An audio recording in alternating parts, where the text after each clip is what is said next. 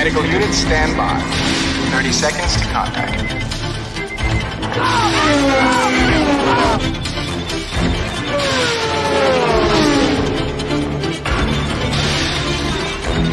20 seconds.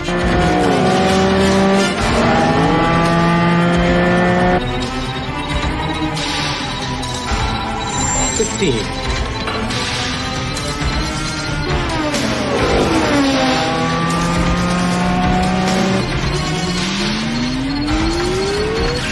10. 5.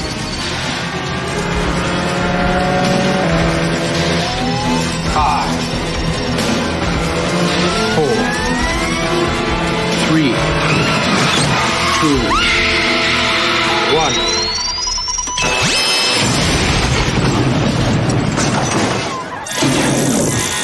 1. We got him. Let's go.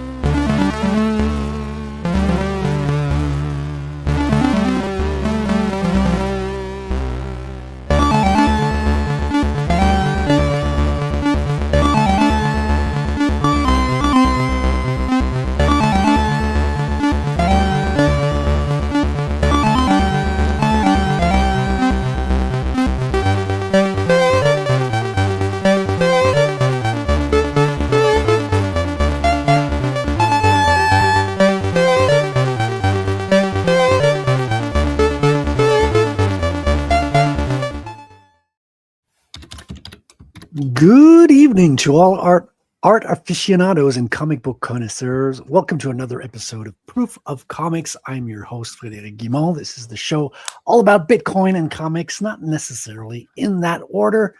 And of course, good evening, America, and good morning, Australia. How you doing, Corey? Nice to see you.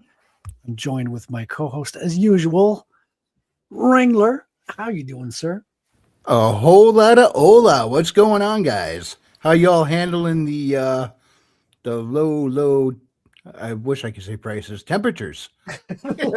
Price. This is starting to sound like QVC already. For the low price of only one arm and 5 fingers. I mean, I'm used to it. I'm Canadian, not going to lie. It doesn't scare me. But the Americans are going crazy for sure. Oh, yeah. Uh-oh. That's because we like we like our quality high and our prices cheap. And we got the inverse right now, so we're a little ornery about that. Yeah. Oh, yeah. So before we go on too long, let me introduce our second co-host tonight. Chris is joining us. Chris Fisk from Infinitel Chronicles. How you doing, Chris? Oh yeah. I'm doing very cold. It's about 19 degrees out, and we're gonna get snow Again? Wow. again. I don't speak Fahrenheit. I'm sorry. Dude, it's Below zero. Yeah, it's like negative Of course 9 it's below zero. It's freaking winter. January. No, it's 19 degrees Fahrenheit is below 0 in Celsius.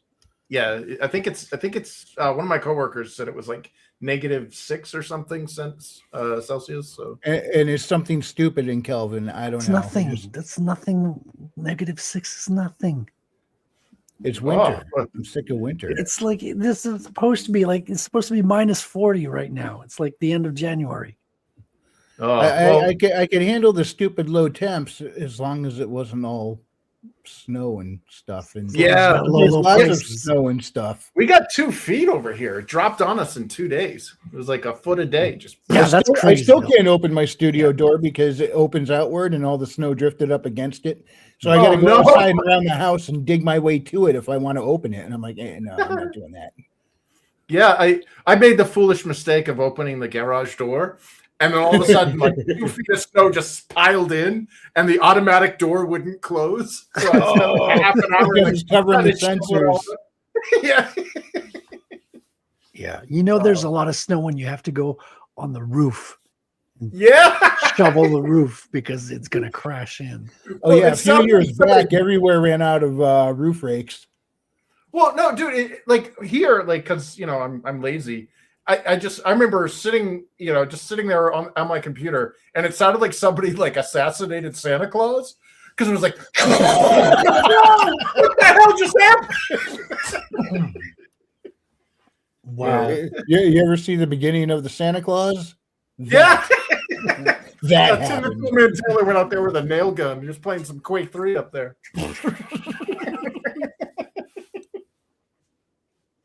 All right. Before I start getting into my inking, because I've got a little bit of inking to do, I've got this commission Oh, hey. from Wrangler.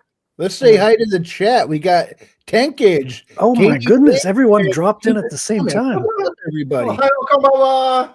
It's all a Canadian plot. Listen, snow is our biggest export. Okay, you guys got to stop complaining. Stop, everyone. How about we make a Hey. big report Yeah, comic? Katie did. How you doing, Katie? Nice to see you. What up, Katie? Frederic looks amazing. Well, thank you. Yeah, it Thank you does. so much. Yeah. So this is Wrangler's character. Wrangler is, a book artist without books, without pictures, just words. I don't know why people do those, but Because you can do something I can't draw. So I have to just explain it all instead of drawing it. well, it's a pleasure, man. I just love being able to put pictures to you guys' characters and stories. We have Good, Ryan. because I want to keep commissioning you. Ryan Snow, what? Listen, I think he's down in California or some shit. You can't be you lucky. like thumbing your nose like a yuppie down. No. I'll take it. I'll take it. If I was out of the snow right now, I'd be thumbing my nose. So Don't I get- gotta be accepting of it when it No, comes. you out. get hurricanes. Shit No, like that. I had a nor'easter. I had a fellow New Englander explain it to me. We deal with Mother Nature, so we don't have to deal with the people. You know what? Right. That's why I haven't moved. Now that you mention it.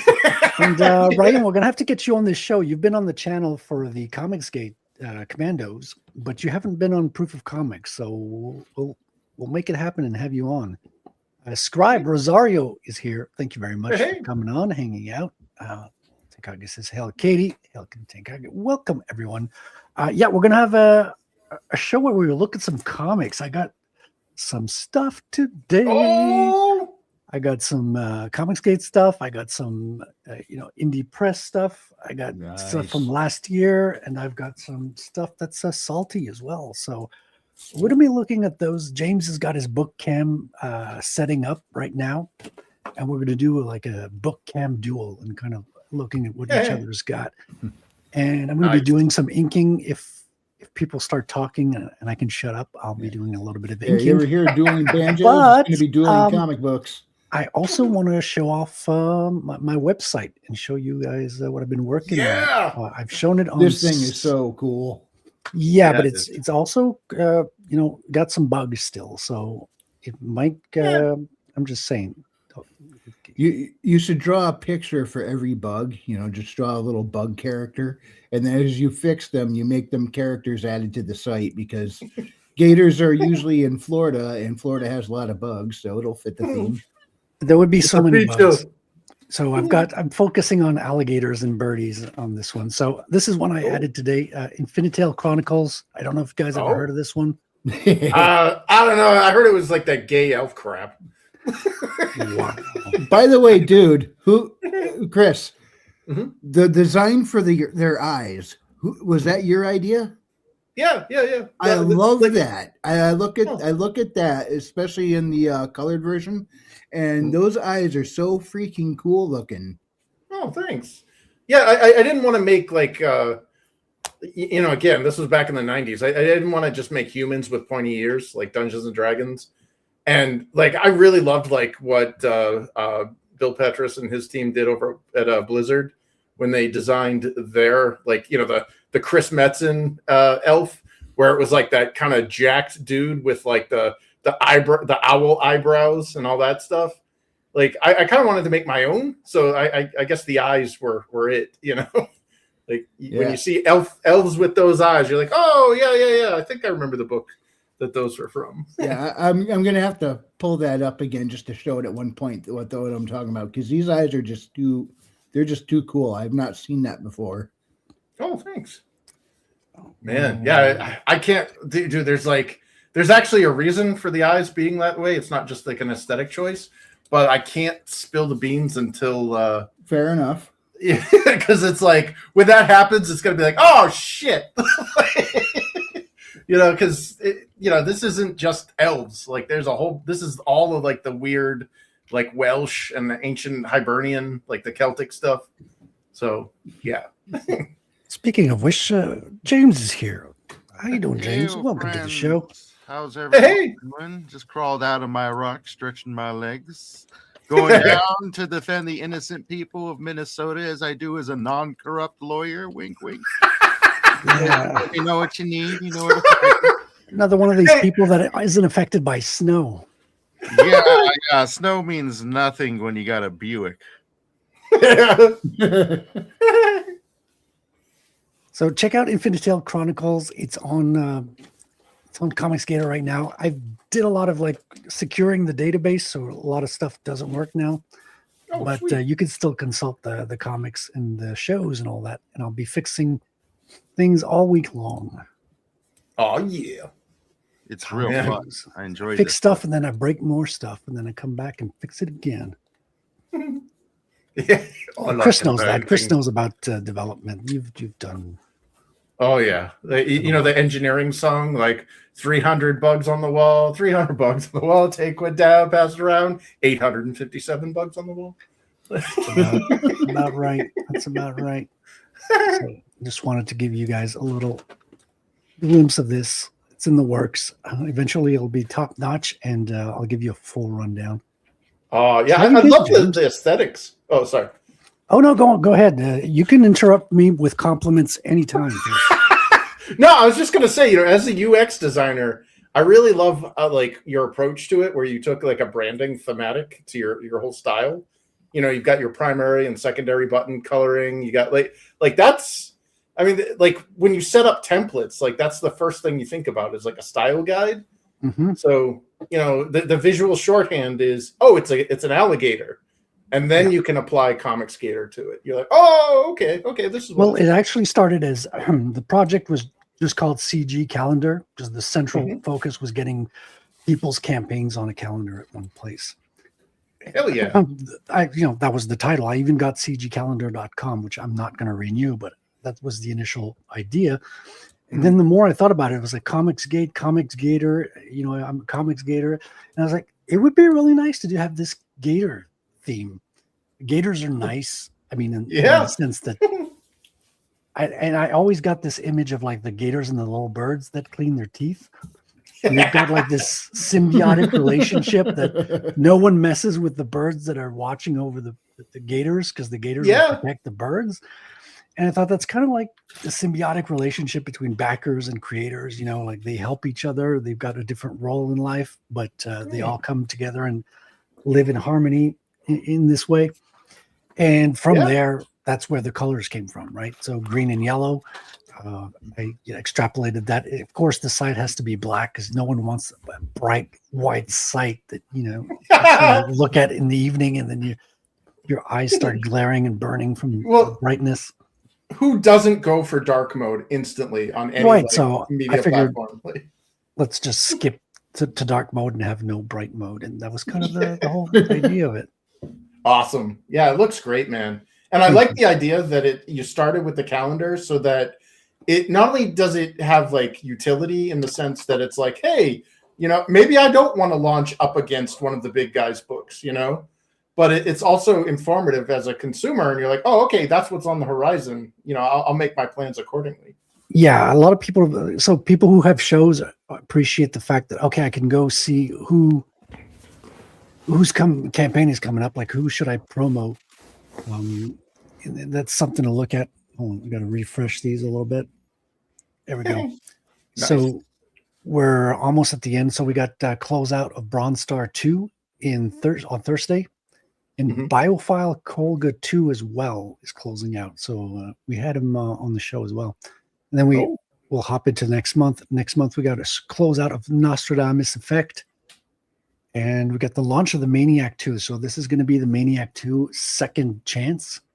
Hopefully we can have Johnny Rocket on to talk about it. He's a maniac, that's for sure. So that's what it looks like. And here you got the alligator with all the little birdies who are bringing him money. And I love it. yeah. Man, make some merch. Put that on a shirt.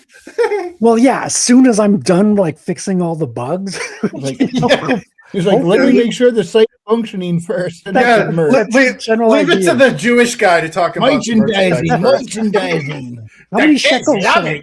No, but Spaceballs, the flamethrower. yeah, I think you're right. It's perfect for merch. I want it myself. Like I want a pint glass with like the big Comicsgate CG on one side, and you could have any choice of alligator on the other side. I think there's a huge inventory of stuff you can make with this. So yeah, it's got a little bit of potential. Hopefully that'll pay for the web hosting and stuff like that. Like, this has got my yarmulke spinning. As far as merchandise goes, like, Hold on. one thing that would be kind of cool is like some, because like we all know the t-shirts, we all know the pint glasses, we all know the the mouse pads or whatever. What about things like store folios? What's Like, a store folio?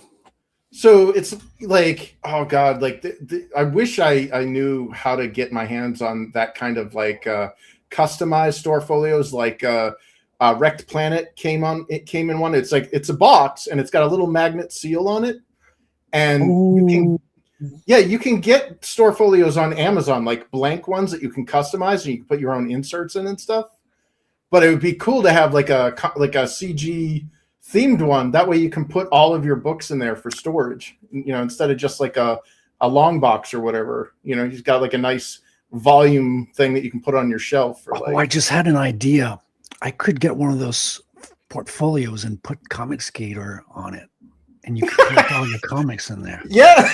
Yeah. Oh boy, that's such an original. Yeah. Well, that's what I'm saying is like, if it had like the CG thing on it, it might kind of like, you know what I mean? Like it'll be like, oh, okay, so what if you're backing more than just CG, or what if you're a mainstream collector and a CG collector? Yeah, you could have a differentiation. You'd be like, okay, these are my CG books, and these are my my Marvel and my Gay Robin books. We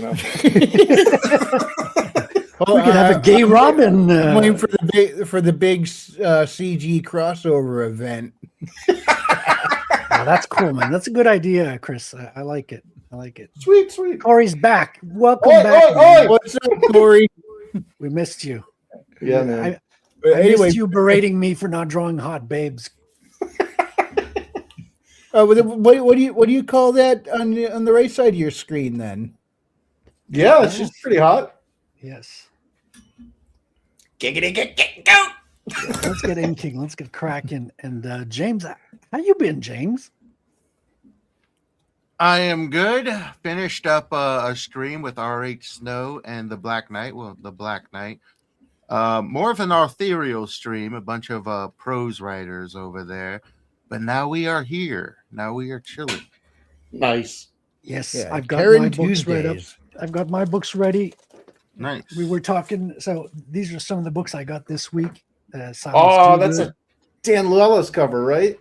Yes, and Yeah, I recognize his style. Love it. yeah. And this one I got last year, but I wanted to mention it as well. This one we were talking. I bought it live during last week's show, so it's a kind of a James Bond wannabe, John Tiffany. John. Hopefully they do things right. The art looked great. I haven't even looked through it. I've been so freaking busy. Okay. Love squashing the cover. things. Gem This shot. is Mandy Summers' Gem Oh Shot. yeah. This is a color proof, so it doesn't have a cover. It's just this. All right. Yeah. There's a proof of copy, is what it Oh called. wow. And this is I Silence do good. 25 of them. I got one. Yeah. This is the Silence Do Good with the electric cover. I'm not even opening this. Dude. That's cool. Yeah, open again. that Now is this one- sick, man. It's so good. So Yeah. Salty. Before you get jumping into the books, though, I wanted to just show off the character from Chris's book here. Check out these eyes.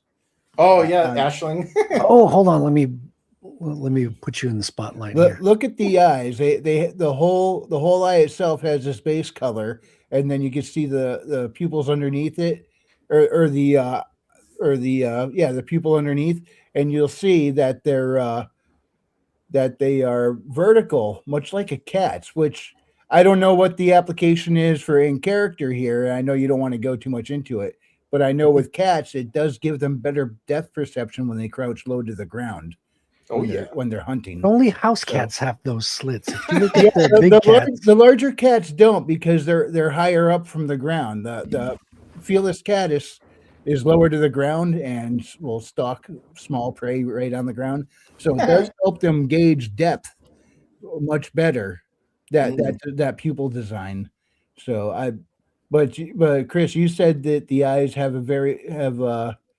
they're designed this way for a specific purpose, and I know you don't want to go too much into it. Well, I don't want to spoil it altogether, but I'll leave you with this. If you're a fan of the Book of Invasions, it's the ancient Irish folklore talking about the origins of the island. There's a triple goddess in there that has some cool stuff going on, and if you want to, kind of read the goddess, don't piss off the Hecate portion. Yeah, well, this is part of like the Tua de Danann. So we're looking at the or as the Welsh say, the Tilwith Tig, the good folk. Well, my elves are from Tir na Nog. Oh yeah, Tir na Nog, the land of the eternally young. Yeah, this is Fu Man Blue. Nice to have you in the chat there. Woohoo! Yeah, the place where she rules over, or Ashling here rules over, is called Tir Gothen, which is the land of the tree. So yeah, a little bit of nerding up on ancient Irish and Gaelic, because I even had a conlang made up based on Gaelic, but it's own unique language. So it's and I made that their Elven language. The Ohm, the Ohm, so the language that we ended up settling on for the elves in this world or the new language is called Tilwith, which it means family basically, and it's based off of the Ohm, or the Ogham as it's spelled, which is the ancient Irish alphabet before the Romans kind of came in. Yeah, like all the letters are based off of trees. I thought they were like somewhat related to the English runes, but I'm not sure. The Futark, the Elder Futark. That brings up an interesting theory I heard, and maybe you're in a good spot to reflect on this, but I heard that Hebrew comes from the Irish Celtic writing. Have you ever heard of that one? No, that doesn't. I think it's the other way around. Well, no, I'm asking Chris, because Chris is. So there's a language that's in this. In fact, there's a nice decoder bookmark page that you get in the book, and the language is called Slirith, which is like the ancient tongue of the dragons or whatever, and it has very Hebrew-esque roots in it. I worked when I worked at NBC Universal, the whole Trion Worlds, Defiance, and all that stuff. One of the guys that worked on who created the Dothraki language for Game of Thrones, he was a philologist. He actually worked on the TV show for Defiance and developed all of those alien languages. And my job was was kind of like the lore Bible / document guy. So I got to pick this guy's brains on how to create languages. Yeah, I remember you talking about that a little bit. He's like, there's various types of languages that you can kind of start as a foundation, and then you can kind of build off of that. Mm-hmm. And that's what I did with the language of the dragons. It's very Hebrew. It has almost a Hungarian. Awesome. Yeah, it's cool because it reads right to left. So when you get the decoder ring to be sure to drink your Ovaltine, it's in reverse. Yeah. I hear it's actually similar to Pig Latin, which is a formula applied to English, except when you do it, it's like 6 layers deep. You Yeah. end up with an entire conlang from doing Ixnay that. on the Iglatin P. I mean, making con languages is Yeah, I didn't mean is to done step in a over similar you, manner. It's Wrangler. like you have these formulas you apply to it. Oh And- well. Yeah. Do you ever see Nanarsa, the language in Fiendish there, Irene Strakalski's book? Yeah, No, I Irene haven't. did her own language Yeah. too. Yeah, she invented her own language, and what's cool about it is you can see there is some Asiatic what's the term Well, it looks logographic. Japanese, right? It's so stylistic, and she does it. Well, her whole book kind of feels like a manga, Americanized manga. And I love that though. Like when you nerd to that level, when you can out nerd your fans, like that's an Xbox achievement. Well, your fans will always out nerd you. It seems like they. Well, there's many more of them than you, and yeah, some people can really dive into that stuff in an autistic way. Wrangler, sorry, I didn't mean to step over you. You were I'm saying sorry. you think it's the Welsh was the one that inspired the Hebrew and not the other way around. No, I thought the Hebrew inspired the Welsh. Oh, okay. So there were people called the Fierbolg who came to Ireland during the invasions. They were one of the later groups, and the Fierbolg actually there were before the tier was it before the Tuatha Dé Danann or the elves basically. There were the Fierbolg, which means the people who carried bags or carried like heavy, and it turns out that those people were Greek slaves. So there is Greek influence in like Irish, and then of course, if they hit Hibernia or Ireland, then of course they're going to go to Western Britain, which is where Wales is. They get the Brittonic languages and all that stuff. Yeah, I'm going to have to come up with another Elven language soon, though, based on the Luton from French lore. The Luton. Yeah, so it's going to be a separate language from the elves of Tir na Nog, but they're going to be the same species. Yes, those are like short elves. Oh, like what are they called? There's an English elf that's the Elilin, who are like the very similar to the Tomtar or the Nisser folk of Scandinavia. The elves and the cobbler. The story of the elves that would come at night for the shoemaker and make all of his shoes and shit. And then one day he like offered them clothes and they're like, get fucked, and they left. That's all based off of that same kind of diminutive elf, which is it's cool, but I myself prefer the Yahalsafar and the Dokofar, the Scandinavian style. They're scary. Are they like the Drow in Dungeons and Dragons? Yeah, I'm pretty sure the Drow kind of, or whatever Gygax kind of formulated for the Dark Elves came from the Dokofar or the Unseelie, like the Dokofar, the people. Yeah. Well, it's funny because Salvador used that in what was the series? The one with all the they used the gemstones that fell from the halo for a lot of their magic, but there was the Alfar and the Dakalfar, which was their cousin species. The Elfar and the Dakalfar. Yeah, and the just like how I use the Elfar for the elves in this world, because if you've ever seen the Dark Crystal, like you ever watched that? As a kid? Yeah, the Gelfins. Yeah, you remember when the ancients and the Skeksis, like the origin story of those? That's based off of Irish mythology. Really? Oh, okay. Yeah, so some evil. Well, the creatures. Skeksis and the ancients, the good guys, the ones with the 4 arms that were raising the Gelflings. Well, they're actually the same race, and they were split apart. Yeah. So the Skeksis are basically the dark elves, and the ancients are like the light elves. Yeah. So yeah, that's I kind of did that with this, where it's like we're looking at the origin story of the Elvar, and then the Yahalsafar and the Dokofar. So I used a variant of that for in their language. Alphin means person or people. So it's instead of Alfar, it's Alphin. But nice, dude. Do you ever look at the etymological origin of some of these names? Like Alvin means elf friend. Elvis means elf power. Like I think it's Dude, I forgot about that. I have seen that before. But I've gotten curious about so many random words. I'm like, what? Why is it called that? How did that originate? And I'd look it up, and I'm like, this is all fascinating. And then like a week later, if you ask me to recall it, I'm like, I don't know. Well, the raging misogynist in me loves the origin of the word hysteria.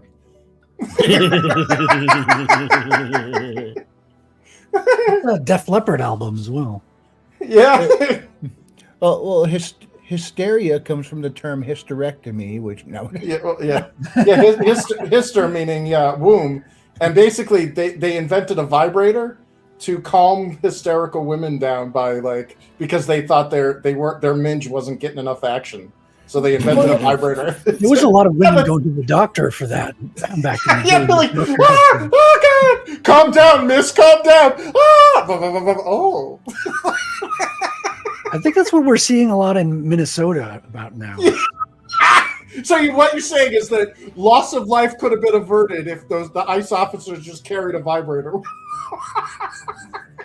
Well, drive, baby, drive. Ooh. Oh shit! It makes a lot of sense. I don't know if that's like dark humor or hilarious. Yes. Oh my god, we could make like superheroes. Yeah, I mean, there's a lot of bent-up frustration in the world that's not being channeled properly. I think if a lot more people created art instead of violence, we'd be in a better place. You're damn right. Like the improper outlet.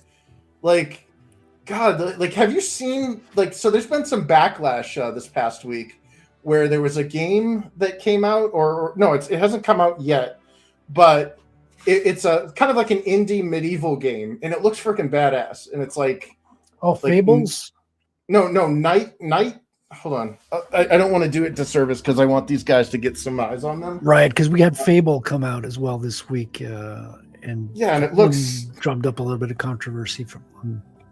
Yeah, well, this one is kind of got the reverse of that. So it's called. Hold on, I don't know. Maybe it's because we're getting to it first. The stream took a very strange turn.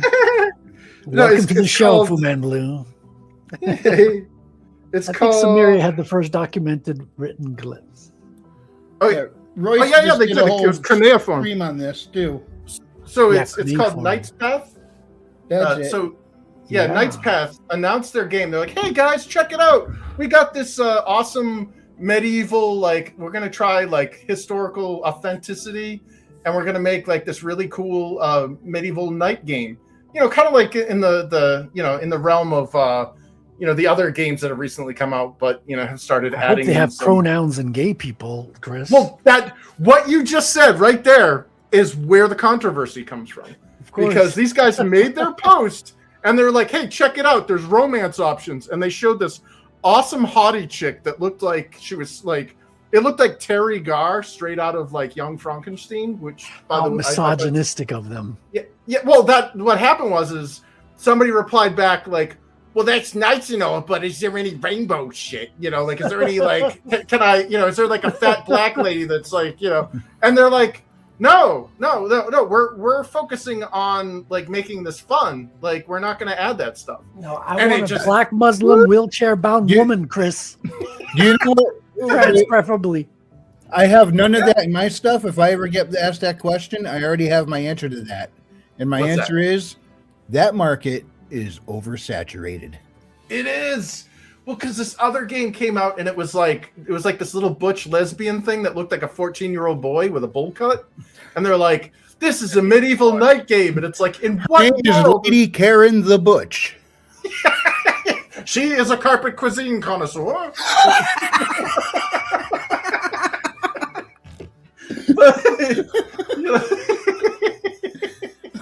Yeah, level 27 carpet muncher. She's highly skilled in carpet munching. Yeah, she's the bug hunter. But no, it just it's they're showing it and they're like, which way which future do you want? And they show the Knight's Path game with that gorgeous blonde that they were showing, And then they're like, or this, and it was like this 14-year-old boy with a bowl cut that they're saying is like a woman. And it's like, is she a mage? I cast scissors. ooh, Level 69. what's that vibro hand? Oh, like it. I have I don't cured know, your hysteria with my vibro hand. Plus 5 vibro hand. It's the Magnum version, but like, but it shows that we're at that point now in our society where it is a selling point to not push Weimar demoralization propaganda. Yeah. You know what I mean? Like, oh yeah, this is a game with like heterosexuality. Like that's like a big thing. It's like, no, that's normal. Like, all that other stuff is, remember when it used to be called alternative lifestyle? Oh yeah. Now it's called you better affirm our alternate lifestyles or else you're a bigot. Yeah. Well, that's the thing. Bake Is my like, cake. oh yeah, bake the cake, bigot. But like, my thing is I was always like, live and let live. Like, my idea was like, I'm not paying their bills. I don't give a shit what they do. Just don't freaking, like I don't want to see it. Like you do you, boo. Like you're a consenting adult. I'm not paying your bills. It's none of my business what you do. Just don't force me to watch, and don't expect me to applaud you. And now it's like you're a bigot if you don't, and it's like, no. So I'm really happy for games like Knight's Path, where even though it's like, oh, they're just milking that for controversy, it's like, but it's about damn time. Yeah. Immortal Rising says knock knock. So who's there? Oh, Hey. he's right here. Aaron, nice to see you, man. How you Hey, doing? what's up? What up? Yeah. We're just talking about like medieval games and the wokeness and, or lack thereof. I've been sitting here for a few minutes. Oh, sorry. I was staring at the drawing. Oh, I'm that- all lost yapping. in- Lost in my inking. I How you understand. been? Chris is carrying the show. I see. He is. Oh, boy. He does That's his what we thing. hired him for. So That's what I was asking. They paid me in shekels in advance. It's very expensive. Hold on, you're getting paid? Oh yeah. Ixnay on the payday. I feel like Zangief from the old 90s Street Fighter movie. You got paid? Remember the rule number 11 of the rules of acquisition. oh shit, Ringy came out. Sheldon has a kind of a similar background as you, Wrangler. He says, "Hey guys, what's up there? Fun fact about my comic. When I started writing and designing characters for it, it was intended to be a video game." That's My the same brother. thing Yeah, with, same with these characters I'm drawing right here, Sheldon. Wrangler's characters were supposed to be a video game, and kind of ended up being a novel. Yeah, a book Hell yeah. series instead of a game. Yeah. I still don't know if that's better or not, but Well, it's the, not the books static. came out really good, but I can't blast anything with a controller, so I I feel Well, your it's pain. not static either. It's not like an either or option. There's no zero sum here. You get your books out, and suddenly a game developer or whatever is like, "Holy shit! Like we've got a property here." that would be awesome. Hell yeah, man. Yeah. God, I worked at this one studio that we were approached to do a Elric of Melniboné game, Oh, yeah. and the studio was the founders were too cool for school, so you'll find that a lot in that industry is like a lot of people don't actually like video games that work on video games. They just see it as a stepping stool for Just Hollywood. like makes money no and sense. microtransactions. Yeah. Well, they were they're like, Fish, you're a nerd. Like, tell us about Elric of Melniboné. I'm like, yeah, I've read Moorcock ones, like a while ago, but they're like, well, give us the the cliff notes or whatever. And I was like, okay. They're like, don't Like, talk I- about your sexuality. Talk about the author of this book. Yeah. My name is Moorcock. Due to the original intentions behind my books, that's why you've heard the term lit RPG. That's not what this is. I do refer to my books though as lit Metroidvanias. Yes. There you Well, they didn't read the book, so we had these these great concept artists. Just ask them; they're the greatest people in the world. they went ahead and made all this concept art for this Elric of Melnimide game. And maybe it's just because I've got weaponized autism, so my details like radar is up. But they like blasted out all these like concept art pictures and like, so great, look at my picture, and all this stuff. And then the guys from from the company that was trying to get the game going, I didn't leak that. They had the meeting. Post, Chris, don't worry about it. We're doing it live. But they walked out of the conference room afterwards. And they all had this disgusted look on their face. And I just looked in with the door that was left open. And all the guys looked like, it was like somebody blew up like a pigeon or something in there. They're just, So, and then it turns out what happened was they had all these awesome things that one guy ended up just reading the audiobook or listening to the audiobook because he didn't want to read the books.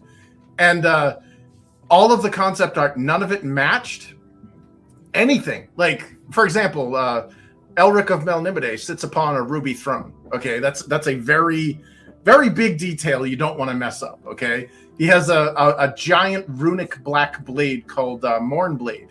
And his evil, I think it's his evil brother or whatever, has the Irkun has like the other evil blade. So there's like part of the lore is they have these giant runic blades, and what they did for the sword, it was like a scimitar and shit. They're like, if you can't even get these basic details right, I would think it would be required for all of them working on this to actually read the books and understand the source material they're working from.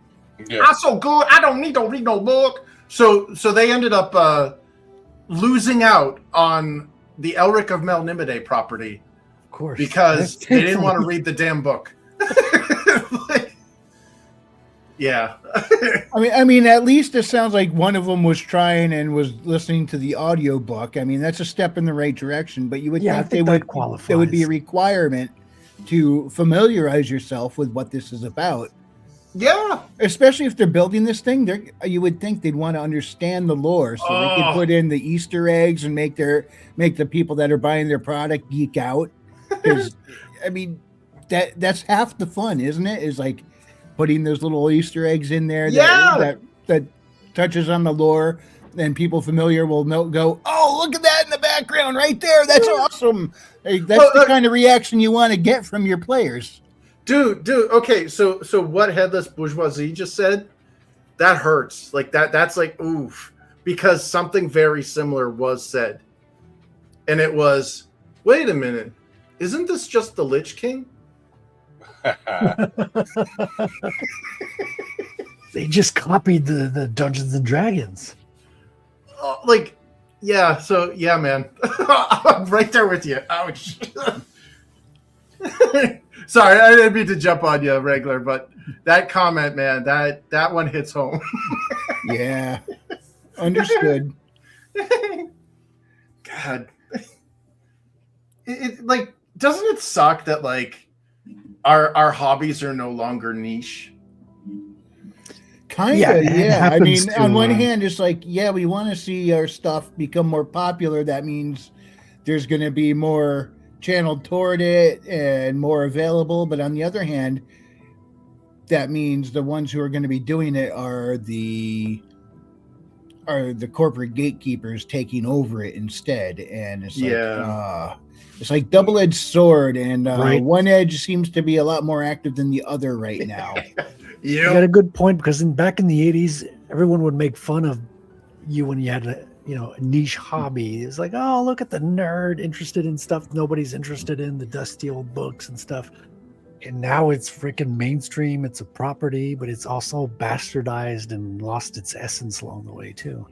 Yeah. Did we lose James? Yeah, James has got some technical issues, so he's turning it off and on again. He'll be right back. All right. Yeah, I feel bad because I think I'm on a little bit of a delay, so I don't mean to speak over people. I just noticed. No, you're good, man. We're all. It's always. Oh, we're good at speaking over each other. We do it all the time here on the show. Wrangler, I was talking. You just stepped over me.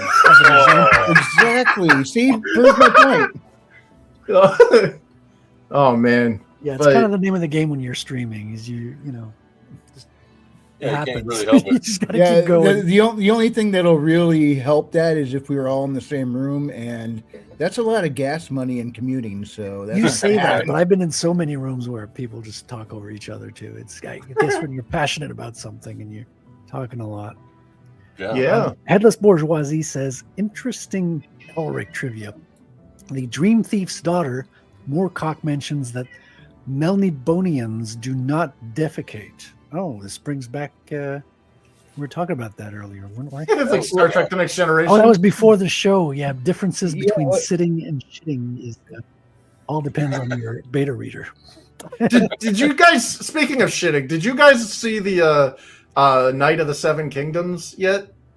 I have not. No, So it's Game of Thrones, right? yeah, it's a Game of Thrones thing, and it kind of ruined my day. So I'm gonna do a little bit of a spoiler. What? But A it's Game of Thrones thing ruined your day? I can. Yeah. Don't- I'm already out. Well. Okay.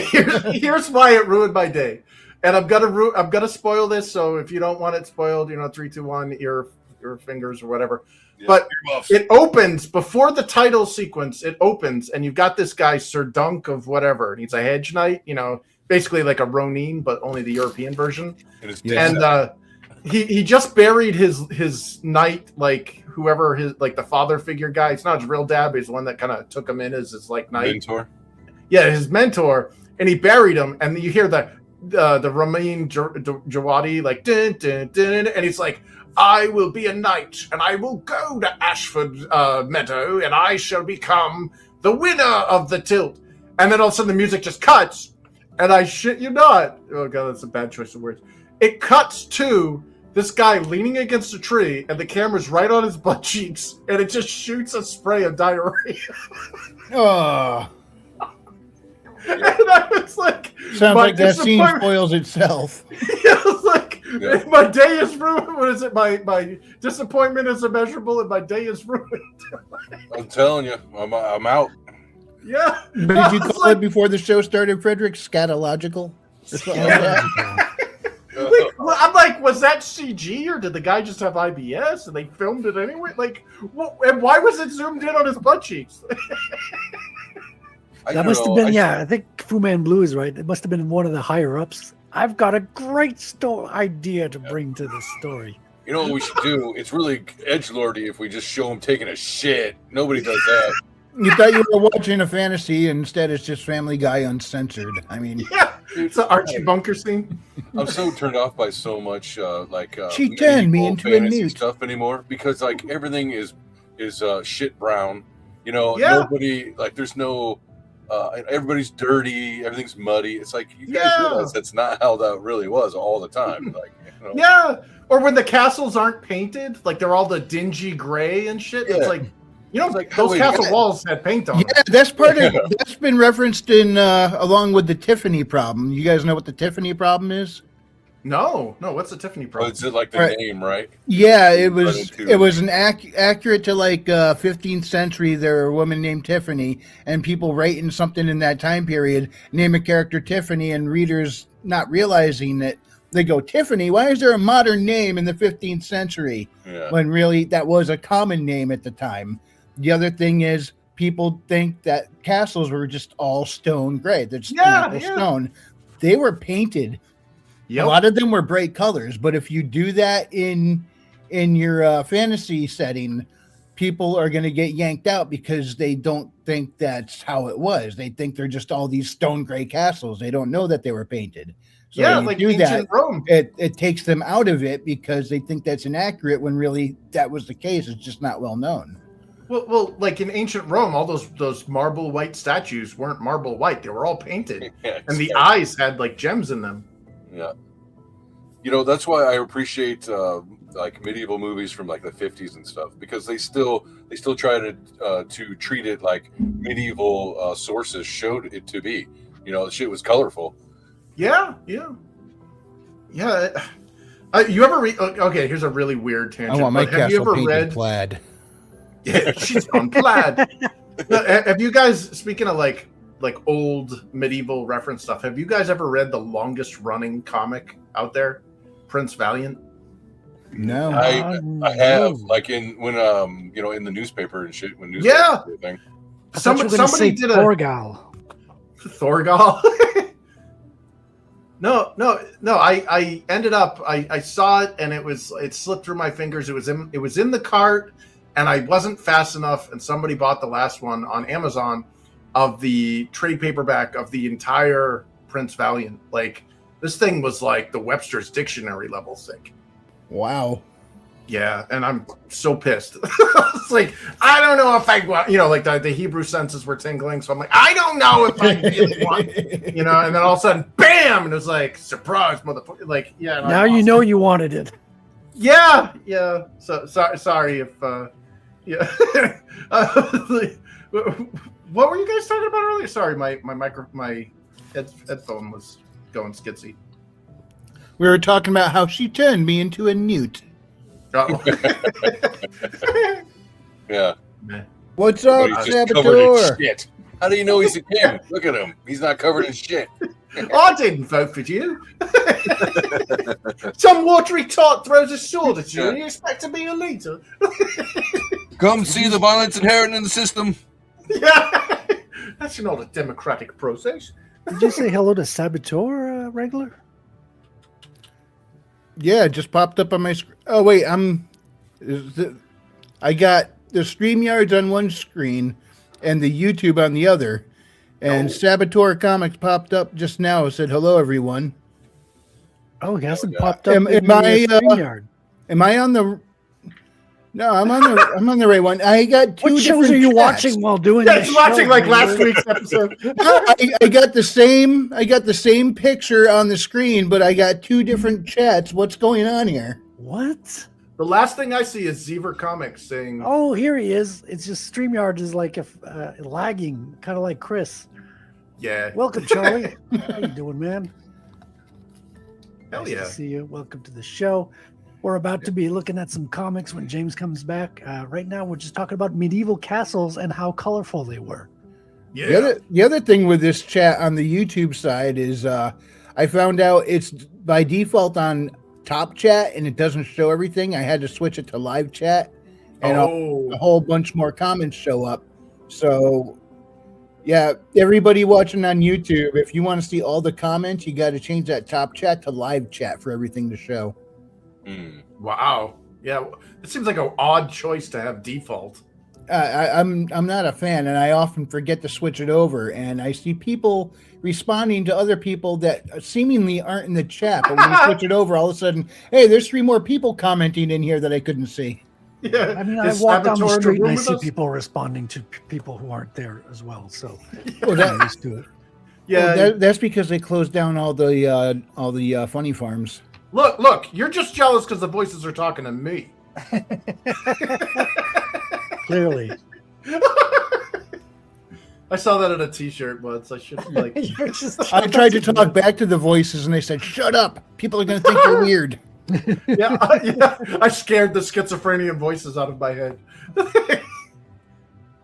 Man, it's like that episode of the Real Ghostbusters where the New York gang didn't mug Egon, and he's like, "Dude, Spider, why did you leave him alone?" And he's like, "My mama told me never to mess with someone weirder than me." What's up, bootlegger? Yeah. Hey, Yeah, bootlegger. cool. Hey, I don't even see you yet, but I trust that Wrangler Yeah. sees in the future. hallucination.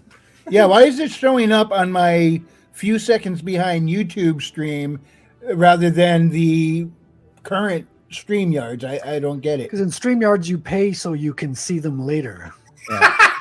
Fu Man Blue says the thinking that you wouldn't have to see every stupid comment from the chat. That's why there's a ranking now.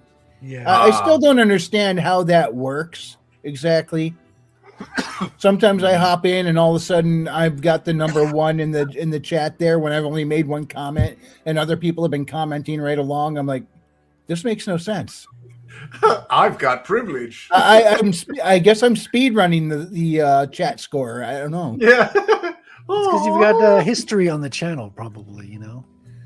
Maybe it does take history in account. I thought it was just, each video compartmentalized on its own. I don't understand half of what YouTube does, and the other half I disagree with what it does. So I don't know if YouTube understands what it does either. It clearly Some weird stuff is happening there. I miss when YouTube actually used to be YouTube. My account goes back to before Google bought it.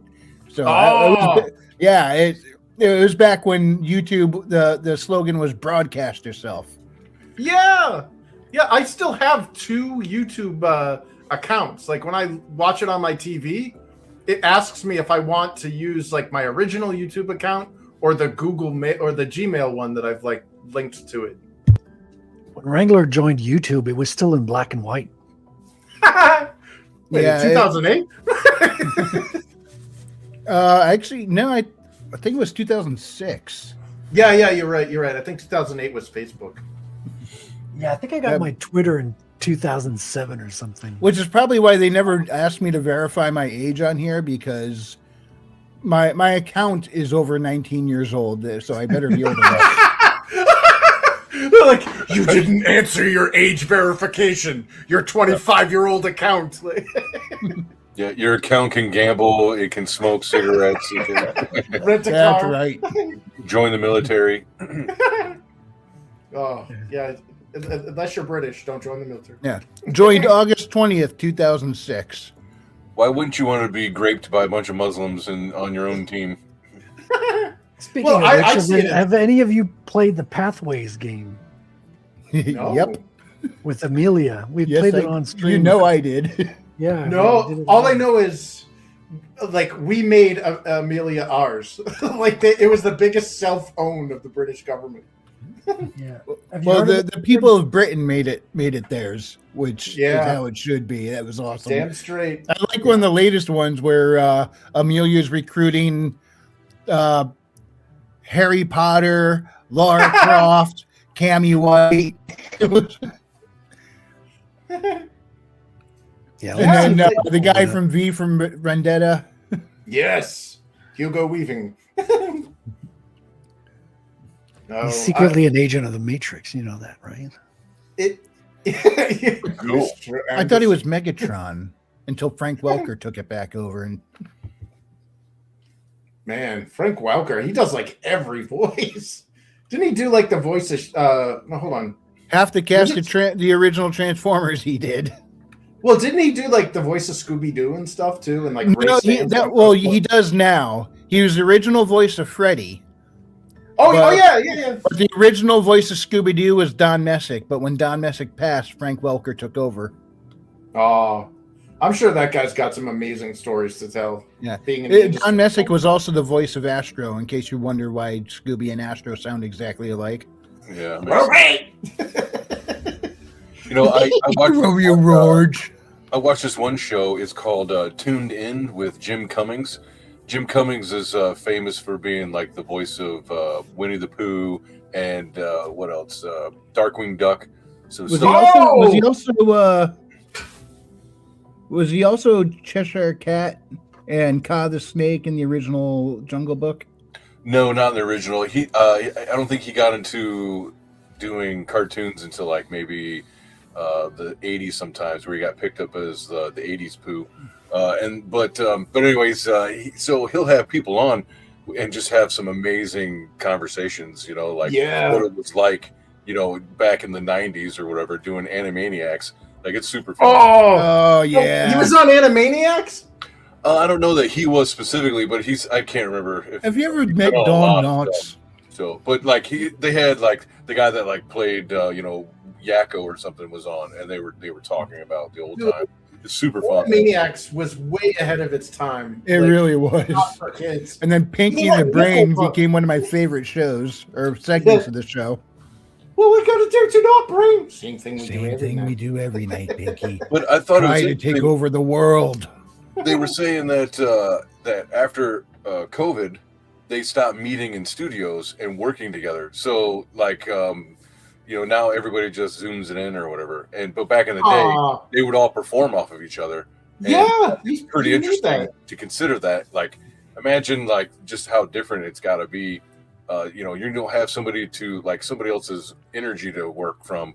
Would kind of suck. It'd be like going from doing stage acting to now you're alone in a room. Oh, you Yeah, mean like the it Ian makes it McKellen difficult thing? because you don't get to bounce off of each other so much. Mhm. That No, really but- helps the dynamic.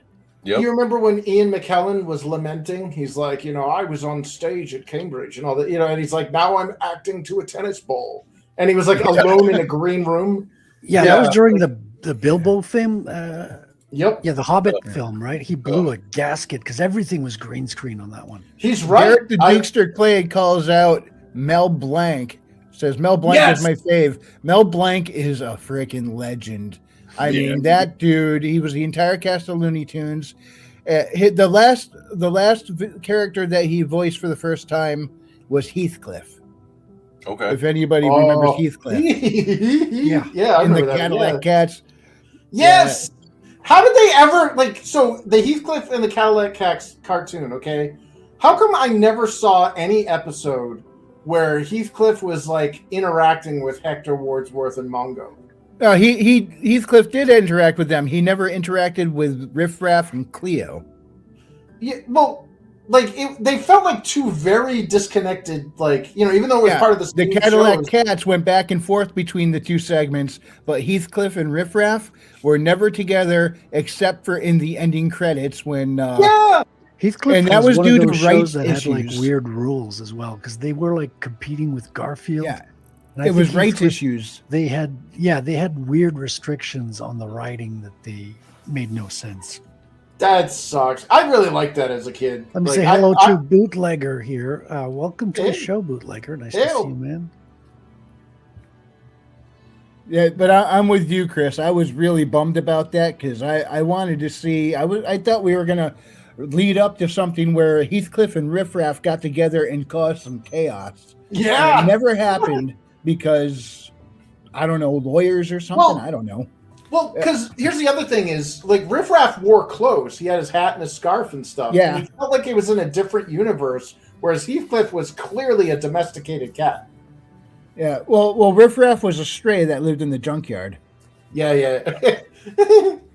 Yeah, and I'm sure Cleo was like the origin of that, and Chitara were like the origin of the furries.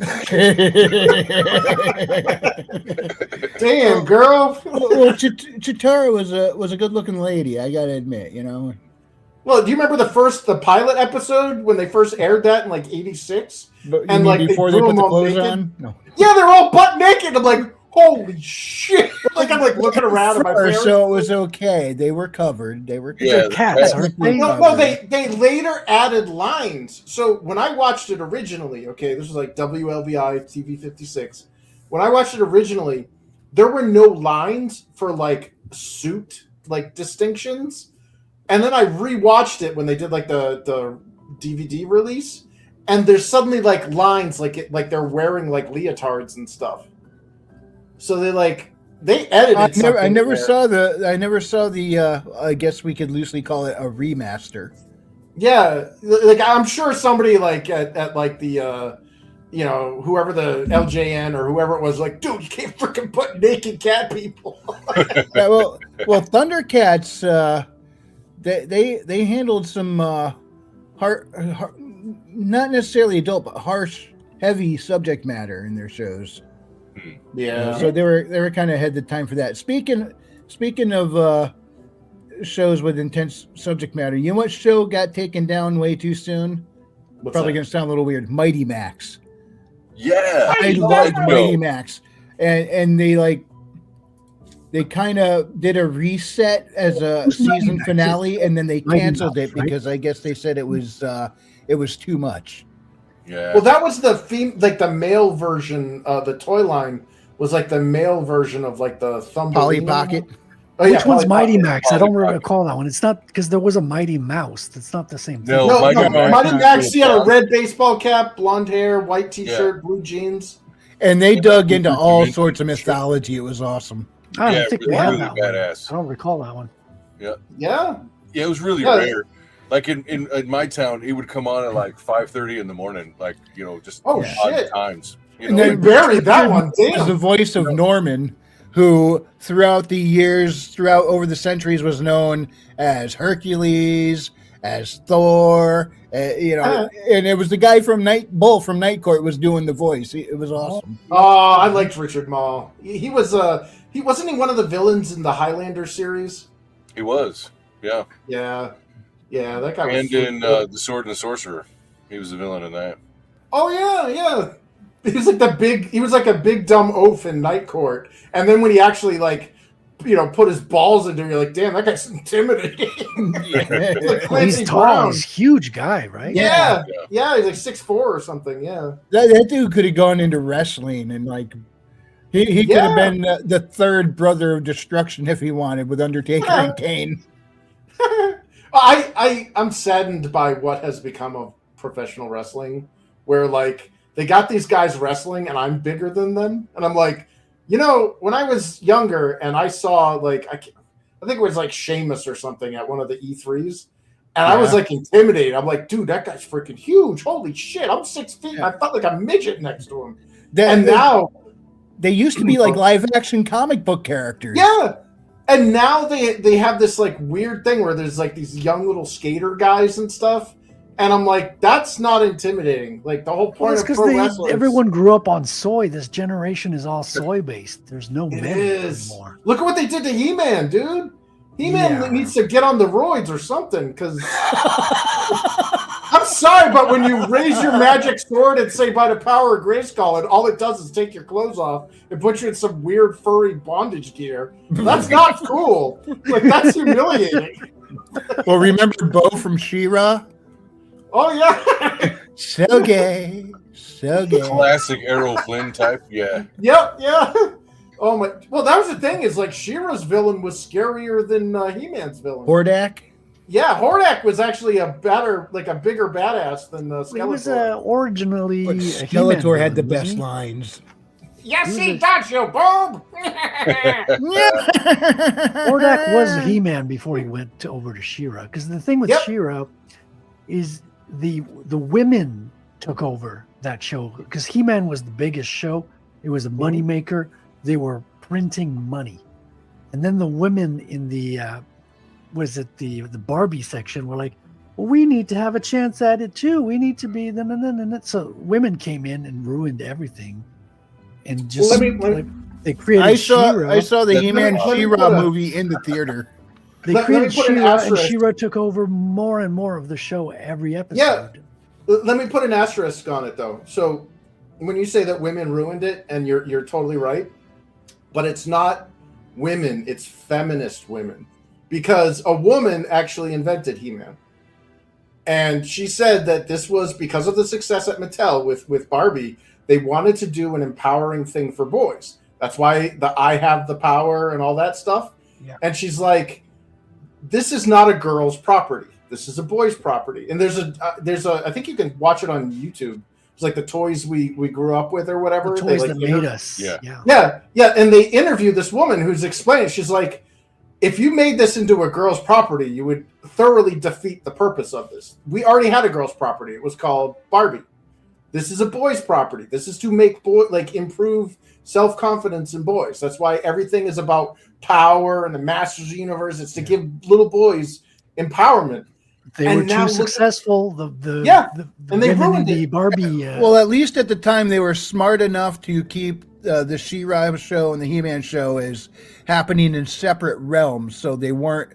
They would cross over sometimes, but for the most part, they were completely separate. So it wouldn't. But then they went to do the She-Ra thing recently, a reboot on Netflix, and it was horrific. Yeah, it was not very good. But it's because there are some amazing female writers that don't write feminist dog shit, and it sucks that they get overshadowed and pushed out for the feminist girl power garbage. Because look in video games. Masters of the Universe was way cooler before the cartoon took over the tone. Yes. The comics didn't resemble the mini show comics were incredible, dude. It was on Frank Frazetta level. Yes. And He-Man did not turn into a gay Adam with a fucking pink shirt. He was all He-Man. No Orko either. Yeah, no Orko either. Yeah, it was kind of cool that they rotoscoped. Remember, Teela? All these people say, well, real women aren't built like that. She was rotoscoped off a model who played the part. Yeah, and they are. Yeah, we were talking about how Chitara put kids through puberty. I think Tila's up there too. God damn. Well, dude, I didn't have Tila, but like I had the comic with the figures. Dude, I was The goddess? what 5-6 years old. It was early. I was really young when He-Man came around. It was one of my first action figures. This Yep. was I before had G.I. the Joe. Stinkor character, and that thing that had the scratch and sniff quality to it. It smelled like a skunk. what were you saying, Frederick? I forget. Oh, well. So you're saying that when you were very young, you were like 5 or 6, and you got your hands on the goddess because that's what she was called. No, She was I didn't get the Tila figure, but she was in the comic books because He-Man would rescue her or something like that. Oh yeah. And there was a lot of good stuff in the concept, especially with the Castle Grayskull, which was not a good guy castle or a bad guy castle. No, it was a neutral ground. It was whoever controlled them. They were the master of the universe. That was a really pivotal kind of way to go about it. And anyone could take it over, the bad guys, the good guys. Yep. Yeah, they were so cool. Well, Beastman was one of the coolest figures as well. Trapjaw is my Yeah. between Trapjaw and Soundwave from the Transformers line. To me, those were the holy grail of kids' toys. Like I don't know what it was, but everybody's like, "Oh, don't you want He-Man?" I'm like, "Fuck no, man! Trapjaw's where it's at. You can put him on a string and slide him down with that little loop on his." Man, because remember how easy, like all the shortcuts they took with the action figures. Like Beastman's body was the exact same body as Stratos. Yeah, just and then- recolored and stuff. Yeah, I know. Yeah, and Mossman was just Beastman. Yeah, because the molds were super expensive. So what they Yes. ended up doing was reusing the arms of certain characters, matching them with the torso of another character. Yep. And then they'd Well, do extra molds for the heads because they all had different heads, but at least it'd be reused. And everyone had the same. yeah, what it do was you like call the it? like the The- GI Joe and the the Star Wars center action part? figures. With, Yep. Yeah, the the genital area. What do you call that? Yeah, the hip or the pelvis. The hip. Yeah, everyone had the same one with the same belt and. Well, you heard the rule about those, right? Like when they were designing them, like you heard about the the Zodak conundrum. That was the Oh, I sci-fi character, yeah. What was So- the conundrum about him? Well, so part of the rules were when you made a good guy, you put him in boots, and when you made a bad guy, you put him in that weird 3-claw toe thing, Yes. like yeah. speed. So Zodak was originally supposed to be a good guy, but they listed him on the back of the box as a villain because when they made his mold, they gave him the 3-toe whatever that is, that weird clawfoot thing. Yep. And they did reissues of that, just like they did with Fisto, but only Fisto they didn't reissue him because of his feet. They ended up making a more of a bent arm or whatever for his fisting action. But with Zodak, they ended up, because they accidentally put him as a villain because of the stupid feet thing, they made him the only neutral character. He's like he's like the observer who's not good but not evil either. Ram Man was a pretty cool toy because he was spring loaded. I would try and launch him across Yes. the room. Unfortunately, he didn't have all the articulation of the limbs and stuff like the others No, his arms didn't bend. They just twisted at the or at the shoulder. They came up with some crazy action later in the line. Like there was a point where you could have like He-Man would swing back with a spring action. Thunder to, Punch. Thunder Yep, Punch. we had But caps. you had caps, the same caps you put in your guns, the cap Yep. gun. Well, And yeah, so that was. You literally had like what's called powder, right? Yep. That would fire off. That's pretty badass, dude. Well, so the precursor toy line to He-Man, okay, this was before He-Man came out, and they were experimenting at Filmation or whatever for their own toy line and all that crap. They had a show starring a Native American hero called John Blackstar, and one of the play features of the Blackstar toys, it's laser light, it's Blackstar. It's basically He-Man before He-Man, and their play feature was a piece of flint in the back. They literally gave children lighters without lighter fluid in them Yeah. to just sit there and flick the backs. Yep. I remember that character. Saboteur's opening up the memory a little bit here. He says, "Oh, wasn't a firecracker thing in his chest and it rotated? Yeah, you would have like the dented thing, and then it was a little barrel in there. It rolled, so you had the undented side and the dented side. So they were getting hit in battle, and it would snap around. Battle armor. Yeah. There was a He-Man and a Skeletor battle armor, and it had. I had the battle armor He-Man. Yeah. I didn't have regular He-Man. I had Prince Adam, but I had battle armor He-Man. Oh, so when you got battle armor, did you get the legit He-Man, or did you get the sanitized He-Man when you got the battle armor? I don't know what you mean. I'm not sure what you mean. So original He-Man, his little BDSM bondage gear, it had the German Iron Cross on it. It had a marquee cross. Yeah, which they eliminate nowadays. Yep. It's now an H, and the battle armor He-Man, when it first came out, had the marquee on there, and then they ended it. That was like the first line with like, shit, we got to put the H, it's like parents, Karens are upset. Yeah. Well, the H, you know what the H stands for? It stands for Hail Hitler. Yeah. What? Boy, I'm real glad we got rid of the marquee cross. What? That's not? I thought that was. Yeah, it's like how they have like all the new play features. So they have one with a little sound box in it, and when you press the button, it goes, "Das Children this verboten." Oh yeah, and you had Sig Heil Hitler, the He-Man that would raise his arm. Yeah, Roman. You just give Roman salutes Roman all day. Raise it straight up. Joke's on you! I'm into that shit.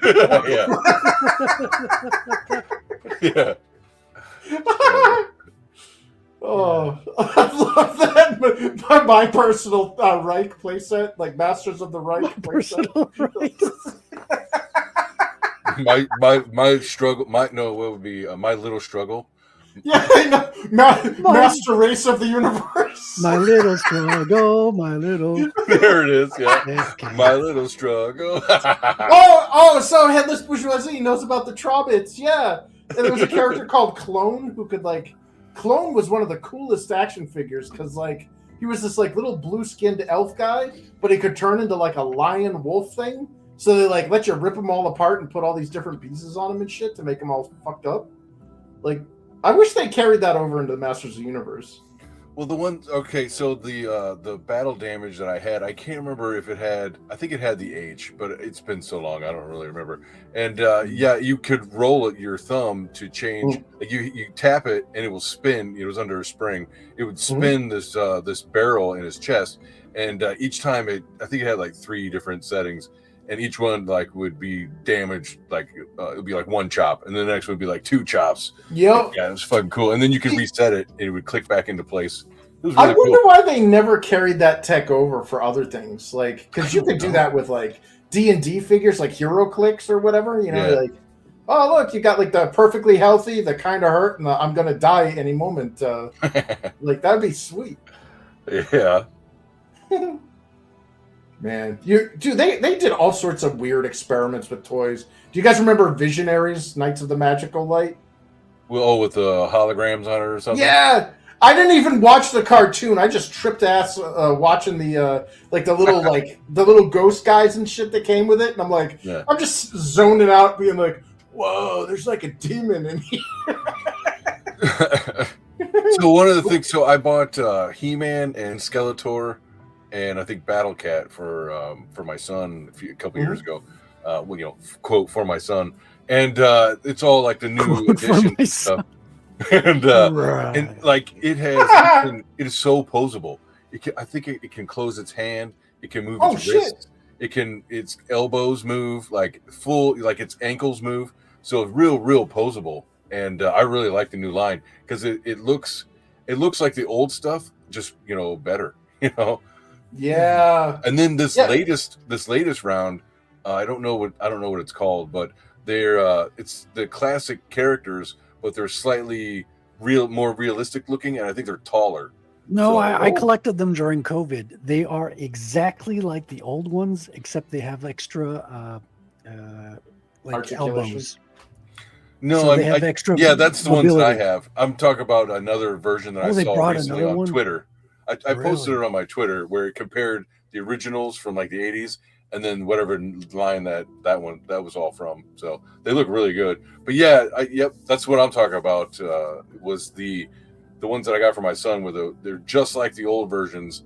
They're a little bit more cleaned up, I think, but and they have better joints. Oh, nice. Way more posable. Yeah. Sorry to interrupt. Well, you ever see like all that increased articulation, like that lends itself really well to like people making stop motion videos with them. Yes. Oh And I saw a Conan one that like freaking blew my mind. Like somebody made an animated Conan. I saw battle. that floating around. Yeah. Yes, that is so freaking cool, man. Didn't like Frank Frazetta's daughter? She has like the brand now, and she like turned some of Frazetta's paintings into posable characters as well. And some people did to do the advertisement. They had like a full stop motion artist do an animation for the commercial. Yep. Yeah, that's the one. Yeah, the full stop motion animation thing. Like, dude, she is so smoking. Oh my god, she gets it, man. She's got good genes. She has good genes. Yeah, I think she does. She does. Man, I don't know. I would love to like. It's way like the cost is way too prohibitive, and I don't think there's a market for it. But I would totally love to get like McFarlane style action figures for my shit. I mean, ISOM is doing it. Yeah, and it's like, are they going to make money off of that? Like, McFarlane will, yeah. Well, yeah, but McFarlane makes money off. Dude, he puts my people to shame. You know. But like, I don't know. Like, that's what's so hard about being like an indie creator is you got to think about, is there even a market for your shit? You know. Well, you have to create. Well, that's the thing is you have to create it, right? You have to be out there promoting your stuff. Yeah, well, you got to cheerlead and everything. You got to be up, but it's like, you know what I mean? It's like it's like trying to like when you're making, like if you're a musician, for example, okay, and you're like, you know what? I think I want to be a disco singer. Dude, disco died in the 70s. like what are you doing? What is on the zeitgeist? You say that there's always a weird resurgence, like once in a while. And I always think back to the Teenage Mutant Ninja Turtles. They had a guy come in, and he was focused like on selling the brand to corporations, right? Yeah. Mm-hmm. So these were two guys, doing comics, loving comics, doing it from one of the guys' home. He was his girlfriend. It's from here in New Hampshire. Yeah. But the salesman came along. He's like, yeah, I like your brand. I think we can do something with it. Can I be your salesman at this whatever percentage? And he's the one who was on the road going to push it, because you can't just sit there and create. There's got to be somebody who's pushing it, at some point. Yeah, you need a face man.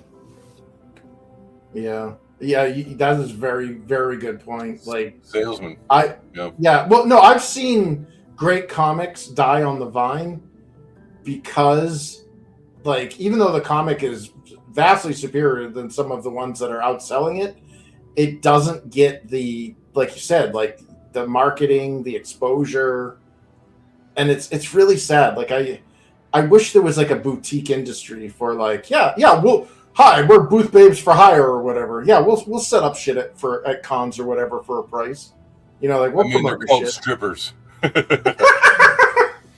But like honestly, they'll do anything for money. Just saying. Well, dude, we hired strippers for Defiance there when I was at E3, and our booth babe she was freaking hot as fuck. But like she got so lit, like she's like, I saw you looking at me. I'm liking where this story is going all of a sudden. Yeah, she's like all over me. Like I ended up getting a picture. You paid her, didn't you? No, like she's all climbing all over me and shit, and I'm like, I gotta sit down. I don't want to walk around in a booth crawl. This is gonna make me a dot on the map. But yeah, the video game industry before the Anita Sarkeesians got in there, E3 man had some of the most gorgeous booth babes, and they're all strippers and shit. But like, god damn, dude. And I wonder if there's like a boutique market for that. Like, you know what I mean? Like, I don't actually make comics, but I can promote your, I'll fly around the country. I'll do whatever to push your shit. But I think the question is all wrong because it's in the form of a question. I think if you want to create something, you gotta come with an exclamation point instead of a question mark, right? You gotta bring something. There will be strippers. No, you know what I mean? Like, as a creative, you gotta propose something and make it happen and make it catch on. Yeah. You heard it here, folks. There will be strippers. There will be.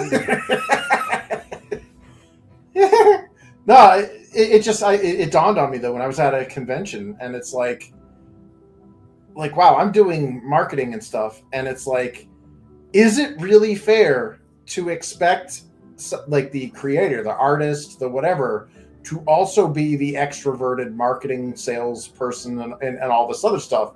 And it obviously, like, when you're by yourself, you have to wear many hats and do it. But it's like, what about businesses? Like you get. But you're okay because your hats are small. My hats are very tiny. But actually, I could get that big furry hat. The one that looks like a. Oh, those are expensive, dude. I saw a whole documentary following the Somalia scam. Some people went in to look at the Hasidic community scam. Yeah, and they're all mooching off it. Yeah.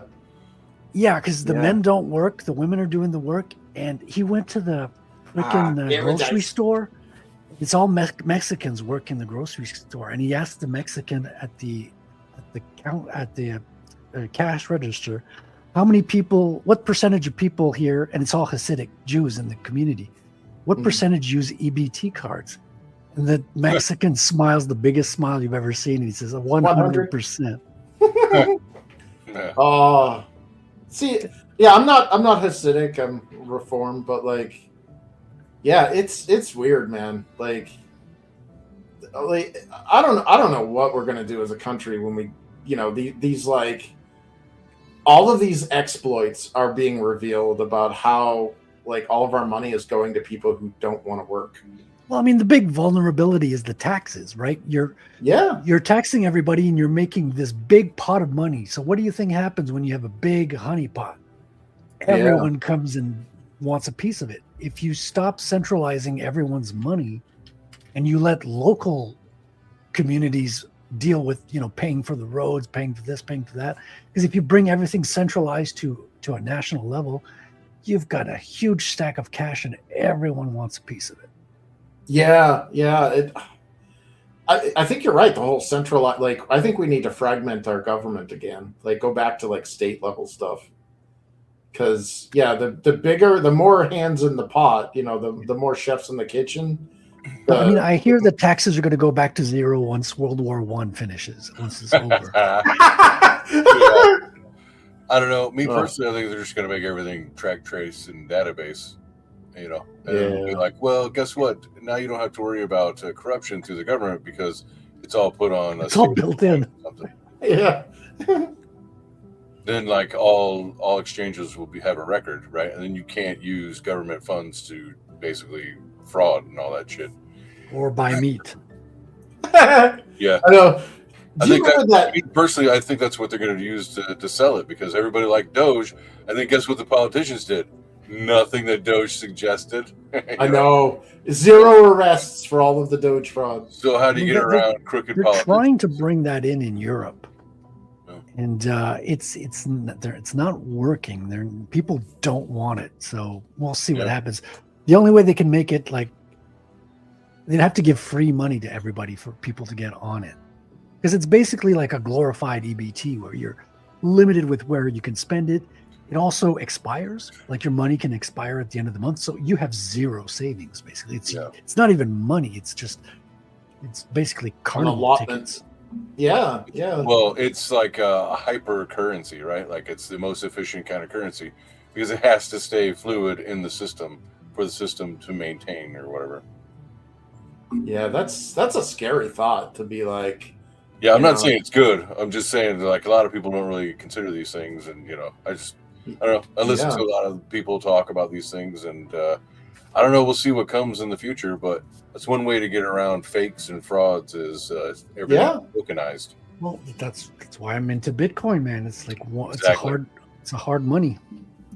Yeah. Yeah, and I don't think a lot of people kind of understand the importance of what it is. So everybody's like, "Oh, gold and silver is the way to go," and yeah, it might be. Yeah, when I was talking to James earlier, like he was quoting somebody who was like, "I've been trying to sell my silver all week. People are buying it at 30% undervalue. Like, no, Yeah. you can't sell it. Yeah. Like that's Yeah, the thing don't with make hard a money. sale. You can't sell it. You can't sell a fraction of it. Bitcoin, you can sell a penny's worth if you want. Yeah. Instantly. I got the feeling that everything's Yeah, it's the liquidation like, aspect. like every couple of generations, 2 or 3 generations, things kind of revalue themselves or forced revaluation, like what they did with gold. Oh yeah. Yeah, well, gold, they made it illegal for people to keep their gold. Yeah. And the government centralized it, and they supposedly kept it in Fort Knox, but they won't. They won't. Yeah, do Yeah, what happened to that the audit? audit? What happened to the audit? Trust us, it's there. Yeah. Everything that gets centralized turns to crap. Yeah, it really Right. does. Well, it gets it becomes- it gets attacked and overtaken, right? It It becomes a gets more target. susceptible to cartel rule, or mafia, Yeah. or whatever. Yeah, whoever can. Was it the force doctrine there that was it Andrew Wilson was talking about, where it's like whoever is the biggest, baddest, most violent person, the might makes right thing, it still exists today. So the Of government currently holds like the monopoly on the capacity Monopoly of to violence. inflict violence. Yeah. Yeah, That's and why it's they like, don't want us to that's where all hold guns, right? I mean, the U.S. You guys are the only ones that have freedom because you're the only ones with guns. Canada, we pretended we had freedom for a long time, and during COVID, we found out really quick we have no such thing. Yep. dude. When I saw the that, truckers had to horse- set them straight. Yeah, it No, was the dude. truckers that had put the foot down, and it cost. and them they a got lot. stomped. Yeah, dude, I watched an elderly woman get I'll bring it back. trampled by a horse. Yeah, And that sickened me. And like, it's bad when the Europeans are calling it out. Like, there was some European leader, I can't remember her name, and she just like ripped Trudeau a new one for that. She's like, we saw it. The world saw how you treated people that resisted your tyranny. yeah. Like, He called them, and he has the audacity to say now that he never forced anyone to take the jab. These people are just sick and evil. evil. Yeah. As much as Carney's blustering with the whole like, oh, Trump, like, I for one welcome my Canadian neighbors. Well, that's the thing. I think Trump wanted Carney to win. He's like, he's going to be way easier to take over Canada with Carney than with. Alberta wants to secede. like there's literally like a whole freaking crowd of people that are like, yeah, we want out, man. Yeah. Well, Alberta, the first ones, they were not only ahead of the game in Canada, they were ahead of the game in the world. Oh shit. The height of the trucker protest, Alberta were the only ones who stood up and said, hey, you know what? We're going to obey your mandates if you show us where you isolated the virus. Which lab did you isolate the virus? Just show us where the virus is isolated. We'll follow along. Yep. They were like, okay, you can shut down. You can ignore our mandates. Because why? Because the virus was not isolated anywhere. People all believe this thing was real, but they cannot point to where it was isolated. Like no one can. Everyone believes in it. Obviously, it's true because everyone believes in it, but there's just no proof. We all believe in it because everyone believes in it. I think it's weird how the number of corona deaths is Hey, about Don, the I sent you the number. link, Don. You should have it in your DM on Twitter. Sorry, Wrangler. Go ahead. It's about the number of how many people would have been expected to die from the flu that year, but there were 0 flu deaths. Now, that was a know. medical miracle. How Yeah. they cured the flu for just 1 year is just absolutely amazing. That's when I like that. To me, that was the Hitchcock camera moment where I'm talking to my dad about this, and my dad is it's weird for older men, to be liberal, but he was very left leaning, and we were talking about that, where I'm like, how come all of the flu, all the flu deaths and all that, or flu cases went down during the lockdown? And he's like, oh well, since everyone was locked down, then they weren't getting the flu. I'm like, well, if that were the case, how come everybody was getting coronavirus? Like, your logic isn't holding any water. Chris, here. you don't get it. The flu caught COVID and died. Yeah, right. you hear about what happened when Chuck Norris caught COVID? After the COVID had to isolate for 2 weeks. No, but the thing is, they would have all these people. Somebody died in a motorcycle crash, and they're like, "Yep, oh, we detect COVID in the system, so they put the cause of death COVID." Now, by the way, do you know what else makes you pop positive for COVID? The common cold, because it's a coronavirus. Oh God! Well, I heard a lot of the hospitals were incentivized to report COVID cases because they were getting paid for it. Welcome, Don. That's what I heard too. Oh, how you doing? Hey, no. What's up, my brothers? Good. Your Hey. mic's a little low, but welcome to the show. Nice to see Hell you. yeah! Look at that. Thanks Yeah. for letting me in. Appreciate it. Is that part of the X-Force contest you guys did, or is that another story? Oh, this is this is page 3 of the ash can for Omega Mission. Oh, Nice. Thank you, sir. And you're That guy working looks like digital, somebody you 100% don't want to mess with. I wanted to ask Frederic, man, what is that? Who's that character you were working on? I think it's badass. Oh, this lovely young lady here, Yeah. Wrangler. You want to take it? Her name is Haley Starr. She's the main character of my book series. Dude. Yeah. Just keep you on the studio and talk this stuff up. Yeah, you should. You should go on his show, Wrangler, on Yeah. Saturdays. Oh, look at this. I Saturday- shouldn't promote your show, Don, because you're competition. You know that. Yeah. You on the same time as CG Commandos? That's right. But I You was know, on Don's show. you guys once, should like, stream I snipe picked on each the other. Commandos to go on his show. It's all good. I don't really Stream go- snipe each other or do a simulcast. Do a crossover event. We all love that in Yeah. comics. Yeah, let's do a crossover, guys. Come on. We can respect our represent our respective multiverses. Yeah. Derek has it right. We are all competition. That's right. Even on the same show, we're competing to get our words in. Yeah. Yeah. SmackDown versus Raw, baby. You got it. So how did that X-Force thing come out? Are you guys done with that? I saw that towards the end, and I was like, oh, I would have totally hopped on that. That sounds We cool. are done with it. I would say it went okay. We learned quite a bit of stuff. The next time we decide to do something like that, it's going to be one person does like multiple pages in a row, so we stay consistent with the storytelling. Right. There was a lot of hiccups in that. Maybe we should explain to other people who are not aware, because basically they, over on your show, they took one of the worst X-Force issues, right? That's Number why you picked it. 13. Yeah. And you kind of decided to redraw it yourselves. Yeah, we did, and we had discussed it before. We had looked at it a couple times on the stream before. X-Force 13, I believe, 1992, originally penciled by Mark Basella and inked by Dan Panosian.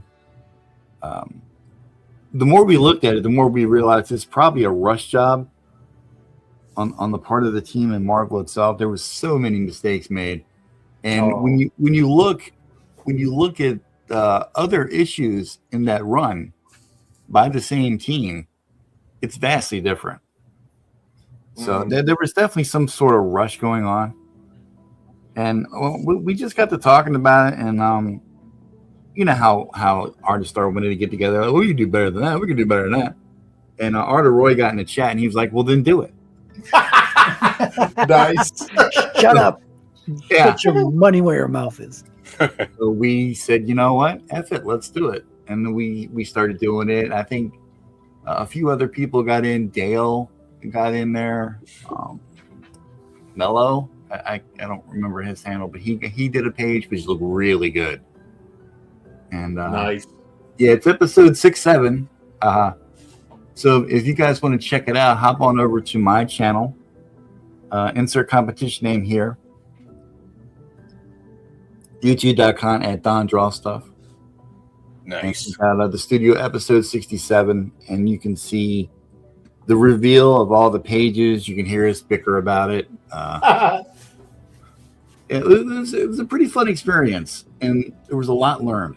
Yeah, it's a good we do want artistic to do more, but all of us are kind of busy, so it takes a while to do these things. Yeah. So I maybe mean, one page is not too bad, but yeah. no, but some of us got carried away. Like an idiot that I am. I did like 4 pages in a cover. Oh, damn. Speaking of which, Omer is in the chat. How you doing, Hey, Omer? Yeah. I just What's can't- up? Did you bring that Love Lotion Power Punch, dude? We want to get glitch glazed over here.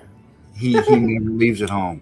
He's like American Express with him. He never leaves home without it.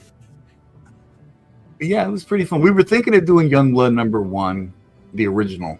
Ooh. There's a lot Youngblood. Okay. A lot of people that would like to get in on that. So we're thinking about it. Michael Ortiz, the creator of Arachnus, who is a fellow bigwig and has been streaming with us for a while, he was suggesting like Warlord from DC, like some of the older stuff. Hell yeah. Which is definitely on the table, and his own Arachnus #1 from back in the day. Nice. And he even went so far as to say that if he liked what he saw when they put Arachnus together later on this year or next year, I'm not quite sure when they're doing it, to do a campaign, because he's relaunching that book. He'd pay us for the pages that he was going to use. So The Arachnus or Warlord? that's pretty cool. Yeah. Yeah. Well, hit me up next time, because I'm not on your stream due to the commandos, but like send me a DM. I'd love to get in on the next one. I can Would've put you in the group chat if you're not already. I am, yeah. Maybe I just missed it. I was busy working on a website since Christmas. No, it's all right. Everybody's busy. And I just put it out recently, and I've been like bringing out fires, fixing bugs and stuff. So I haven't been too aware of what's been going on around me. I have checked it out. I had a little bit of trouble trying to get logged in or signed up. Yeah, that's one of the things I've been trying to fix. Yeah, but I'm gonna check it out again later. I've been busy too, dude. Yeah, it's crazy. Yeah, I'll get it all fixed. I've been securing the database. Then this database was too secure, so now you can't see anything. I just gotta, it's growing pains when you launch a website. There's always all these kind of technological issues that will eventually get sorted out. Dude, you're one of those smart Canadians. You'll figure it out. I'll figure it. Yeah, Yeah, I've got a couple of copies. One of the 3 smart Canadians. Yeah. Oh, no. There's a bunch, dude. Like all your most famous celebrities came down from Canada. They're all from Toronto. You'd be surprised how many people you think are Like Americans Justin or actually Bieber and Canadians. Celine Dion. I'm They pretty walk sure among us. the only Canadian I've ever kept up with is Pam Anderson. Jim Carrey's Canadian. Ryan Reynolds, yeah, Jim Carrey. Todd McFarlane's Canadian. Or Okay, yeah, maybe a few others. there's a lot. The only Canadian I've ever lusted after, I guess, is Pamela Anderson. maybe Todd a little bit. Maybe Todd a little bit. Yeah. I was gonna say. Man. Somebody does a remake of They Live, but only instead of the aliens, it's Canadians. Well, did you know They Live was actually a comic book? Really? Yeah, it's I saw this little YouTube documentary, and Carpenter, is that the name of the director? Yeah, John Carpenter. Yeah, he's talking about, I think it was called Nada. So the name of the main character is called something like Nada, right? Yeah, nothing. Yeah, not a. Yeah. That's the name of the comic. Huh. Wow. See, I wasn't expected to hop on stream and learn stuff, man. Yeah. Yeah, I'm sorry I made you learn stuff, Don. Look at I'm- that big brains on bread. We're just supposed to be racist and bigoted, but Damn it, sometimes we accidentally learn stuff. What are you doing? You're going against the grain, man. Come on. Big brains on Brad. My thinking meat hurts. Oh, Looking at flashcards, we keep this shit up. yeah. Oh. So how'd you guys do with all the bullshit weather, man? Like I just dug my car into the snow and ice today. Let you know how that goes. 2 feet over here, dude. 2 days, 2 feet. Yikes! Same here. Yeah. Yeah, we're close to each other. It mostly Yeah. got cold where I'm at. We're both dumb enough to keep living in New England. Yeah. It's so cold over here that COVID froze up. Hopefully it stops My that corona. virus in India. You guys hear about the virus in India? Yeah, the No. flu virus. Yes. Like what is it? Yeah. Like COVID part 2 you were talking about? Yeah, I don't know. It's Probably spread by trying to flu. scare us, but yeah. They're so unoriginal. They can't even like come up with new diseases. They have to, reboot all diseases all the time. Well, Remember, that one's spread by. COVID is just a variation of the common cold, so that's how unimaginative they It's a are. coronavirus. Well, supposedly. yeah, it's weird that COVID has a whole patent and stuff associated with it, but yeah, it's totally a natural Well, virus. again, goes back to Alberta. Give us the lab where they isolated the virus. Oh, can't. Welcome to Fire Death whipper. Virus, the new 52 edition. Yeah. We had to reboot. Yeah, I've got a copy of Warlord in my lawn boxes. I've only, I should Dude, do I that. had the action figures, man, because they were the same scale and everything as the He-Man ones. And I had Warlord and Arak, Son of Thunder. Like, those were pretty badass. And it actually got me interested in Warlord. Was I got the figure, and it came with instead of a mini comic, came with a whole comic. And I wish we had more of them. Remember those? Now that you bring that up, it was a lot like the He-Man action figures. He used to come in little mini comics too. Yeah. I kind of like that idea of like the action figure almost being ancillary. Like it's like a bonus that you get, like a prize in a cereal Yeah, box. you tell them, Chris. It's the comic that came with an action figure. Well, no, because like if you had like a whole series or whatever, and all of a sudden one day you're in the shop and you're like, wait, why is this weird book like got a figure with it too? I'm grabbing that. Like this looks badass. Give me the There's an weird book. omnibus of all the old He-Man mini comics. Oh my Yes. god, dude! I've heard they were worth a ton of money before this movie's coming out, and I heard they're really jumping up in value. Oh man. I haven't seen any of mine in years. I know I don't have them anymore. They're probably long gone at some yard sale of days gone by. Oh yeah. Yeah, like all the other shit that I wish, like all my original Star Wars toys. Damn it! Why did we need money back then? It was so stupid. We should have kept the toy. Well, I was the weird autistic kid that liked the packaging of the Masters of the Universe, and I had the entire it was either the first and the second, or the first, second, and third generation of the He-Man figures, and I had them all thumbtacked to my wall because I love the POW expression. Never opened them. I'd always ask for duplicates, and my parents would make fun of me. They're like, "Why do you always ask for two? You only open one." I'm like, "That's the point, I didn't know about eBay. You reach a whole new level of geekdom when your parents start making fun of you for shit. Yeah. Well, it gets worse because this is why my mom's in the home. But so one day I come home. No. I come home from first grade. Your friends beat you up at school, then you come home and your parents beat you up. Revenge is a dish best served cold. No, I came home from. I was in first grade. And I remember coming home from school, and my bedroom was on the other end of the house from the door that you enter the building in. So I opened up the door, and I walk in. I look down the hall, and my awesome wall of thumbtacked Masters Universe figures was all bare. And I was like, well, what's going on? I run into my room, and like, where the hell are they? Well, I threw them out because you weren't playing with them. Oh. Yep, that's why you're in a home, Mom. That's That's just why you're in a homicide somewhere. Oh, man. Where's my money, son? I threw it out. You weren't playing with it. The next family reunion. What happened to Aunt, whatever her name is, Jenny or whatever, Oh, she threw out the Master of the Universe stuff, so the kid rightfully killed her. That would be a hilarious, true crime story. Oh, Sonichu was the last straw. Everything was fine when she threw out Faker He-Man, but when she touched fucking Trapjaw, it was over. Exactly. Trapjaw was the best freaking figure in that line. I never had Trapjaw as a kid. No. So cool. I think he was hard to get or something. Like his jaw moved and shit, dude. It was awesome. And didn't he have like interchangeable arm weapons?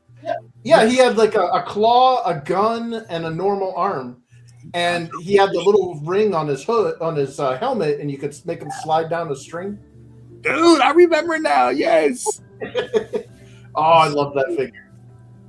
He was the best one, I think. Better than who was the one that had the neck that kept popping out? Wasn't it the bird guy? Oh, Mechanic? Yeah, there was Mechanic. Oh, that one was lame. That His name one, was just fun You know to they say. run out of ideas where they're like, oh, he has a long neck. And Oh, dude, they tried everything. How about the Snake Man, right? Where he I think I got out of it by then. King Hiss and Cobra Moss Khan. Man Yeah, was King a bit Hiss, of a stretch too. Like, and let's not forget Manny Faces. Like, Oh he had yeah. different faces. Well, we already had a Manny Faces as a villain. He was called Triclops. Yeah. Well, it's like kind of the same. Like, yeah. I don't know. I still think for Masters Universe line, Trapjaw was like the coolest figure. And then when you went to Transformers, in my opinion, the coolest one was Soundwave because he had all those little cassette tapes that turned into shit. Dude, Did you ever take an actual and they were microcassette and see if cool. you The could fit them in Panther, there? the bird, and there was the robot one. Cat. But dude, having Yeah, there was Rumble, Ravage. It's the same size as the real mini cassettes too. Like those things were accurate. And we had a freaking transformer that turned into a. Today's I'm kids just will saying, never know that. Original Megatron was a bad. Yes! I didn't have it, but my the friend gun. had it, and it was a fucking pistol. Yes. It looked awesome as a gun. It looked like lame as a robot. He had like a weird trigger dick. Yeah, that's one right. of the big problems with Transformers. A lot of them looked really awkward as a robot. Well, No, awkward one for the GoBots, dude. Yeah, yeah. Remember the GoBots? It like turned into a robot. And it's like, why does he have a car windshield as a face? Yeah. You had to use a lot of imagination. Yeah. You got your like I had like Optimus Prime and a few other Transformers, but I had a shit ton of GoBots, right? Oh yeah. There we go. You know, I had a Number one turbo scooter. in the Cybertron hood, you know, and you got your GoBots on one side, Transformers and GI Joe on the other. Yeah. Separated. Straight Stomper go up and start some shit with everybody. Then Han Solo and Chewbacca and the Smurfers to the rescue in the Millennium Falcon. Oh wait, Scooter wanders in. Captain Kirk over on the side with, is that Stretch Armstrong? Wow, damn it, yes it is. Look out, boys and girls, because here comes Spider-Man. Wait, no, oh damn, it was a lot of crossover. Crazy, man. As a kid, it was me, Austin. That's how Ready Player One started. I bet. Oh yeah. Stratos was the bird guy. He was one of the Generation Ones. He's one of the first six. Yeah, Stratos 6 or 8 at the beginning. He was all gray except for his monkey face. I had He-Man. I remember the first ones I got was He-Man. I had the blue vehicle. It was like some kind of sky sled, and it had like a battering ram thing in the back, like a red one. Oh yeah, I forgot shoot about it. that. I thought you were going to say, because there was a blue He-Man as well. That's how cheap they were. Like they made a clone He-Man that was a slave for Skeletor. Yeah. He had orange hair. And then Anybody have any of the Mask toys? They weren't as cool, but dude, Mask was they were smaller, and you know the theme song for that was like #1 on the charts in Germany for a while. Really? Yeah, Illusion is the ultimate weapon. They're like Mask Crusaders. Who wrote that? Working overtime, fighting crime. They were just very, very small. But the fact that they were small means that you could have huge bases and huge vehicles. You had the trucks. Boulder Hill playset, yes. And instead of trying to transform awkwardly into a robot, it would just kind of open up into a playset or something, right? Now, Yeah. if you remember in the Vehicle. cartoon, they would say mask, and the mask would drop down from the roof of the car onto their head, and they're ready to go. And I'd watch the guy on the bike, And I kept asking, where's he getting this mask from? He'd say mask and it lowers down his head. He's on a motorcycle. Where's this coming from? The hand of God just lowers the mask onto him. I really That was wanted a to cool get into character, that. though. They only had like the cartoon. We never got any of the toys down my way. Aw. Yeah, I really So wanted I to had get a into- friend. I was who, around that time I was actually starting to get out of toys. Aw. Yeah. I discovered women and it all went downhill from there. Oh, damn it. Yeah. Yeah, I had a friend whose his grandma worked for Toys R Us, and Oh, he basically got everything. And so, although I didn't own it, I knew somebody who had it. Like, for instance, the carrier. He had the the G.I. Joe carrier. Yes, he had the, USS Oh, that Son of a that bitch. thing dude. was he had the huge. fucking Aerodrome. Yeah, dude. Yeah, I had the Terror Terror Drone was really cool too. That was more fun than the. I mean, the aircraft carrier was freaking awesome. It was huge, but the Terror Drone was just cool. The Yeah. biggest G.I. Joe toy I ever got was the F-14. That was it. That's the biggest I could Yeah. get. And There at you the go. time, I think that was That's $100 too. Yeah, my brother got that one. I got the Night Raven, the Yes! 71. Yep. Oh, That was my favorite one because the cockpit was like a little, like it lowered below the. Yeah, it would come down like a jaw. Yeah. I had the It had helicopter. like a one man drone. One man drone. I Yep. wanted that space shuttle too, guys. Oh shit, I wanted that space shuttle. Yeah, that thing was huge. That one know. broke all the time. though. Badass. I know. Yeah. I remember just having the G.I. Joe base was a huge thing.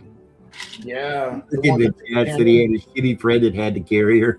Why was he shitty? Would he not let you play with it or steal it? Yeah. You can't steal a carrier. You need a no. pickup truck to steal a carrier. You can try. I rented a U-Haul to steal this thing from this kid. So he had like a playroom, and then he had a bedroom. So like the playroom had nothing but like toys and. Wait, you was get his name Ricky Schroeder? it. No. Silver spoons. But like he had like some kind of some of the stuff was kind of odd. Like you were talking about mask. He had the headquarters with the Boulder Hill mountain, Playset. and Yeah. and it like the boulder would fall down off Yep. the top. Yeah. So It was he had at that. a gas station. Yep. But like he didn't have Castle Grayskull. I had Castle Grayskull. Oh He had yeah, dude, I had that. Yeah. Take that, you spoiled shit. yeah. User can up there at the top. But he had Snake Mountain. I didn't have Snake Mountain. So Oh, Take Derek. mine at the microphone. Dude. Oh, sorry. What was that? Yeah, the bike copter was pretty good. Oh, yeah. The yeah. green one with the yellow The helmet. first Yes. G.I. Joe toy I got was I think they called it the Ram, the Gatling gun motorcycle. Yeah, we need to find everyone who had the carrier, kidnap them, and make them pay for it. Yeah. Why did the villains have the cooler action sets? Yeah. They almost always seem to. Well, that Well, was an Derek, you arrangement can, I had with a friend. Even if you sold the old ones, they're remaking these really kick-ass, like what is it, 8 inches ones? Oh, This the is classifieds? Yeah, dude. oh, look Yeah. at that! These ones are really impressive. Like I got Storm Dude. Shadow up there. Shout out to Yeah. Duke. Hold got on, a- which Storm Shadow did you get? Did you get the Dude, good man. Storm Shadow or the Cobra Storm Shadow? Chris. I got both. I remember Oh! Hold on, I'll go grab it. the stupidest Don't say smile. anything clever or funny while I'm gone. See, I didn't have original Storm Shadow and what was it, Snake Eyes, but I had like the the 90? It was like 89, 90 or something like that. So I had the hooded Storm Shadow with the bow. That was Yeah, fucking that's the awesome. good guy. Yeah, and then I had the Snake Eyes with the dagger. Oh, There we go. that, There's a guy. dude. Yeah, I have the one on the right in a box. I haven't taken it out because it's like I don't want to like ruin it. Guys, I had the hooded Cobra Commander. Okay. Oh yeah, you got the mail away. Me too. Hell yeah. Me My too. Too.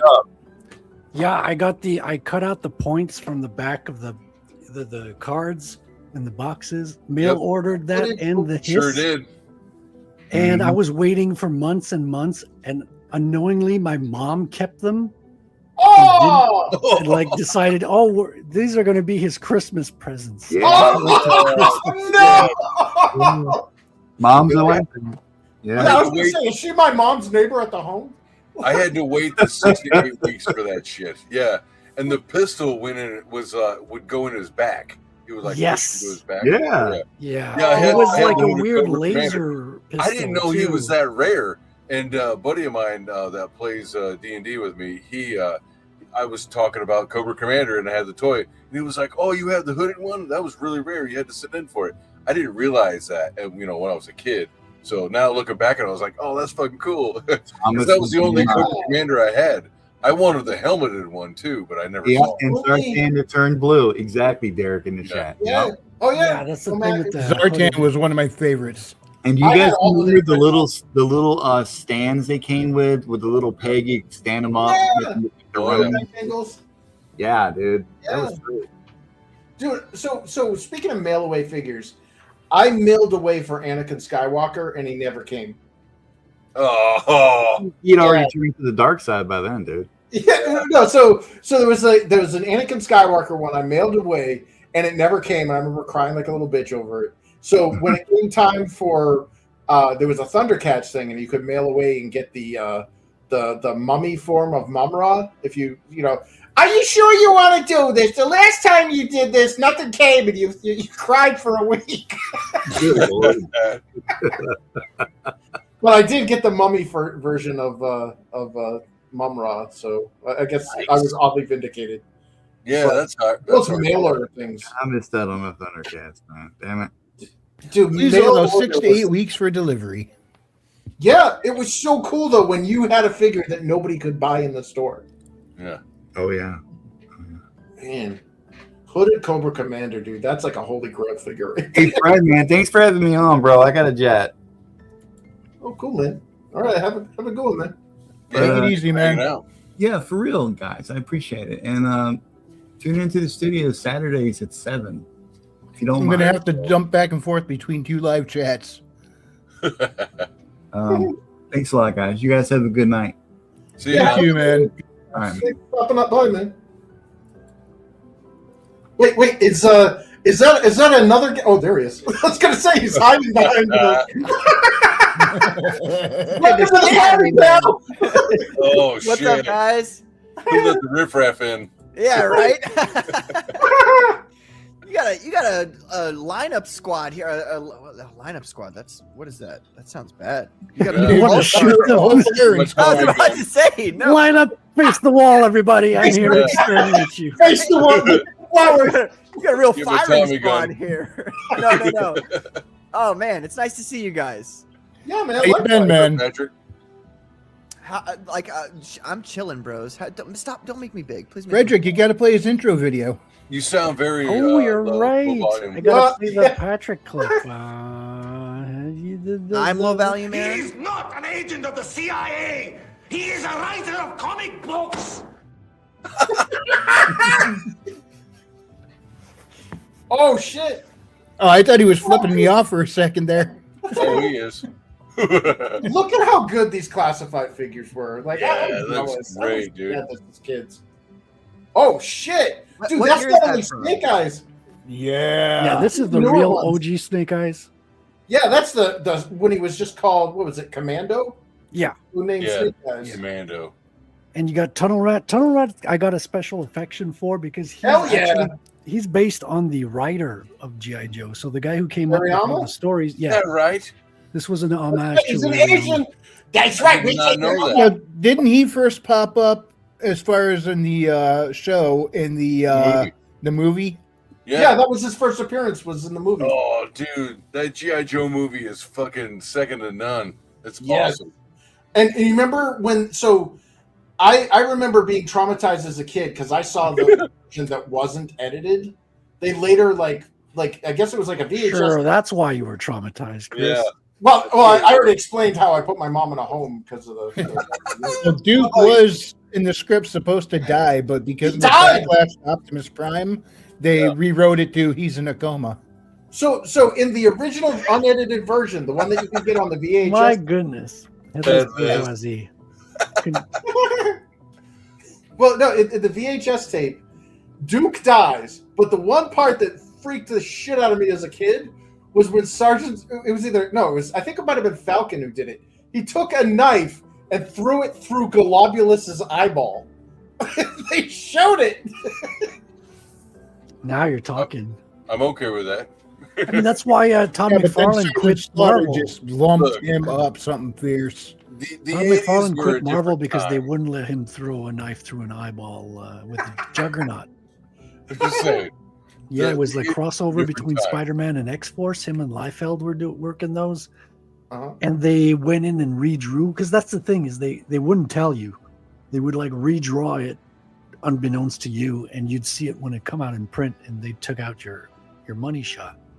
Oh, And he was like, "Fuck you! I'm gonna make baseball cards." And then Rob was like, "How about we start our own comic book company?" And he was like, "I can't make money with baseball cards. I think I'll start my own comic book." Man. really? So it all started Enemy. because of censorship.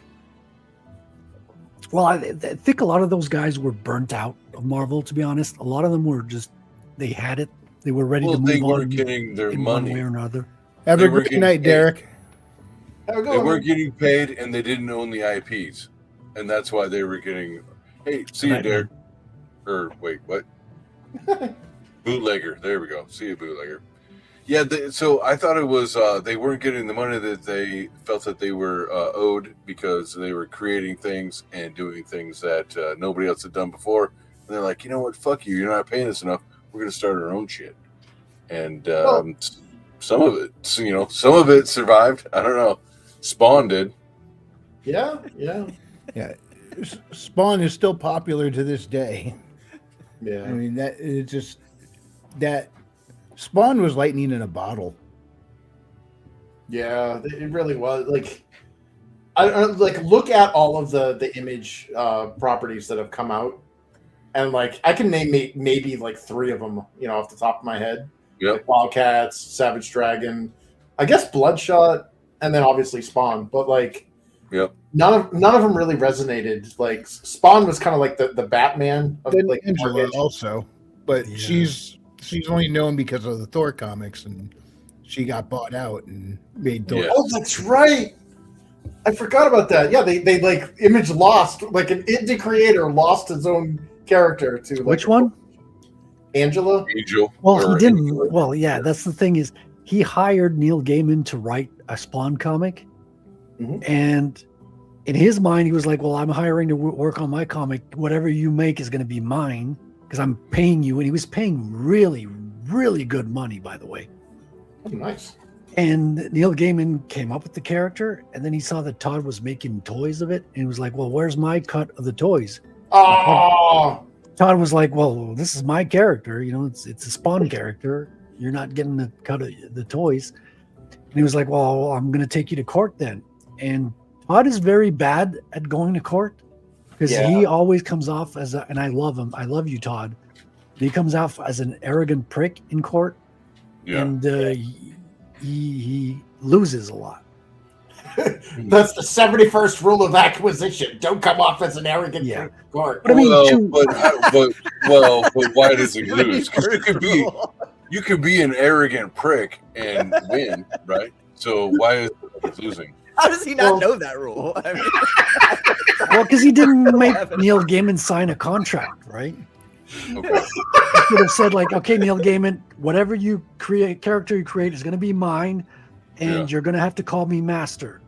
but did he, I mean, if he paid him the money and said that, like, But if not there's like no the call me master contract, part, but Well, if he people think court cases are won by facts. No, they're won by charisma and who's got the better semantics. but if Well, you and have it also- written down in black and white, It's also if your lawyer is, in good with the judge. That I've learned. That's right. You know who to you're going to say hire. Jewish.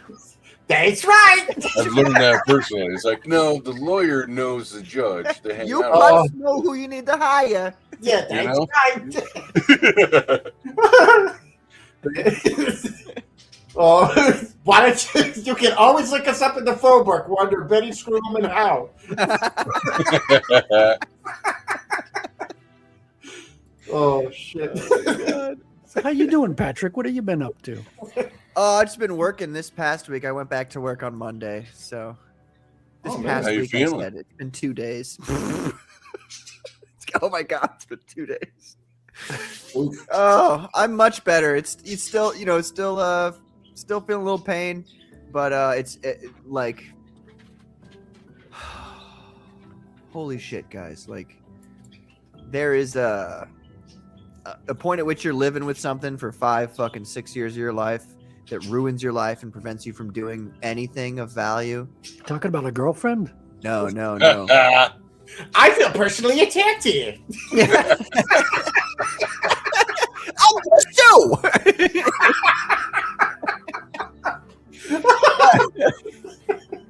No, but I mean, like, it's one of those things where it's like, and then you finally get the surgery, and it's rough and all that, but like, my life, I'm only in day 2, pretty much, of like my going back to my real life, and holy shit, guys, I'm a different man. Like things So are. how is it being a woman now?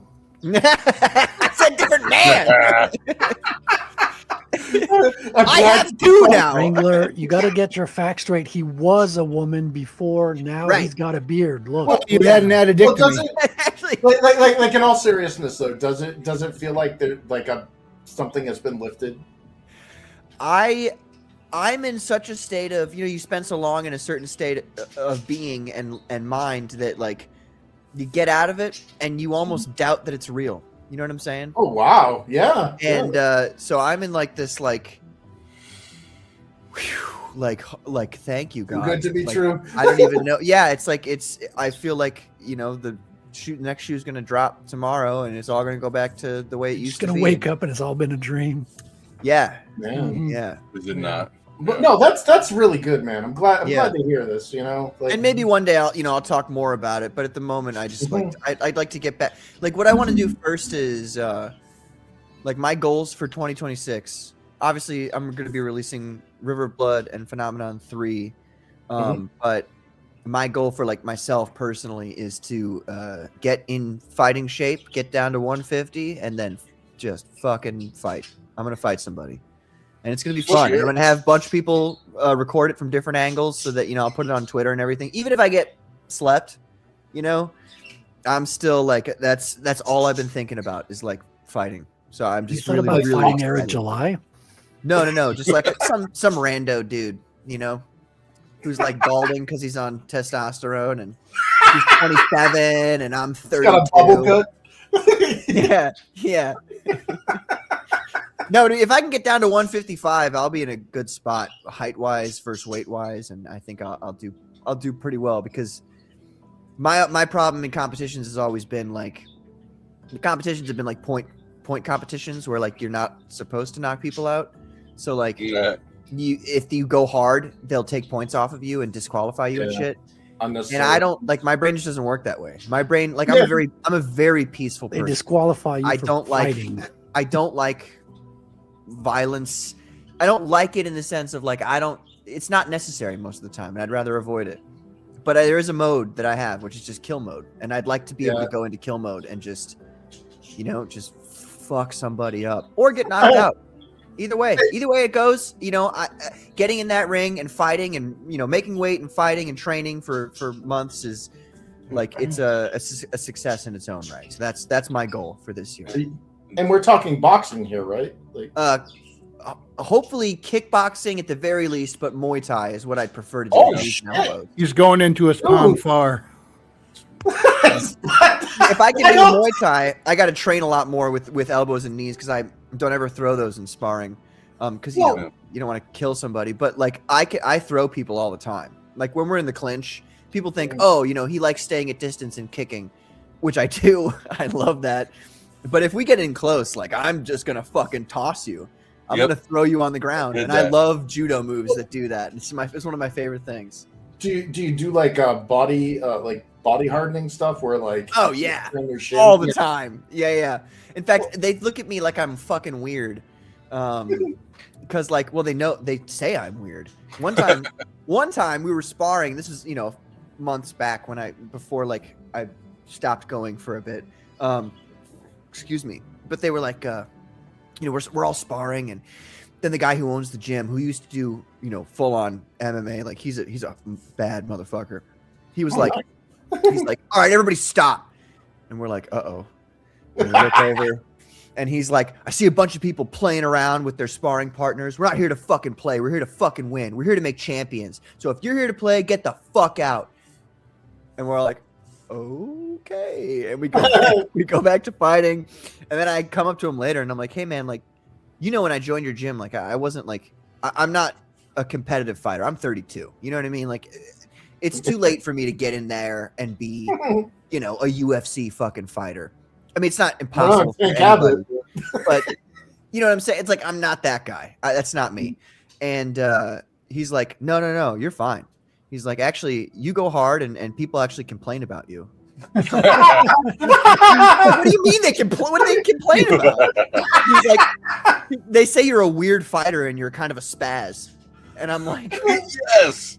I was actually really happy he said that. And he's like, and I told them, if you can't handle him, then you can't handle a real fight. And I was like, hey, there we go. Nice. Exactly right. It was a great compliment he paid me. I don't think he was intending to, but he did. Whatever. I do have a very weird fighting style. It's very much like, I'm waiting to see how you are, and then I like to do things that fuck with you. Like, I like to talk to people while I'm fighting, and they don't hate that. They hate that. They're like, shut up, dude. And I'm literally like, bro, did you know that Sumerian is the first written form of like human writing? And they're like, shut the fuck up. Like, Did you know that the submariner has little wings on his ankles? Yes, I should do that next time. I just be like, You punch him and his eyes look like a slot machine. Like, right. I just like to fuck with people. It's fun for me. It's so much fun. Like, sparring is like the most fun thing that I can think of doing legitimately, like, in my life. I think it's so much fun. And, you know, so anyway. Do you know Batman's going in the public domain in 9 years? oh! The Batman is going in 9 years? Mm-hmm. Yeah. See, I've been waiting for the Fantastic Four because I know that I could write a better Fantastic Four than anybody at Marvel, hands down. Yeah, the bar is not set high. Well, yeah, that's not saying much. Well, you can. What's stopping you from doing it? I mean, are you sure Batman will? I mean, like, it seems like they've got a tight, like.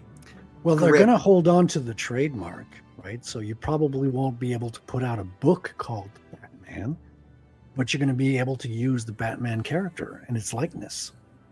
And everything, like, from the original likeness, or are you allowed to? Yeah, because there's difference between copyright and trademark. So they'll retain the trademark because they keep putting out books. Mm-hmm. But the original copyright, which is limited to the creator and a certain number of years after his death. Well, yeah, you can't use the logo. I don't think the Joker could be used. You know, The logo is a trademark. And, well, the Joker, I think it depends who created it. I'm not familiar with all the details, but yeah. Tintin is going into public domain, I think, next year or something. Oh wow, that's how I learned French. the Tintin books in our French. Yeah, club. those are great. I read all of them. Yes. What'd you think of the CG movie that came out? I just wish they did the second one. Yeah, I thought it was pretty faithful. You know, it's like Ewan McGregor. It's the secret of Rackham Le Rouge. You know, it's a great. It's one of the best. It's actually a 2-part bande dessinée. That one. There's Le Secret de la Licorne, the secret of the unicorn, and then the secret of Rackham Le Rouge. Yeah. Wow. Yeah. They're all like, what are these weird frog words that are coming out of their mouth? I can't understand this shit.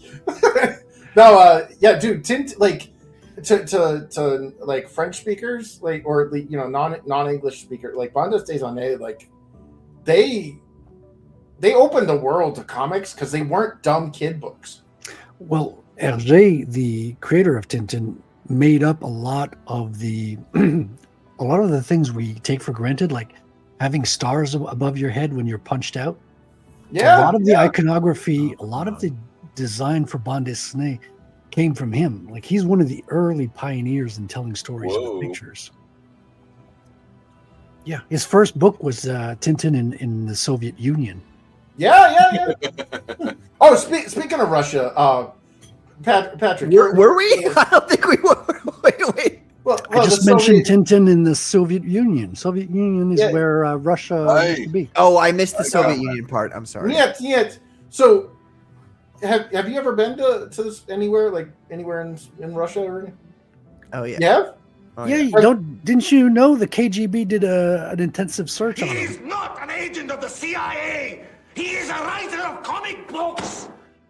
So, I had a coworker say that because we've had really really cold weather here. New England got ass pounded by Mother Nature this past Ew. weekend, and yeah, and the my coworker said something that he's Russian, he's I'm like, oh, it's as cold as a whore's heart out here, and he's like, oh no, my friend, it is not that cold. It's almost as cold as Yakutsk, but not quite. What the hell is Yakutsk? Well, that's a city. I'm not exactly sure where it's geographically located. But I went to Russia during the summer, and I went to St. Petersburg for how many days was that? 21 days, and then Moscow for 3.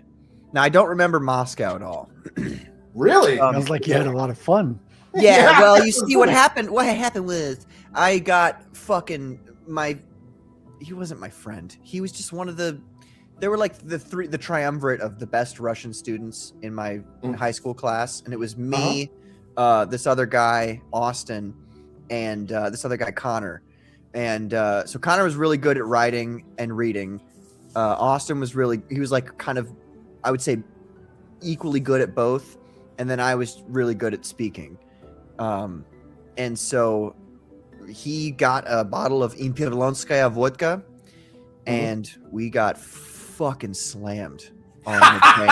And I had never drunk before. I drank 2 beers in my life before that. So we're fucking slammed. You know how bathrooms, or some bathrooms I guess, have those they're like rubber mats, but they got holes in them.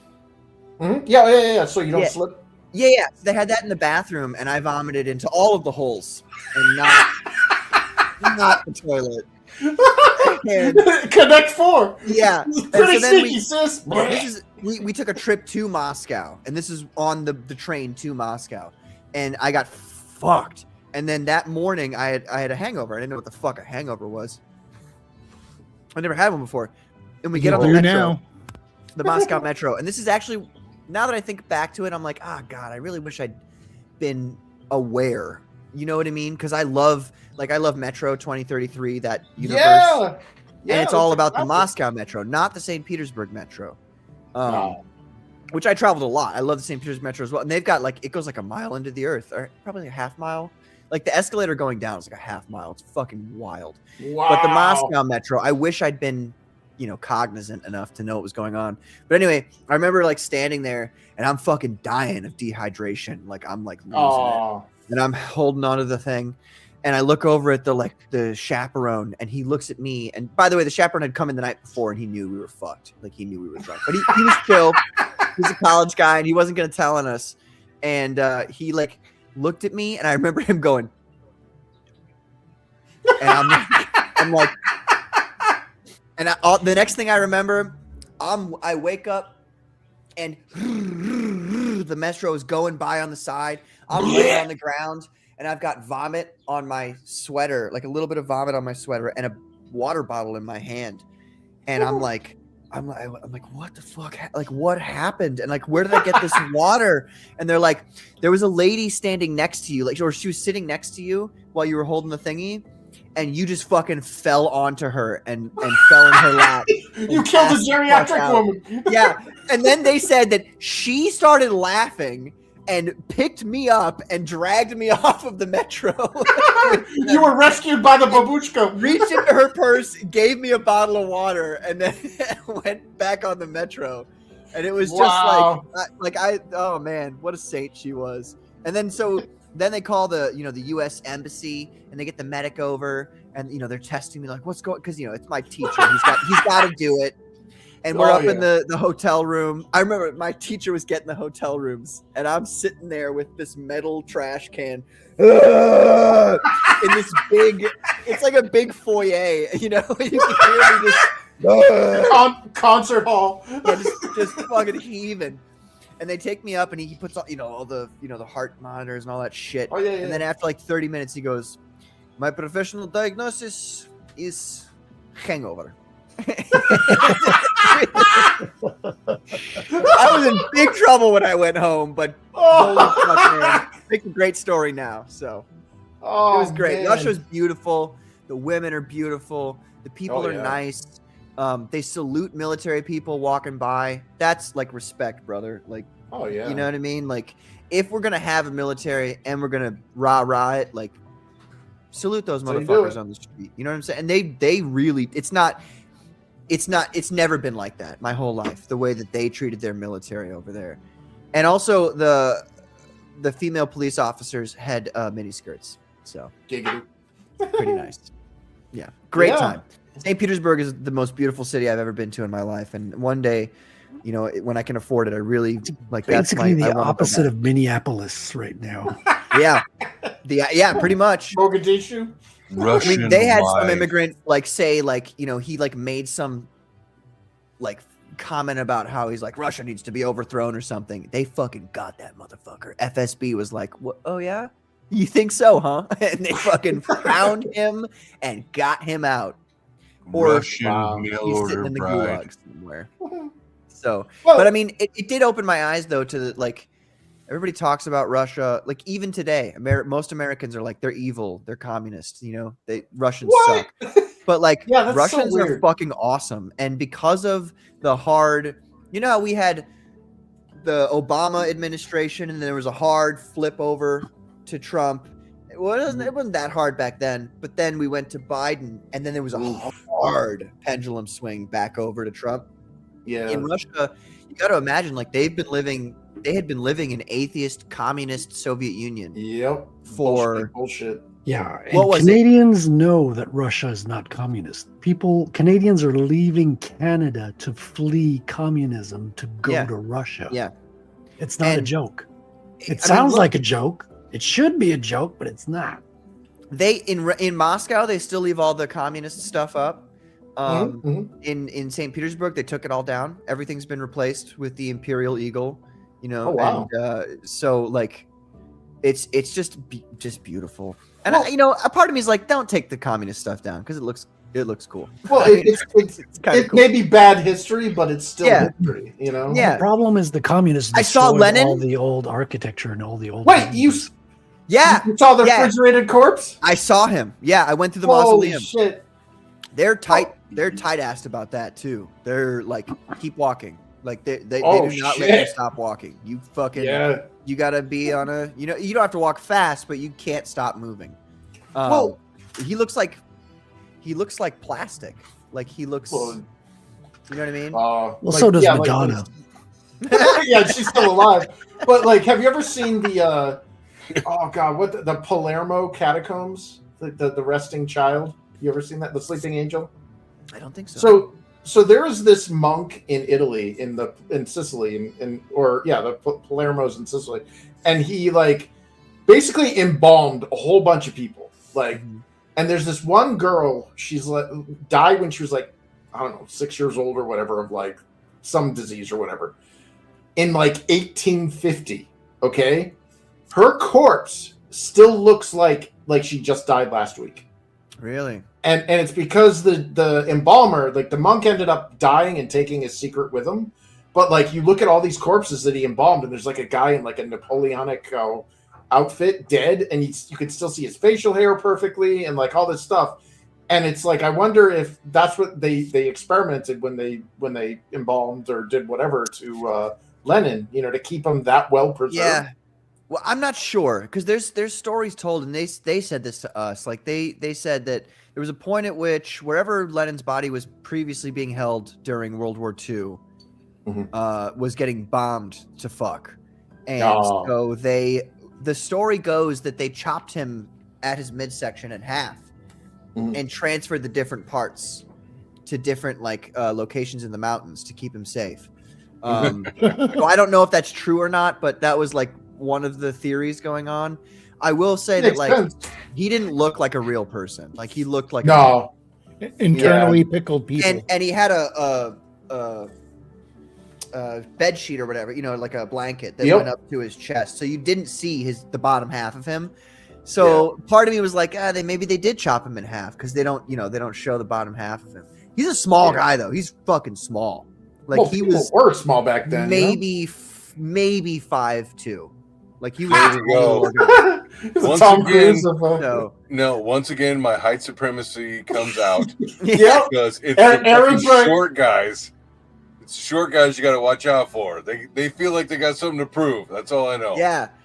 I sometimes, Aaron, I even thought about you the other day because I was like 5'11". I guess I am like kind of tall. And you had said to me one time, you're like, really, you seem like you're tall. And I was like, what a compliment. I guess I'm tall, I don't know. You got to have that aura, Yeah. That was the weird thing when we all compared our height on the Commandos. We're all 5'11". Yeah. Oh, wow. Hey, man. That should be a requirement. If you want to be on the Commandos, you have to be exactly. You weren't there that night, Aaron. You must be this tall to ride this. I'm 8'3". It's not a big You're deal. too tall. You're too short. 5'11" when I was 11. Losers. It's like how Aaron sees the world. Where's all my bullets? Oh, who put the bow tie on him? It's not fair. Aaron, aka Paul Bunyan. 5'6". You're over 5'6", so you're at least trustable. So. Well, I don't know. I'm 6 foot even. At least trustable, he says. I feel like a midget. I was so disappointed when I lived in Tokyo, and I was like, I thought I was going to be big man Japan. I was going to be like, yeah, I'm 6 foot. Look at all those midgets. No, everybody was like my height. Like, what the hell? Like, this ain't fair. Can I just say that animatronic Stalin is now playing down at the Thunder Ballroom on 3rd Street Sunday. It's in the Hall of Presidents. He goes and takes them all out. Animatronic Stalin sounds like an amazing punk band name. It's a great I'm punk band. I'm writing a story that takes place in I've got an Your hit single, Hold It to More. That is so tempting. They use them as a backup in the Chuck E. Cheese. Right. It's off their debut album, Pogrom. Yeah. It's like in Russia, kids don't eat pizza. Pizza eat kids. Yeah. It's frozen pizza. No, what's funny about Stalin is they had his grave and everything, and like people would say to you like, don't talk negatively about Stalin, but they would talk negatively about Stalin. It was a very weird thing. It was like they didn't like Stalin, but they didn't want you to not like him. Well, it's like my raging anti-Semitism. Like, I can do it. Right? But you can't do it, okay? It's not the same. It's not the same when you say it. That's our word. They earned It's kind of like we're president and who we don't like. We'll sit there and talk crap about him, but we don't want to hear foreigners say it. Yeah, exactly. Well, they earned the right to hate him. You didn't go through any of that. So that is very true. And he was a horribly media, whereas they actually it was a nightmare. Yeah. Yeah. God. Well, I mean, if anything, like, it kind of brings up a question about like people who've traveled. Like, have you noticed how there is a very big disparity between the way that foreigners are viewed across the different countries?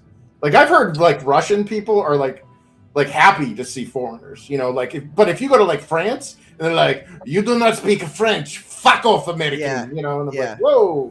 Well, the Russians get very, like, if you try to learn their language and speak to them, they're very pleased by it. Shit. I have some Russian women who come through, interestingly, never men, There but we go. who come Where through did they in the dealership, and I'll like say some things to them, and they're very pleased by the way I speak Russian. They're like, you sound like Lithuanian. And I'm like, at first I didn't understand what that meant, but what they're saying is I sound like a Canadian, which is like a huge, like a ginormous compliment. Like So you're like geographically close, and you're I mean, they make it sound like I speak Russian really, really well. That's what they You got say to their me. number. So You Wow. got their number, right? yeah. no, she's Oh. 50 something, brother. Oh damn. Oh. Yeah. But they're, and they're like, keep learning Russian language is good for you. And I'm like, Yeah. I wish I had somebody 50 to talk something. to. You didn't ask her if she had a daughter? There I it did is. actually. I did. What man? Why do you say that? I would 100% did, and she's like, no, my daughter is problem. You don't want her. And Now, I'm isn't there this overlap between? The crazy hot matrix. She was Isn't like, there this my, like? my daughter never happy with any man. You don't want her. And I'm like, Oh. Well, she hasn't met you. I can Yeah, try. make her can't sing I? yet. yeah. Isn't there this weird No, overlap no. between Germanic and languages and Russian? Or No, actually, it's a weird, like, the only They're things like- you'll ever hear that are recognizable to you are words that are foreign to Russianers, so they will make it a word. Yeah. What, there's I thought Slavic and Germanic had like Hamburger. this intertwined part to it, but No, I guess dude, no, not. Slavic is very a different. very different. Yeah, and it's weird because Catherine the Great was German. yeah, she So was. it's Her summer castle, by the way, Petergov is what they call it in Russian. Mhm. Fucking spectacular, dude. Is it Like, like the idea Liechtenstein or that people lived in that kind of like Opulent. wealth back then. You know what I mean? Like before there were like we've got all this technology nowadays where you could Yeah, you you could take it for theoretically granted. make like a beautiful palace, but nobody does it. And you look back at this thing that they're just upkeeping, from Well- back in the day, and it's so gorgeous. It's And you know who unbelievable. built it, right? The Russians didn't Petergov. build it. The Who built Italians Petergov? built that. They imported Italians to build most of. Yeah, like it's weird when you look at history and it's like it's not as static like geographically as we like countries didn't have the same borders like, and it's funny because Italians are actually the Scandinavian origin of the dwarf myth. Well, what we Now, know is like, dwarves are Russia supposed to today be- as well used to be Tartarian. Christopher. Yeah, yeah. Dwarves No, aren't they- a myth, Christopher. Like, Real. I watched one of those. I don't know if it was infographics show on YouTube, but it was that kind of illustrations throughout the whole thing, where they went through the history of all overall Russia, all these different people at different time periods. Holy crap, is that complicated? Their history to becoming Russia. I'm like, wow. Yeah. If I lived there and had to learn that history, I would just be overwhelmed all the time. But Can you You see brought now up- why like Putin is like remember that interview with Tucker Carlson? And Yeah. everybody was making fun of Putin for like going into the history of Russia. But Yeah. that's how they He think was about accurate. things. Like that's Well- their life for them. Like this is America's a different. We come from America, so we're like, oh yeah, one day we all just fucking came together, and here we are. You know what I mean? yeah. But the Russians, they're very like they love their history, and it's very important to them. And It's very complicated and intertwined amongst so many Yeah. Well, people. it annoys me in the sense that because of the communist bullshit that like fucked up that area, yeah. like it turned into this weird Western animosity, which it's needless. It needlessly exists right now. Okay, but because there's animosity there, we've been deprived of no, dude. Nobody knows who Tolstoy is. Dude, Nobody knows who Dostoevsky is. Dostoevsky, like fucking come on, he's the greatest writer of all time. Like Fucking War and Peace, and people are like, I don't know that because I'm an American, and that's just Yeah. weird Russian shit. But we got the recipe to vodka, so we don't need them anymore. No, but like there is so much good shit that we are being like deprived because of this weird Dude. fictional like villainy thing. Russian literature is like second to none. And maybe I'm biased saying that, but I've read all kinds Yeah. of literature before. I've read, American literature. Obviously, English literature is the. Have you read French basis. literature? No, I mean I'm not gay. It's just like, Damn! He's not gay or Muslim. Wait, he just stabbed his painting, or his. bam, puts a hole straight through Wrangler's commission. He's like, "The fuck did you say?" We all know Such as soon a- as you get off stream, The you're gonna French go are the sneak over least and gay steal. culture. The soft-spoken. Frederick, I can promise you the Russians are less gay than every other country on the face of the planet right now. They're hardcore. Like they are hardcore. Like I was talking about the pendulum earlier. They went from atheist dystopia to how do you say this word? Burgeoning. Thank you. Christian monarchy, essentially, is what I mean. That he's a monarch. Putin's a monarch. Let's be honest about it. And they don't have a problem with that, and they're all in for the Christian revitalization in their country. And I'm, it's like people can talk and talk and talk, and they can do their fucking politics, but when you make legitimate decisions for your people that are good for your people, like saying, hey, we're sending all pedophiles now to mining camps in Siberia. Like that's what happens now. Oh, you want to be a pedophile? Okay, you're going to a mining camp in Siberia for the rest of your life. They don't fuck around. They're just done. Yeah. They can't be less gay than the United States. Oh, wait, we got California. They were right. In Oregon and New York and Texas. And I don't think New York still counts as the United States anymore. Not anymore. It's like Minnesota. Yeah, Mogadishu 2.0. But seriously, like I do feel like part of my existence as a human person is to, in some way, like bring Americans over to Russia in the sense of like they're not our enemies, they're our friends. They really are. Like ideologically speaking, to the conservative American, the conservative, God-fearing person in any country, the Russians are your friend. And they like to keep this propaganda thing going of like the Russians hate us and they're our enemies and all this shit. And it's like if Russia and America teamed up and we were like, hey, by the way, we're the superpowers now. You're saying we have more ideological and cultural overlap than they like to let. Oh my God! Exactly. 100%. Yeah. But the reason for this continuance and animosity is because the roles have reversed. The Soviet Union was Bolshevik occupied. It was all the communist bullshit. And now like this is why the Russian people are so dangerous to our current narratives in our media, is that the Russians saw what the Bolshevik Revolution did to their country and went, never again, and they're able to see the same underpinnings, the same stars. And they're like, guys, we've lived through this shit. Our grandparents were eating dirt, we went through utter hell. Like, we don't want to go back to that. Why are you heading in that direction? Yep. And that's why they got to keep that wall up, Headless Bourgeoisie says Putin saved Russia from the oligarchs that were cannibalizing it after the Soviet Union fell. That's the most effective way to say it. I mean, literally, like they fell into a straight up crime state. Like it was not good. Yeltsin, not a great guy. And Putin, I mean, people say he was in the KGB. So? Okay. That's not a great thing being in the KGB.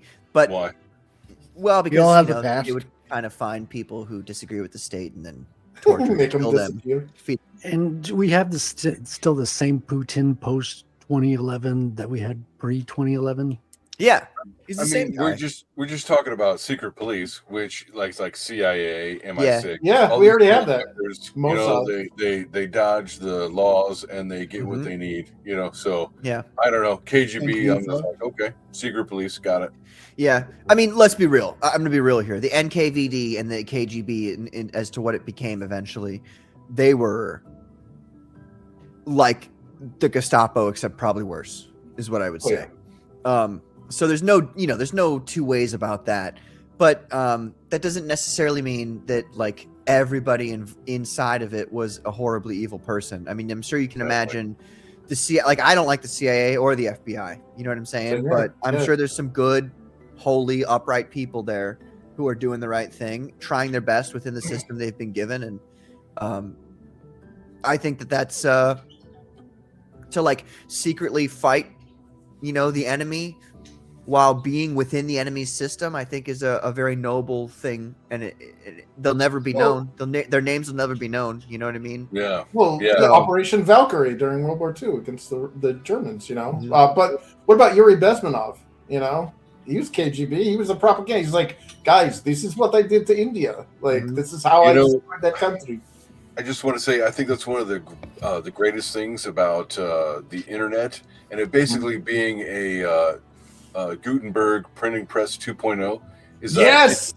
information gets out there, and it's been a revolution in human knowledge, especially historic knowledge, because we have all this data that's been saved, and we can reference it and we can look back on it much more clearly than our ancestors ever could. Yeah. And so it's pretty interesting kind of seeing, the effect of things like propaganda and psychology and mass mind control and all that stuff. So I don't know. I mean, the future to me looks bright as hell. And the propaganda brings us to a point where Canada wants to praise some German war hero who helped fight against the evil Russians back in the 40s. Propaganda is what we have. That was like wild. There is no syndrome of today. There is no propaganda, my friend. Everyone who's suffering from quote TDS, like these are all people who have like wrongful information that's not based in facts. It is not TDS. They're in a manipulation. They're in a bad. They don't have the right perspective. We've been growing up in this world it's where more than that. This has been programmed into them. Is my point that this who should I MK Ultra. Hold on now. MK Ultra has gone out of the experimental environment of like closed door CIA stuff, and it's gone full mainstream with broadcasting. Right? That's why we have all these broadcasters speaking the same script. They get their talking points at 4 a.m. and they all repeat in unison. And people absorb that. They become emotional, and they all act as one, not based on rationality, but based on the programming. Yeah. Do you think the jib jabs might have had something to do with like the way that like post 2020, like the change that I've seen, like the hysteria in people? You think because like it's hysteria was already building up before then. Yeah. It's just it's so weird seeing people get that emotionally riled up on something that isn't directly affecting them. I think that from my perspective, the jab was that whole scenario was a test. It was a dry run. Would react. Okay, so the real virus was fear. Yes, fear was the real virus. Precisely. Well, it worked. Holy and crap. You can get people to do a million different things they would never do. There's mRNA in the jabs, right? Like there was three different kinds that were given to people. Some people got the completely inert. Like we have the son of our politician here who bragged on Twitter that he got he got basically a vial of water. He wasn't jabbed. So the politicians were immune. Like they were just. It was either theater or they got an inactive solids formula, water basically. I want the one, but there's like three other versions. Like there's 3 doses that have been reported by doctors. So you got an intense dose. There were some people who died shortly after, and there's dude. I have like people in my family dying. I just went to a funeral for a 27-year-old who got cancer. So I just want to jump in. So I think I was watching Jimmy Dore. He's supposed to be a comedian, but what I found is a lot of comedians, the jester's privilege allows you to search for truth in ways that other people can't find it. And so anyways, he would have, he'd talk about the different studies and stuff. And they said that, I think it was published, right? So you have to do a controlled experiment.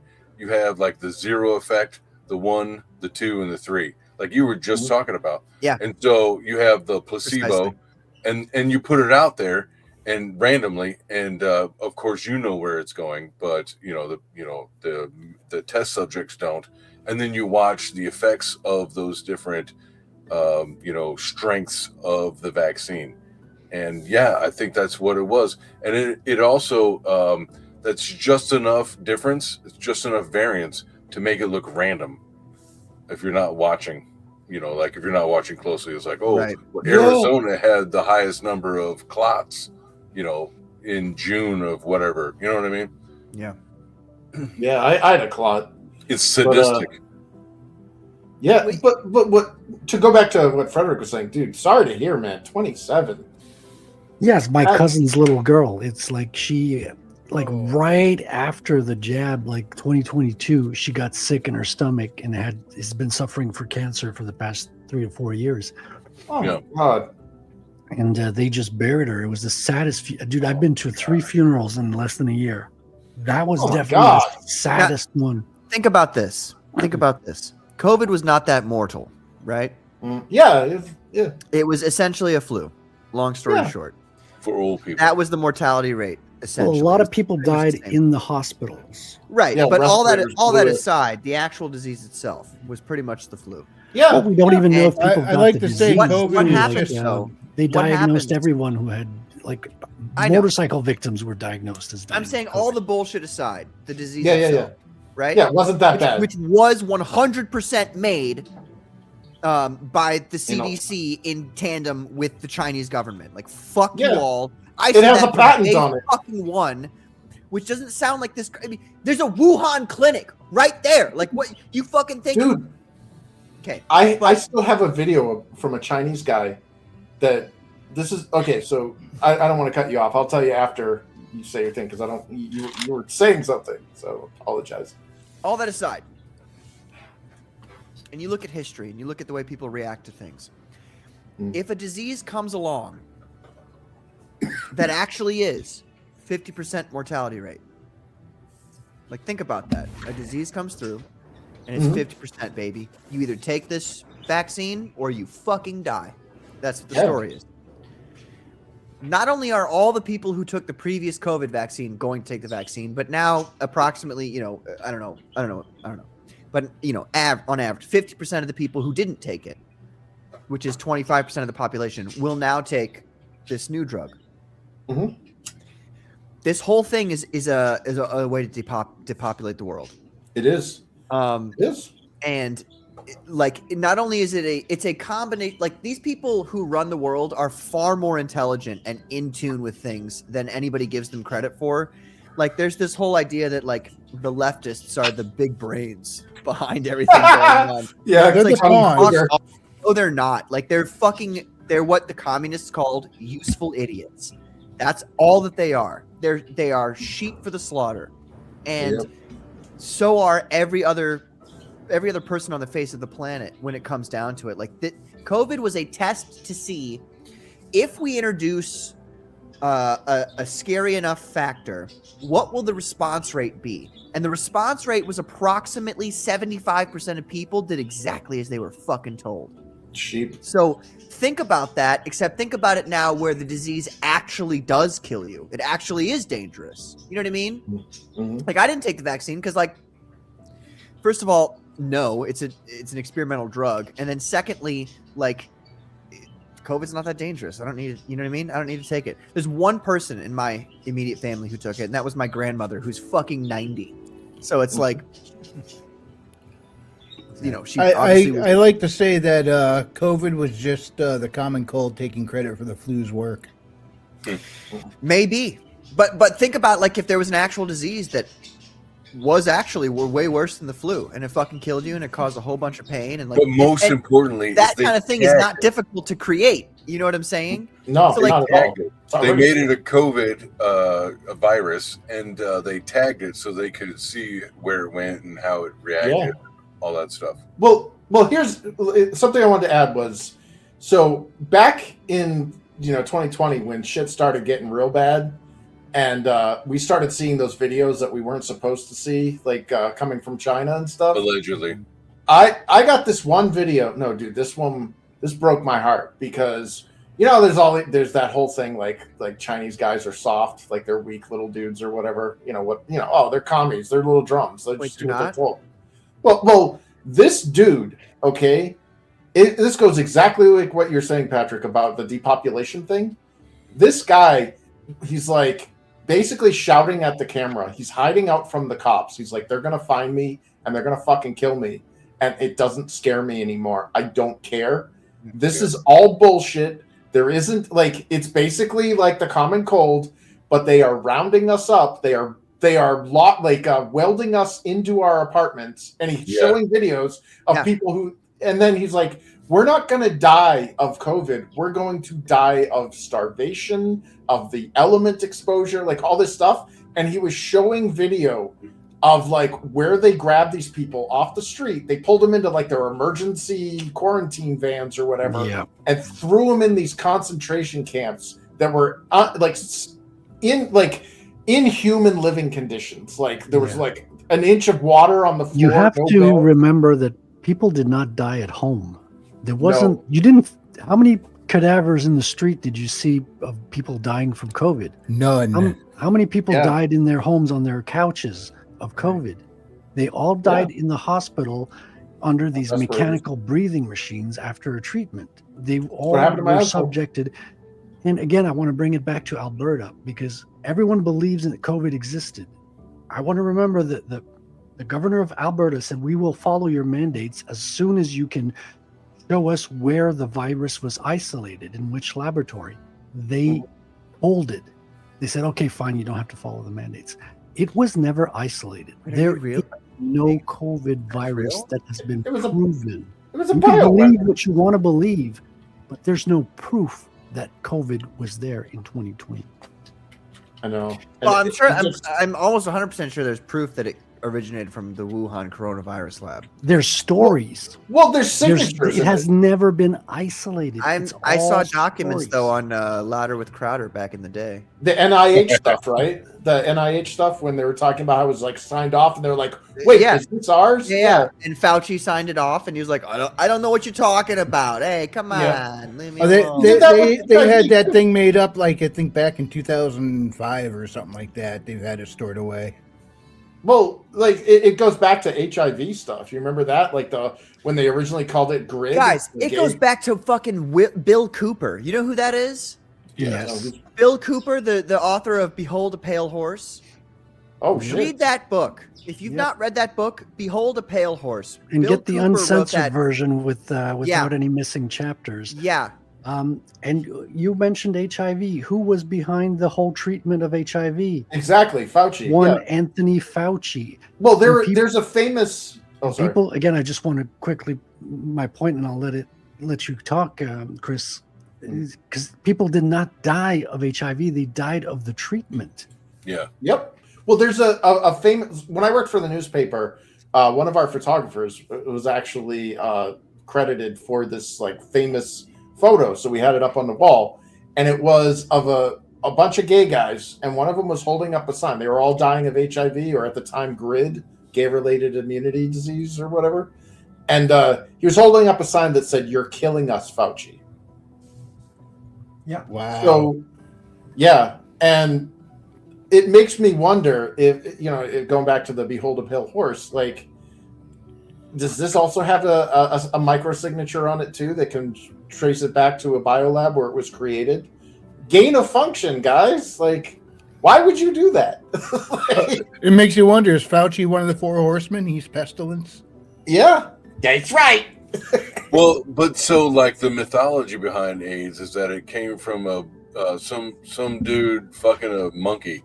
Yeah, that was their bullshit. Yeah. Yep. And it actually, patient zero was this gay stewardess or this gay steward or flight attendant from Canada that flew across North America from like New York through or Montreal or whatever through San Francisco and was banging dudes because back in the 70s, consequence-free sex, everybody got the HIV that was. It had to be San Francisco, didn't it? Yeah, there's. I forget who was telling me about this, but there was this drug as well that the gays were using in the 80s that they would sniff in their nose, like it was one of those things. And Came back to Frederic going that the gays were using in the 80s. I'm like, whoa. take notes, Patrick. Sorry. Take notes. But I know what you're talking about. the reason I'm talking about it is Make me because less big, please. Oh my god. the we'll move off from this topic after, but the reason I'm bringing it up is because the side effect of that was exactly the side effect of AIDS. They would take damn. people off that drug who were suffering from that and diagnose them as AIDS, and they would blow up the story. And it all came from a drug use. And that's all I'm saying. It was like it's all engineered. It's fear. It's fear through the media. That you were saying it again. The main virus was the fear, right? You're controlling people. You got to remember, the government has to justify its existence, or it will disappear. The biggest thing they could, so the government has to come up with things that only the government can save us from. And the solution to saving us from that is give them more money and cower and obey their rules. That's The old problem, reaction, solution method. Yeah, well, it's exactly like the SPLC. It's exactly like the ADL. Like you're tilting at windmills. Like you're creating your own problems so that you can justify the payments coming in that you're stealing. You know, and it's Here we go. No, so it's called anal nitrates. You're talking about what drug they used? Let me see if I can share my screen. I know. Did I just hear the words anal nitrates? Yep. Yes, you did. Yes, you did, Wrangler. They call them. So here it is. Anal nitrates. You guys see this? Are you sharing this? Well, tell me more about your anal nitrate. Right. Wait, are you sharing It something? either sounds like a really fun I'm time sure. or There a it not is. fun time. Okay. It sounds like what Olympic runners use, like instead of nitros for cars. Yeah. God, do we have to read now, Aaron? Performance enhancing What are buns. you doing to us? Flames out of his asshole. Because I've heard this term before, and then I was like, all right, what is it? Give me the Poppers. definition, all that. So it's was it alkyl nitrites, and they call them poppers.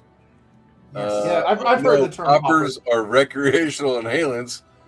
I don't want to read all that. That produce a quick rush of euphoria, warmth, dizziness, and muscle relaxation by acting as potent. I don't know what that word is. Vasodilator. Yeah. One of their Vasodilator. key effects is relaxing smooth muscles, including the anal sphincter, which is why they're popularly used to facilitate or enhance anal sex. Yeah! It's a gay drug. Man. Couldn't they just smoke some pot? Wow. God damn it. No, we got a drug here so that the poop pirates can have won't have their ovaries fall out. I'm a boo pirate. I don't let go. How do we get Speaking from of which, G.I. Joe to hey, this? you guys know why gay men always arrive to the airport on time? Because they pack their shit the night before. Oh, shit. All right. Anyways. We're talking about. All right, this one will get me in trouble here in Connecticut. Okay, last what one, did and gay- then we have to move on to another topic. Yeah, please. What did the I gay want to Indian hear do with the Wrangler's potato? joke. He said he'll get him in trouble. I want to hear this now. What do gay Indians do with potatoes? Oh my god. They mash and tuck it.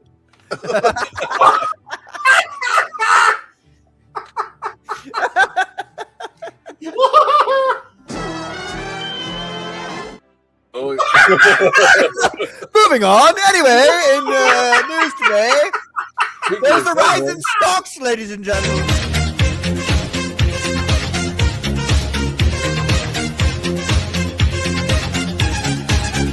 Sunshine down, so come to town, set your body.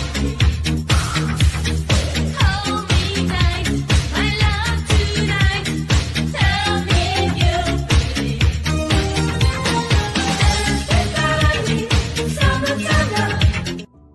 Dude, that just chased the gay away because those hypnotizing, jiggling tits will that's like conversion therapy. That chases the gay away, doesn't What it? were we talking about? We're talking about Ariana Grande, right? She could use something to eat. Oh well, yeah, she turned into like Skeletor with all that Ozempic shit she's Oh doing my now. gosh, dude. She was gorgeous before, and it was like, what the fuck is that? She looks like a monster. But I think Yeah. that's part of it. You guys see this? You guys see the world we live in now? Isn't it beautiful? Let me back up. Take a The deep worst- breath, Patrick. Like most wait, first of horrible all, what are you drinking? dystopian version of the world, the modernized world that we could possibly live in. The bad guys are the good guys are the bad guys, and everybody's gay, and drugs are the only solution to everything, and God's fake. That's the world we live in right now. Isn't that the lyrics to The love for each Nirvana other's song? well, I'm pretty sure love it's will from grow Led cold in Zeppelin. their hearts. What's right will be wrong. What's wrong will be right. Without natural affections, people taking great offense. That's all in Revelation.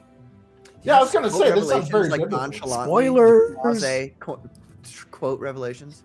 Yes. God damn, dude. And the that's sky fucking will awesome, become as Wrangler. black as sackcloth. Guys, you have to Gotcha, call okay, you buy little spoilers. bumpers. I get it. Okay. Maybe there's people who don't want I to didn't- know all this stuff before it happens. You got to warn people of the Well, spoilers. Well, I mean, again, I'm not the Christian here, but if I recall right, like, isn't You it can like? still convert, Chris. It's not too late. It's not too Oh, late. dude, I'm a hellbound soul, dude. I'm lost. But And that. like Pray for seriously you. though, like from a from the story perspective, Earth and the physical realm that we live in is the devil's domain. Right. Precisely. So that's why For the now. bad guys are always that's why the bad guys are always winning. That's For why now, you yes, look Yes. yeah, and when Revelation comes and basically Big J comes in and lays his foot down and it's like, guess what? Like all these people that have been placing everything on physical rewards and wealth and material stuff, you guys are fucked because the first will be last and the last will be first. Yeah. What that means is you guys are putting all your stock in this physical shit that's ephemeral. It's going to go away, Right. and you're neglecting your soul, which is the only important thing. Yeah.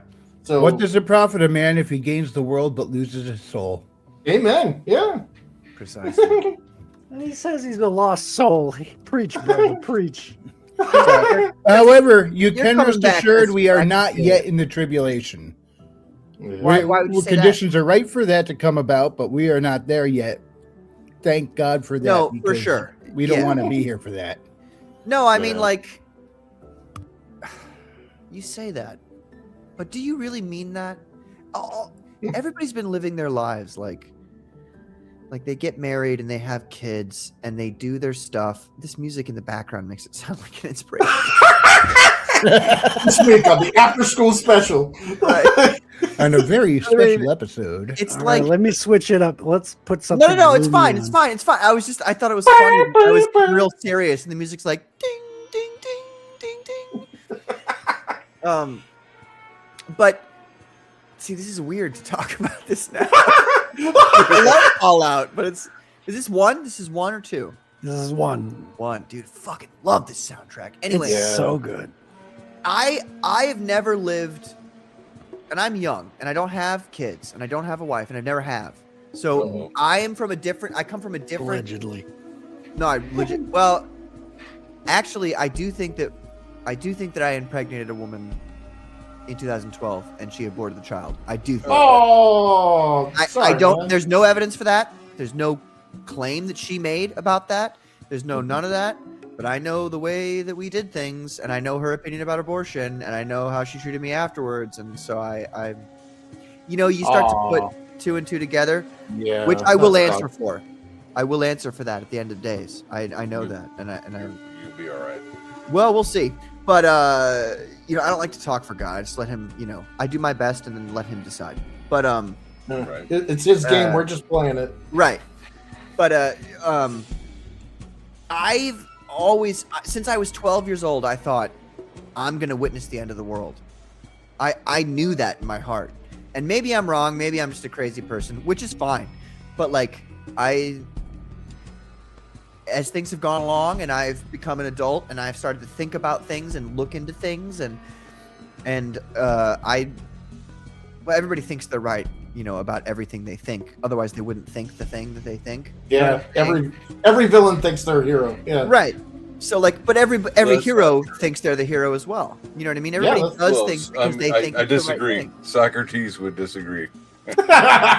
Well, Well, I like now, to Aaron, quote mediocrities. and, ripping out uh, Socrates. Mediocrities, you I'm always just used to saying. say, I'm good enough. yeah. Well, Hey, Aaron, All that I know I is would that I love do to not talk know. to you about this because I actually don't know a lot of Socrates. I know some Plato, but not Socrates. But all that aside, really quick. Sorry, I do have to tell this side joke here really quick. I dated a girl, and I told her, well, I broke up with her, and then the next day on Twitter or on Facebook, she posted, "People who say one thing and then do another.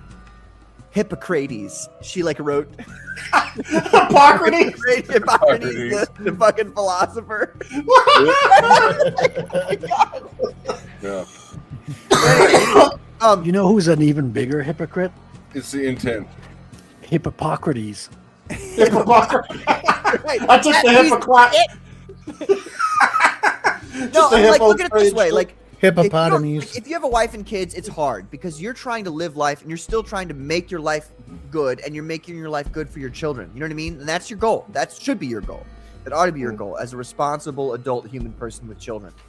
But for somebody without all that, for me, I look around and I go, oh yeah, we're coming to the end. And the masks are being pulled off. And it's fun for me. Like, I'm like, let's fucking go.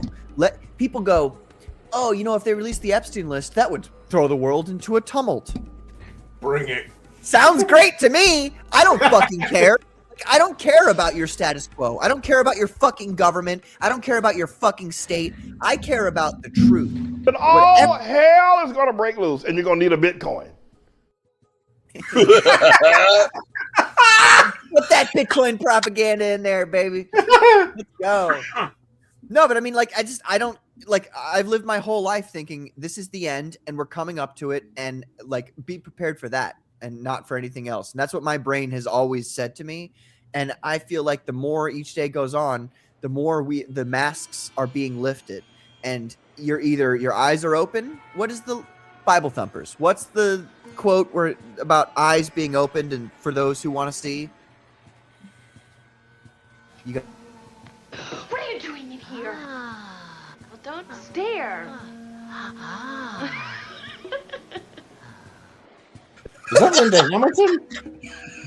You guys failed me. Anyway, Well, I was that's what I rely muted. on Bible thumpers for, is to like quote the actual. I don't want to remember it, so you have to remember it. Yeah, those who cannot see will see, and Here we are now, and if you don't have eyes to see, if you're not looking, then you're not going to see it. That's really all it comes down to. The quote is, "Here we are now. Entertain us." Oh yeah. Wait, what? Something about a mulatto? Mulatto, an albino, my libido. Hey. A mosquito. Yeah. Right. No, I mean, I'm excited about it. I think that the end of the world is a cool thing. Of the 90s. Because the end of the world means the truth is unveiled. And that's all I care about. That's really the only fucking thing I care about. I don't know about other people are, you know, they care about, how would I put it? And I want to say this in a way that's not like offensive to people with children who are concerned about their children's welfare. Because I don't, like, you ought to be. That is a concern of yours that you ought to have as a responsible adult. But we don't live in that world anymore where things were like viable. We don't live in that world anymore. We live in a world of war now. It's a war for the mind, and a war, it will be soon, a war for your streets. And so you have to decide what you're going to do, how you're going to raise your children in this sphere. But if you guys think that you're raising your children where like, oh yeah, it's all going to be the same as it was for me, you know, when I was coming up. It's not. It's over now. Like, all that's done. It's over. America, the greatest country in the entire world, at least for the last 9,000 years, is coming to an end. And you have to get to the point where you realize, like, this has been reality the whole time, was war. It was always war.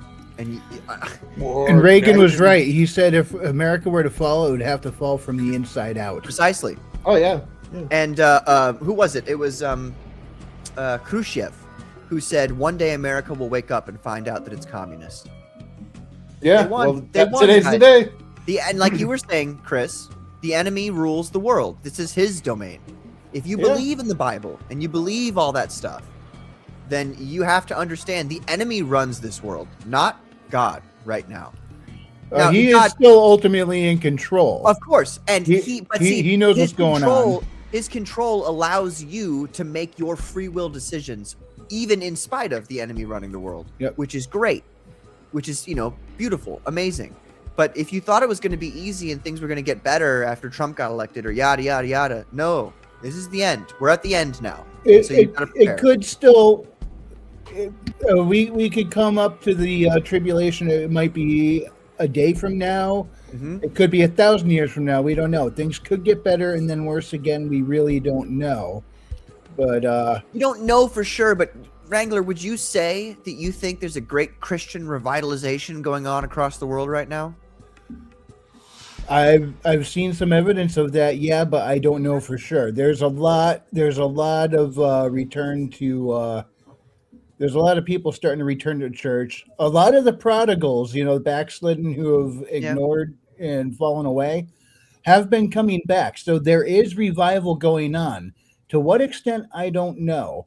I hope it's pretty big. Here in my local area, we're starting to see a lot of that happen, which is fantastic.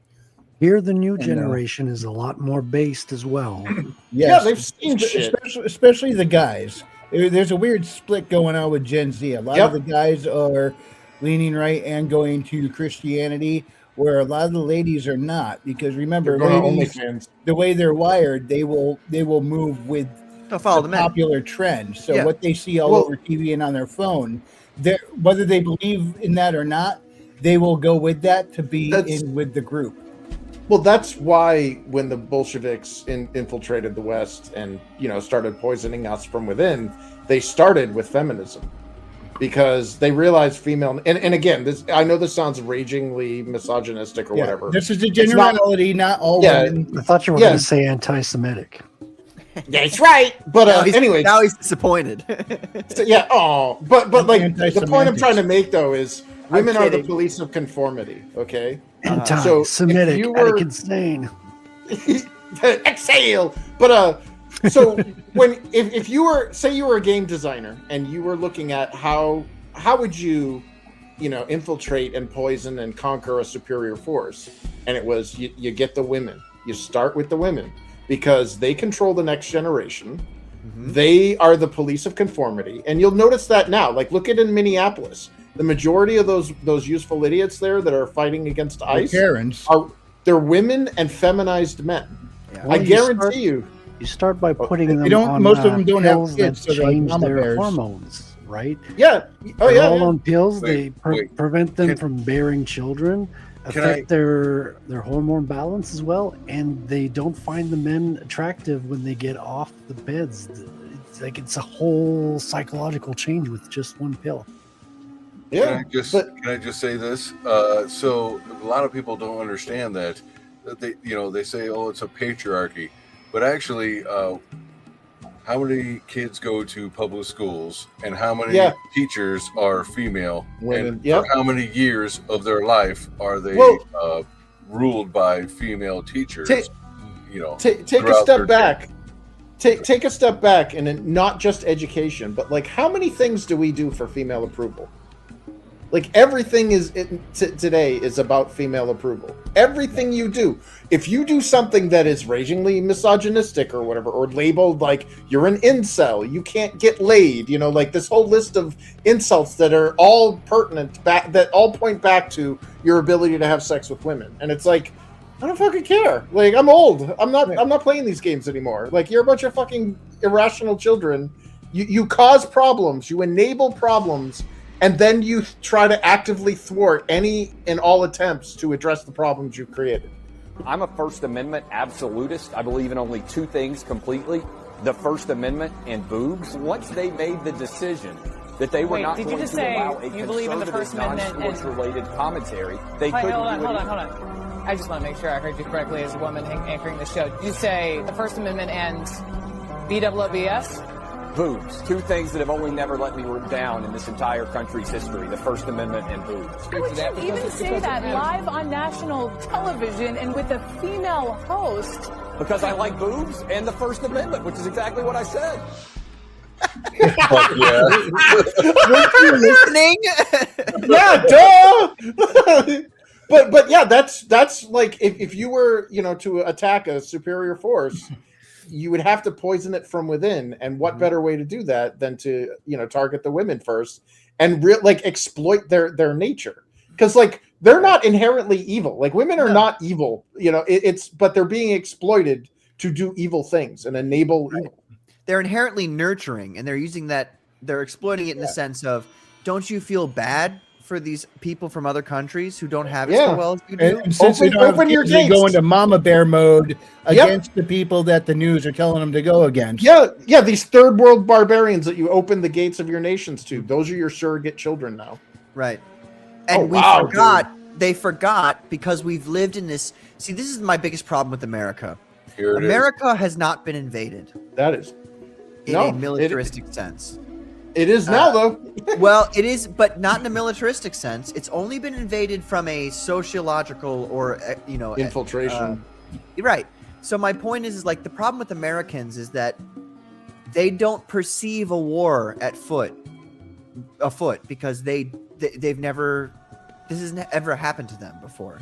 That's so they true, they yeah. look at this as like, what do you mean? We're just talking. Like this is just It's it's a just color. politics. And look at what Headless just said. The first thing women did when they got the vote was ban alcohol. Somehow we learned nothing. He said. Yeah. Yeah. Well, yeah. Look at all of the policies that we see today. You know, all of like the weird rainbow shit, all of the weird lefty shit that we're seeing. That's all feminine. None of it. Like, if only men voted in this country, we would never have another Democrat. Well, it's also all in the Talmud as well. Yeah. Do you really well, think well, that that's. though? Do you really think that though? I wonder because I will back you up and say the Soviet Union made great use of women.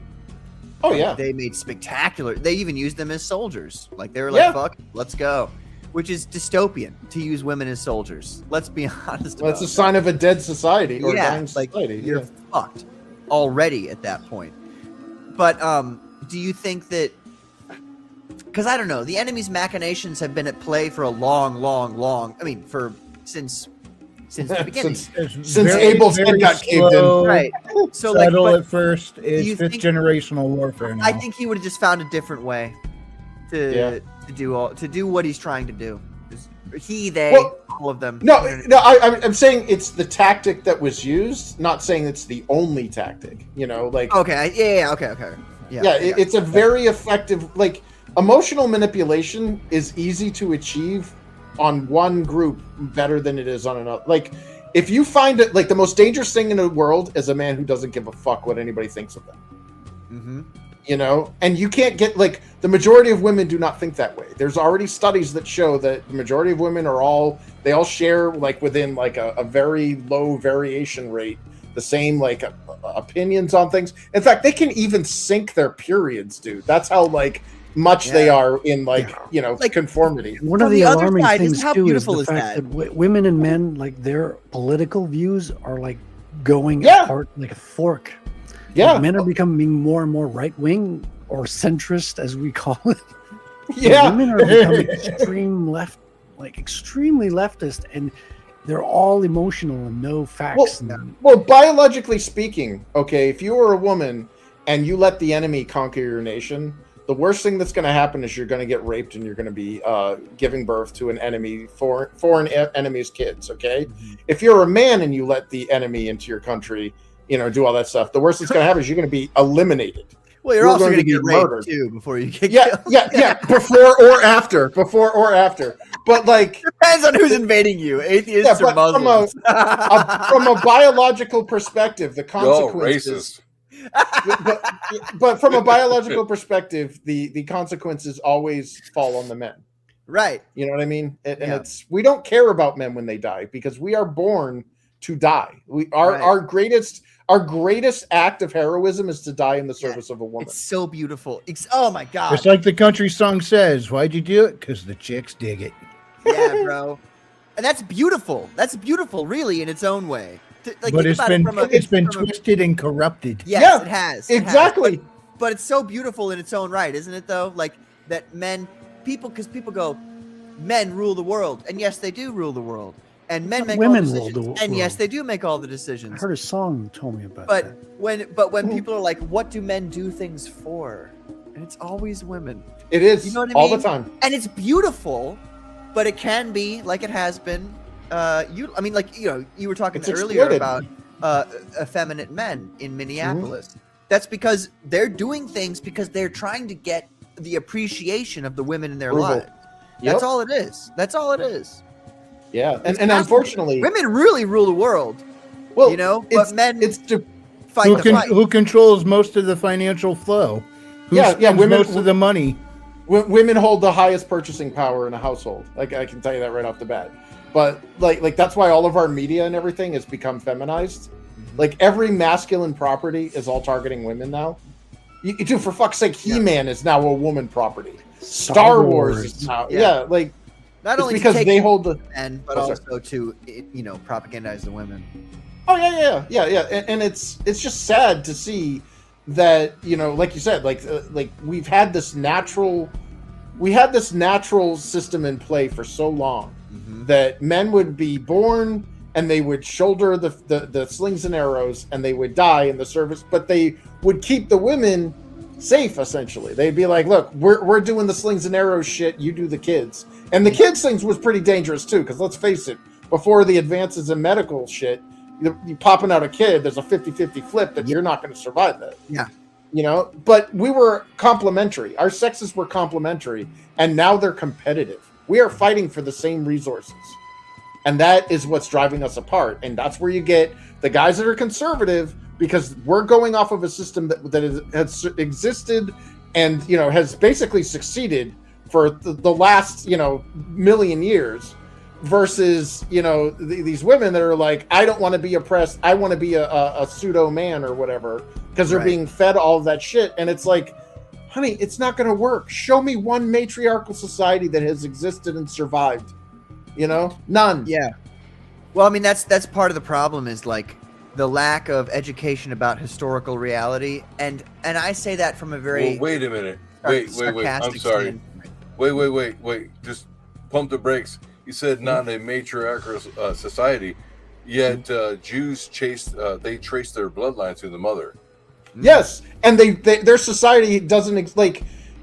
How do I explain this? They don't even have a real country, dude. Half the people in Israel are freaking Khazars. I mean, that's not really the point. That was racist what you just said. I'm horrified that you would say something. I know. Like that. Excellent. But like, treat. Back before the war broke out, I was a saucier in San Antone. I bet I could call up some of them greens. Yeah, noodle some crawfish out the patty, yo. I made some crab apples for dessert. no, but to Aaron's point, like, dude, that we're looking at a fake history. Like all of that stuff, like the people that are like in biblical or like the Torah, like all the like the Jews that's not what we're seeing today. We don't know if those people even survived. Those were the Palestinians for all we know. I don't know. I'm glad you said it, not me. So, yeah, it sounds like dude, that's why I'm such an obnoxious asshole. Theory stuff, so I don't know. Yeah, we don't like. That's the thing is we don't know, and it's so subversive and so you're not like you're not allowed to not know though. You're supposed to say the right thing. I mean, You're our greatest ally. I don't, I don't believe the Khazarian stuff. So here's the thing is here's one of the kickers. Okay, I got a 23andMe done because one of my former coworkers worked there, and I know it's a dumb thing. They now have blah blah blah. Well, it said that I have Ashkenazi Jew in me. Okay, and it shows a map. There's a map that it shows when it says these are your haplogroups. These are where your ethnic origins are. Yeah, blah, but blah, hold blah, on, blah. Chris. Like they sent lizard DNA to 23andMe, and it had Ashkenazi Jew. Yeah. Well, that is true. That could completely defeat what I'm about to say, because that same test said that I should have red hair and that I have sub-Saharan African in me, and my coworkers made fun of me and called me the African not ginger. true at all. But when it showed your haplogroups and it's like, hey, you've got Ashkenazi Jew in you, instead of showing it in Israel, like here's your geographic location, the same way that it did for like the Gaelic Celtics or like the Britannics or whatever, where it showed them in the British Isles, this showed me in like Ukraine. Well, that's where the Ashkenazis come from. But that's terribly fascinating. That's got nothing to do with what's going on in society right now. But also, you already said that it was false. It was false, and then basing your argument on an already false claim. Or whatever, so. No, because it doesn't say that you should be this. It says there is a percentage chance that you are. Like it said, you have a very low percentage chance of having an aversion to cilantro. Okay. I love cilantro. Doesn't or like that's very niche. Okay. How do you pronounce it? What was it? That's What was Askalansky or ASHKAN? Here's the worst part. IZ or AZI. That's right. I am not familiar. I've heard. My family are Sephardic, so I haven't had to deal with a difficult word like that before. But So the Sephardic are probably closer in, like, because there's the whole tribes and all that. But like when they're saying like you are Semitic stock or whatever, why is it showing my ethnic heritage in Europe if I'm a Semitic stock? Can I just want to read this chat really quick because I've not. I mean, I don't know if he's been in your chat before, but Which one? Old Man Penciler. The war is now. Is the same war since the beginning of time. The enemy is the loser, eternal loser. Everything is God's domain. Do your part, but don't worry. God always wins. I love this. I love this chat. It is the same war. It's always been the same. Yeah, I've never seen the Golden enemy's Penciler. authority is only welcome. temporary, and he knows his Welcome to time the is show, short. man. Well, that's what always blew my mind. Where about, we like, talk about, He-Man, G.I. Joe, and the war. Yeah, it's usually not this intense. Yeah, we're not usually this like, but like, You have to stick to the end of the show to get the good stuff, is what he's trying to say. after the entire what is it? After the entire bottle is empty, then I we. don't want to sound like a dick or nothing, but it says on your chart that you're fucked up. You talk like a fag, and your shit's all retarded. It's okay. My sister's half tarded. She He's wasn't not there talking to once. you, Goldman Penciler. That was. No, he's talking to me. Just to be clear, that was not oriented towards you. Well, just something though that I wanted to bring up about like the whole Satanist thing that I always found kind of comical, and it's exactly what it was leading into what Goldman Penciler's here And saying. yet it led to everybody being gay and chopping off their dicks. What's up, Tank? Oh, hey, Tank. But like the Satanist thing, it's like as an outsider looking in, like it's exactly what Goldman Penciler was saying. Is like God's the winner. Like he's always going to be the winner. He's the dungeon master. Like he owns the game. Okay. Why would you be banking on the loser of the story? Like you're a Satanist. You're literally backing the dude who lost. Well, see, that's the thing. No, you got to understand. Like, look, you have There's to Satanists and understand there's your enemy. Luciferians. They're No, two you different have to- things. You have to understand your enemy from their perspective. If you're ever going to defeat your enemy, you must know your enemy. And the enemy thinks that Yahweh is a liar, that he lies, and that Lucifer gives you knowledge and truth, and thusly he sets you free. So from their perspective, Yahweh lies, and so when Yahweh lies, you might as well, oh, Yahweh's got a book about Revelation. Fuck that, doesn't matter, because he's a fucking liar. That's the way they look at things, and they look at, and to be clear too, this is an important part for a lot of people. The enemy has no problem answering prayers for people. He already runs the world.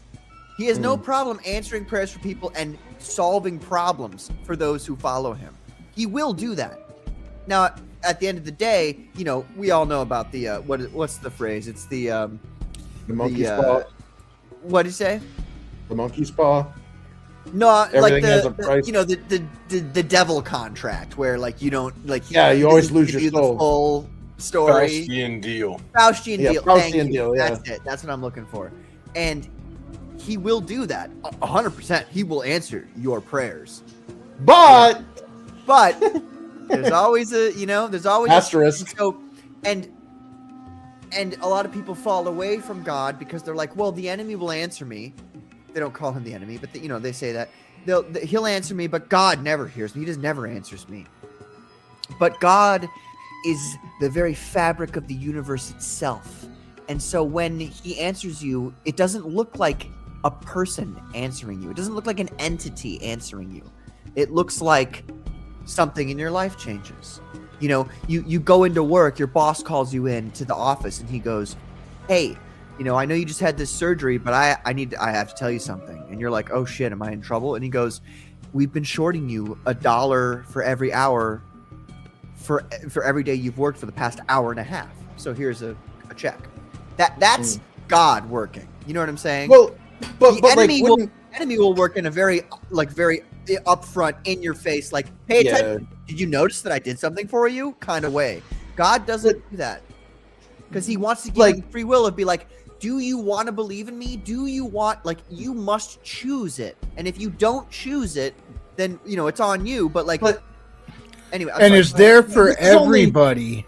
No, Yeah. no, but like for your example about like, you know, they're still good or what, like from my understanding, and I could be wrong because again, I'm not in that, but like, wouldn't it be that like your entire life was shit?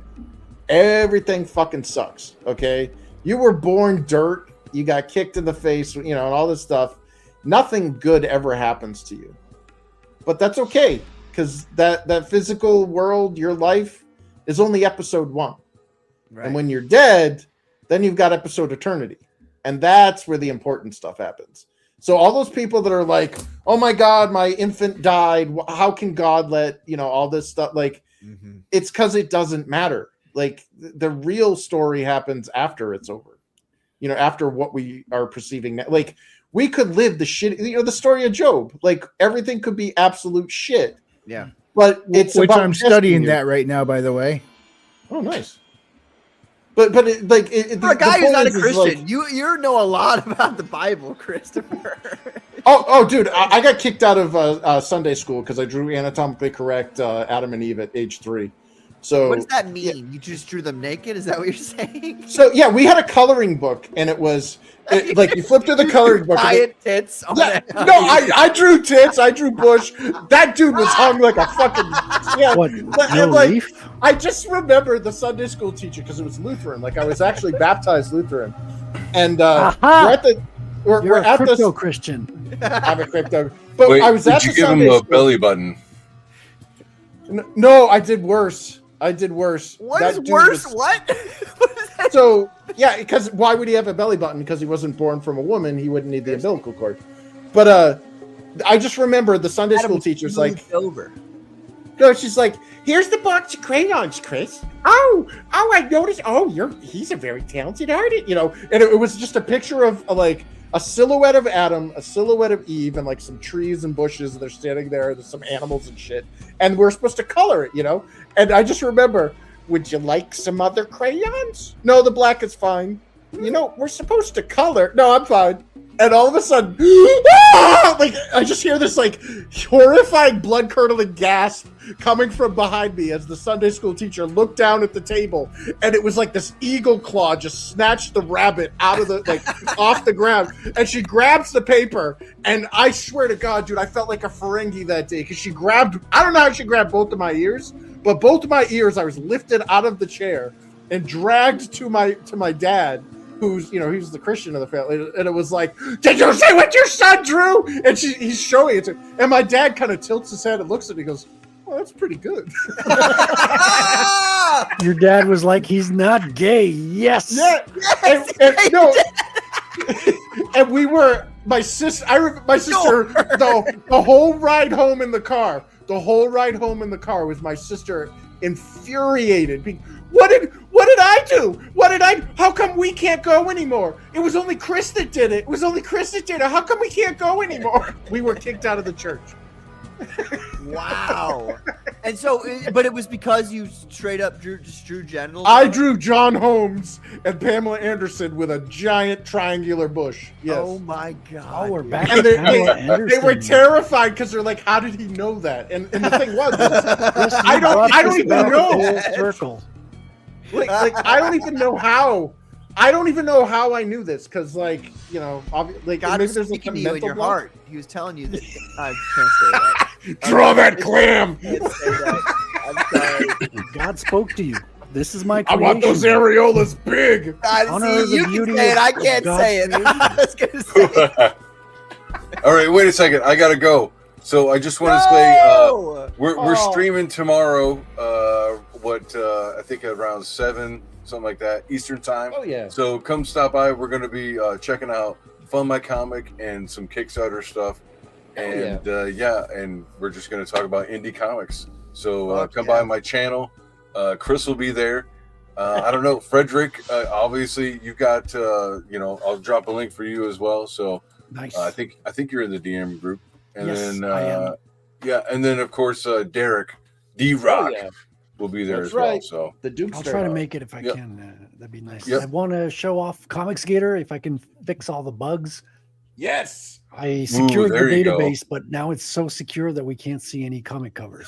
Well, so I want you on as a guest, and I want to walk through that with you. I think that'd be really cool. Cool. So, Well, till because I'm interested, till it's fixed. 'Cause Exciting. I gotta still squash some bugs and fix some stuff, but it's coming along. I'm adding features and content every day. I just got to make sure that everything's kind of purring along before I bring it back out into the limelight. Right on. Yep. Well, let me know. And yeah, you got to come on, and we're going to talk about it because that is awesome. Having a calendar, knowing when shows are or when campaigns are launching or ending and all that. That's really helpful. So Yeah. Anyways, I'm out of here. See you. Thank you for the Have a night. great night, Aaron. Thanks for God coming on bless. there, Aaron. Always happy to see you, man. It's cool. Check out Immortal Rising. Third one is on its way. It's gonna be freaking cool. There might even be a Corey Barton cover again. Yes. There might be Yes, a blue actually, lady I'm with a gonna do dragon. I'm going to do the layout, and then I'll send it to him soon. So, but anyways, yeah. all right. Good night, guys. Hopefully, Have a see good some one, of you man. tomorrow. Later Oh on. yeah, Good night, Will do. Will do. Take care. Take it easy. man. You guys Yeah. notice how he totally didn't invite me to a show tomorrow? He was just like, Have you paid your dues, Jack? Yes, sir. The check is in the mail.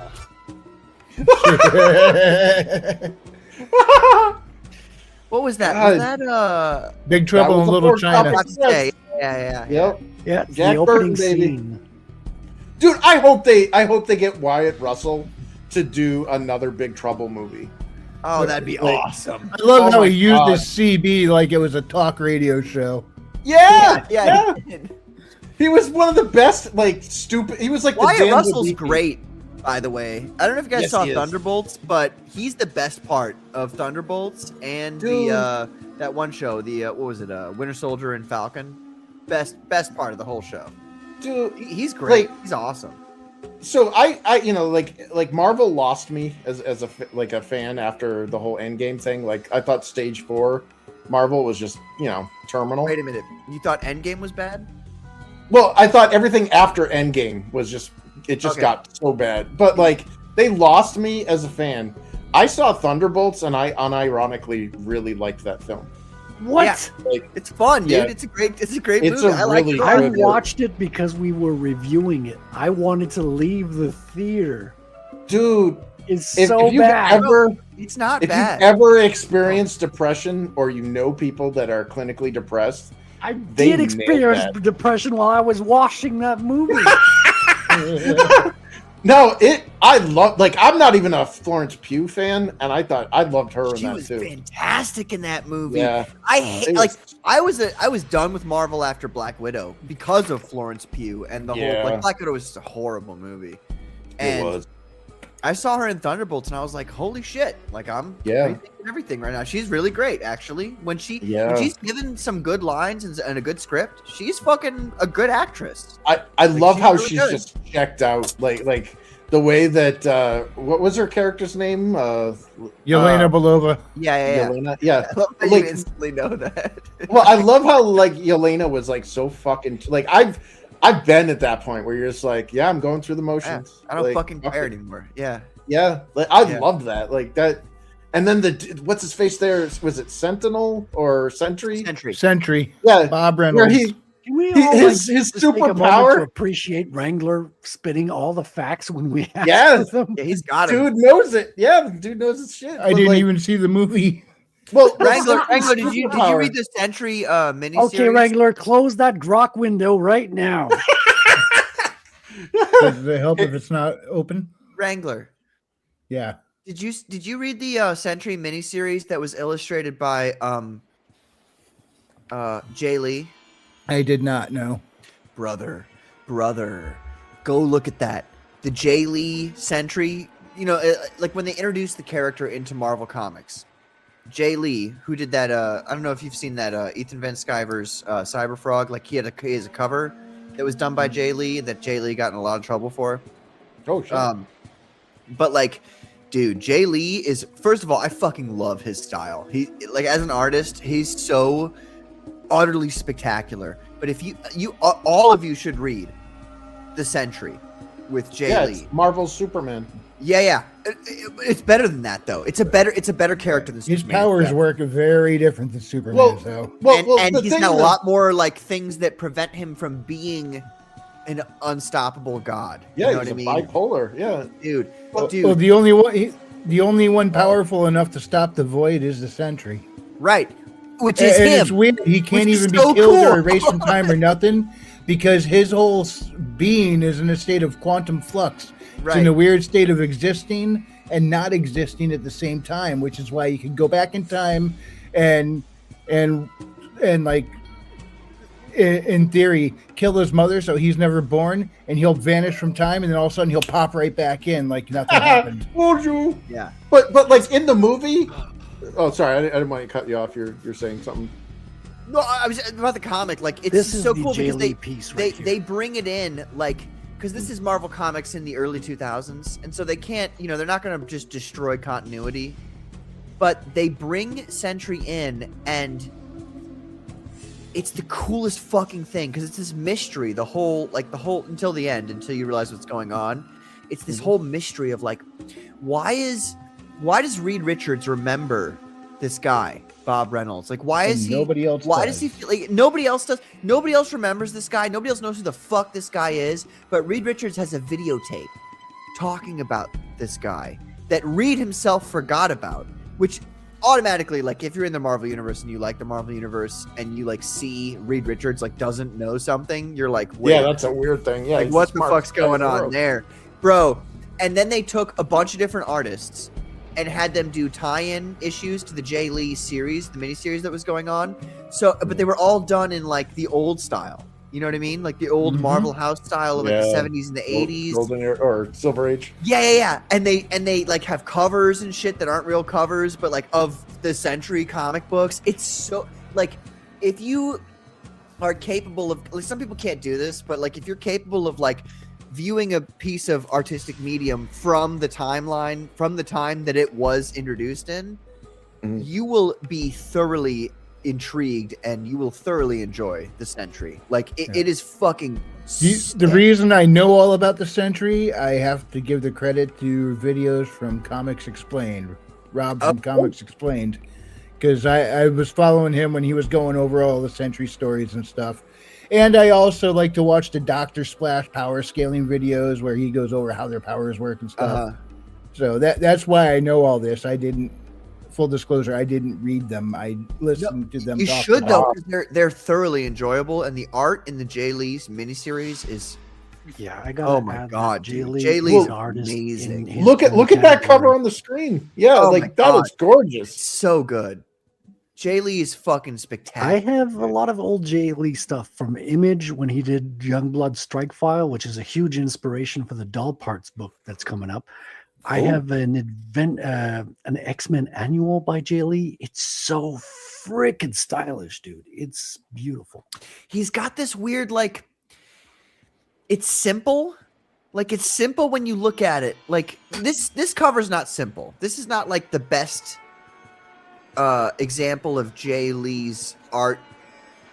And I'm not like, look, this is, I mean, it is a fantastic example of like how good he is. No, but like, you're right. It's not the most when you talk about like his page by page, you know what I mean? Like he's a lot more, it seems a lot more simple. It seems a lot more there's like like Mignola to a if degree. you look at like if you look at Youngblood Strike File, there's a lot of panels that have no backgrounds. He'll just he does this, toothbrush effect. Just and like splatter. John Byrne. John Byrne would do a page where he'd introduce the scene you're in, and then he would do a background that's it's just a red or white background, and you don't could care. accuse him of being lazy if it wasn't so freaking cool. Right, exactly. It's so good. Jay Lee is a fucking mastermind, and like seeing his stuff, and like I read the Sentry stuff when Thunderbolts came out, just because I was like, I watched Thunderbolts and I was like, oh, this is cool. Like, let me check out what this is all about. I knew about the Sentry. Like, I knew he existed and all that, and like how he was perceived in the modern Marvel universe. But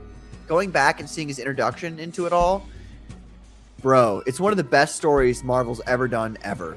It's so spectacular. And I'm going to like DM all of you like the exact title for it, so you can get it. I'm pretty sure it's just called the Sentry, but I'm not 100% sure. Yeah. There's only two characters who can have to truly read give it. Sentry a tough time. That's Hulk or Thor. Yeah.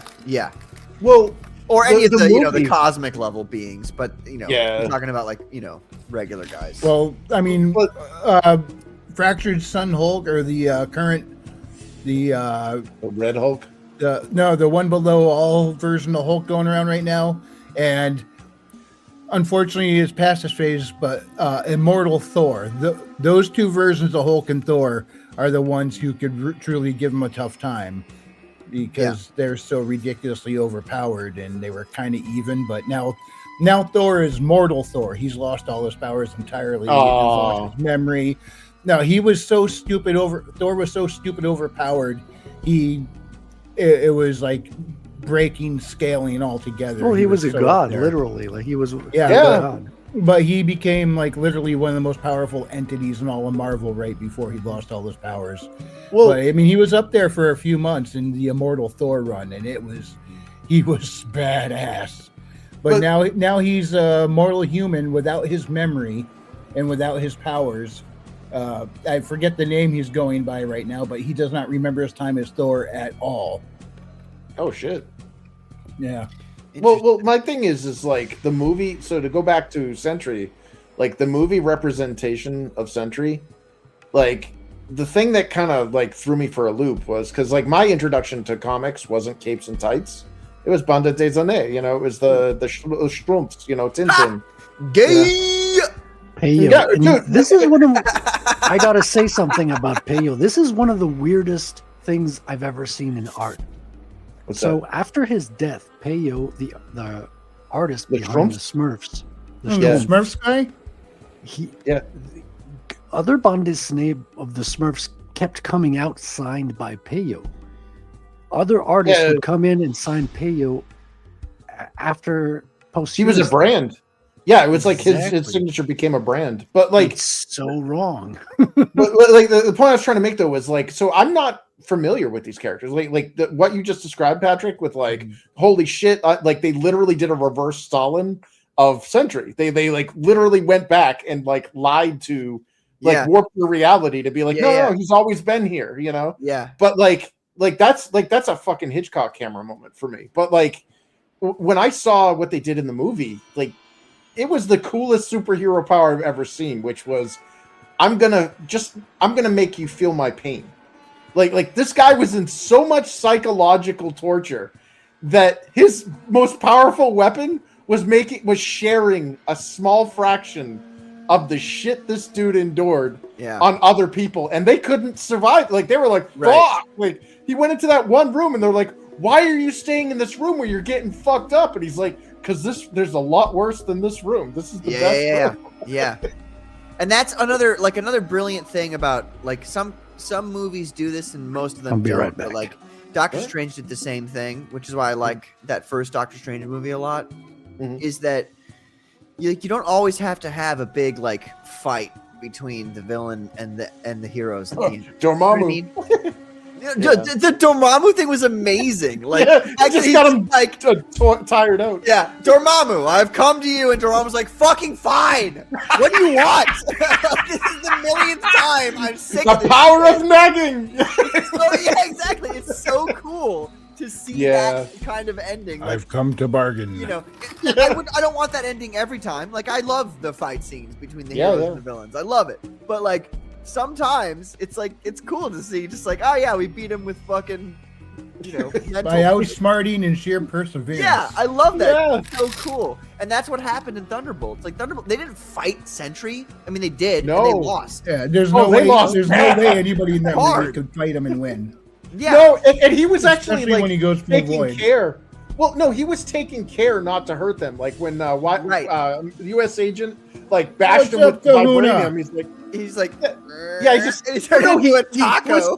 When he tacoed the shield, did you notice he moved U.S. agent's arm so that he wouldn't snap the arm when he turned it into like? Did he? He was I did not literally- notice that. That's awesome. Yeah, he was literally playing kid gloves. It was like an adult like beating play fighting with kids. Right. That's Like, so sick. That's so cool. Yeah. Yeah, it's like, oh damn. And the actor did a great job too. I mean, like he wasn't given the best version of. I mean, look, the best version of Sentry. That's why I'm encouraging you guys to read the comic. The best version of Sentry couldn't exist in the Marvel Cinematic Universe because the other things that would have been required to exist for him to exist as his best version. You know what I mean? Like in the Marvel Universe, comics wise, everybody knows Reed Richards is the smartest man on the planet.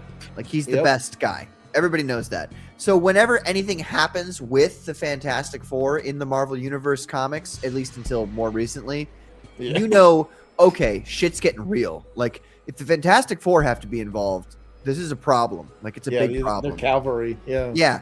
So like that's I think the thing that really made me love the Jay Lee comics so much was that like they brought it back to the point where like Reed Richards and Bob Reynolds were best friends.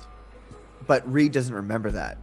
And, you know what I mean? Like it's nobody does. nobody even knows who the fuck. And it was all done to suppress the void. Yeah, which is crazy. And like it sounds exactly like the kind of thing Reed would do. Is like, hey, look, you know, we got to do this. And Bob was like, yeah, we got to do this. And so they agreed to do it. And so these like, dude, oh my god. Yeah. Oh my god. Like storytelling in some of these comics is so spectacular that it makes me upset that like you can't have it in the movies, but you got to be real about it sometimes. Like sometimes the movies aren't set up in such a way as to like nobody knows who the fuck Mr. Fantastic is in the Marvel Cinematic Universe, at least not at the time Thunderbolts came out. Like they didn't know. Well, they made him And retarded. after they watch the movie, they're still not going to know who he really is because that's true. Or the thing. Well, you remember when he like that awful like showdown that he had with Scarlet Witch, and it was like turned him into spaghetti. I'm like, I didn't even watch the movie. They like defamed the character so badly, Yeah. because they want to make the women like, and I'm like, oh my It was god, just you said the this smartest poor guy writing. was Like retarded. Black Bolt, I closed his mouth. Now his energy can't hurt me. It's gonna kill him. It's like that's not how fucking Black Bolt's powers work. You fucking retards. Not only that, like Reed Richards pretty much like in the context of that universe, he literally got Black Bolt killed. You know, he literally told her how to kill him, and it was like, you stupid fuck. Yeah. And by the way, Black Bolt's powers aren't sonic exactly. Yeah, they are carried through his voice, but it's not the voice itself. Yeah, they're just very racist. That's Black Bolt's powers. He was like, nah. Yeah. as a giant Kirby fan, Have a great night, Tank. the Good night, my friend. Have a good one. Tank. Talk to you soon, buddy. The Inhumans yeah, are man. fucking racist pieces of shit. I want them to Yeah. die every time I see them. Fuck them. Dude, that show bombed so badly. They were Good. so Fuck that the sucked Inhumans. so bad. Like they Yeah. suck. And I'm talking about like Lee Kirby Fantastic Four shit. Like they suck. The Inhumans are always racist. They're always like, we're the best of everybody, but I guess we'll tolerate you guys. You have superpowers. Wait, fuck was you. it like that? Remember that when image Hulk character? messed up Black Bolt? No, when was that? Black Bolt, he actually spoke to Hulk to like blast him back. It was during World War Hulk, and Hulk was coming after him, and Black Bolt spoke and knocked Hulk back, and then Hulk came charging right back, grabbed him, said, "Oh no, I didn't come here to hear you whisper. I want to hear you scream." Oh, that's a fucking and he just tanked everything Black Bolt threw at him, and he beat the crap out of Black Bolt. Yeah. I bet he could. Yep, I think Hulk would win against Black Bolt. And this was supposed to be when Black Bolt had planet-shattering oomph behind his voice. Yeah. Well, Hulk was a force of nature. Well, that was during World War Hulk when he was stepping into some of his more modern power scaling. He was stepping into it at that time. This is when he was coming back. He was pissed at the Illuminati specifically, but pretty much all the heroes of Earth, because this is when they tricked him and launched him into space. Right. And while he was in space, he ended up taking a wife, having a kid. Right. The ship that he was sent on exploded, and it Well, was didn't they his throw a buddy nuke Meek too? that did They it. were like, "Here, go out He in thought space." they and did threw a it. nuke at him. Yeah, he thought his all of his friends like fucked him over. And They they pretty did. much did. Yeah. Yeah, but he thought they rigged the ship to explode, which ended up killing his wife. So he was back for vengeance for losing his wife, and that's when he beat the crap out of Black Bolt. This is one of his most angry points. This is right before he went World Breaker, and now the current Hulk is so far beyond World Breaker, it's ridiculous. Yeah. Immortal Hulk was a fun run for, I would say, 30, probably about 30 issues. It's a good run. Yeah. And the artist on it, who was the artist on that? He was making the rounds for. He got they called him an anti-Semite. Oh boy. And now you're talking my jam. Come on. Right. You had my curiosity. Now you have my. He was a good artist. It was a good. You don't have to keep selling him, Patrick. I'm already sold. But no, I like it was Immortal Hulk was a good run in the very beginning because it was a cool take on the Hulk. It was bringing it back to like the gritty. The Hulk's kind of like it's a Dr. Jekyll, Mr. Hyde kind of thing where like you don't want the Hulk to come out ever because he's a bad motherfucker. Like he's not good. And it was really, really cool there for a second. But I forgot like what issue it really it starts dripping off. But the artist was great. Artist, like he's spectacular. He worked. I think he worked for the. Did he work for the Rip-Offers? The Rip-Offers? I'm not sure. Anyway, he was really, really did great stuff. But I don't know where I was going with that. But the point is like, yeah. Ultimate Kahuna. Has he been on your show before, Frederic? Yes. Oh yes, he has. Yes, but his shirt has not. His shirt? Yes, he is a shirtless man. He will stream from his shower. Oh my god! I told him I don't mind when he pops in with his phone live from in the shower. My only fear is that he drops the phone while we're on stream. Oh no! We're gonna see a little. Going to What drop got me the kicked phone out or of drop Sunday the school? soap. So yeah, I don't know which one is worse. Well, if he's coming on, I'm pretty sure I got a friend who wants to play Space Marine 2 with me, so I might have to go. Oh no!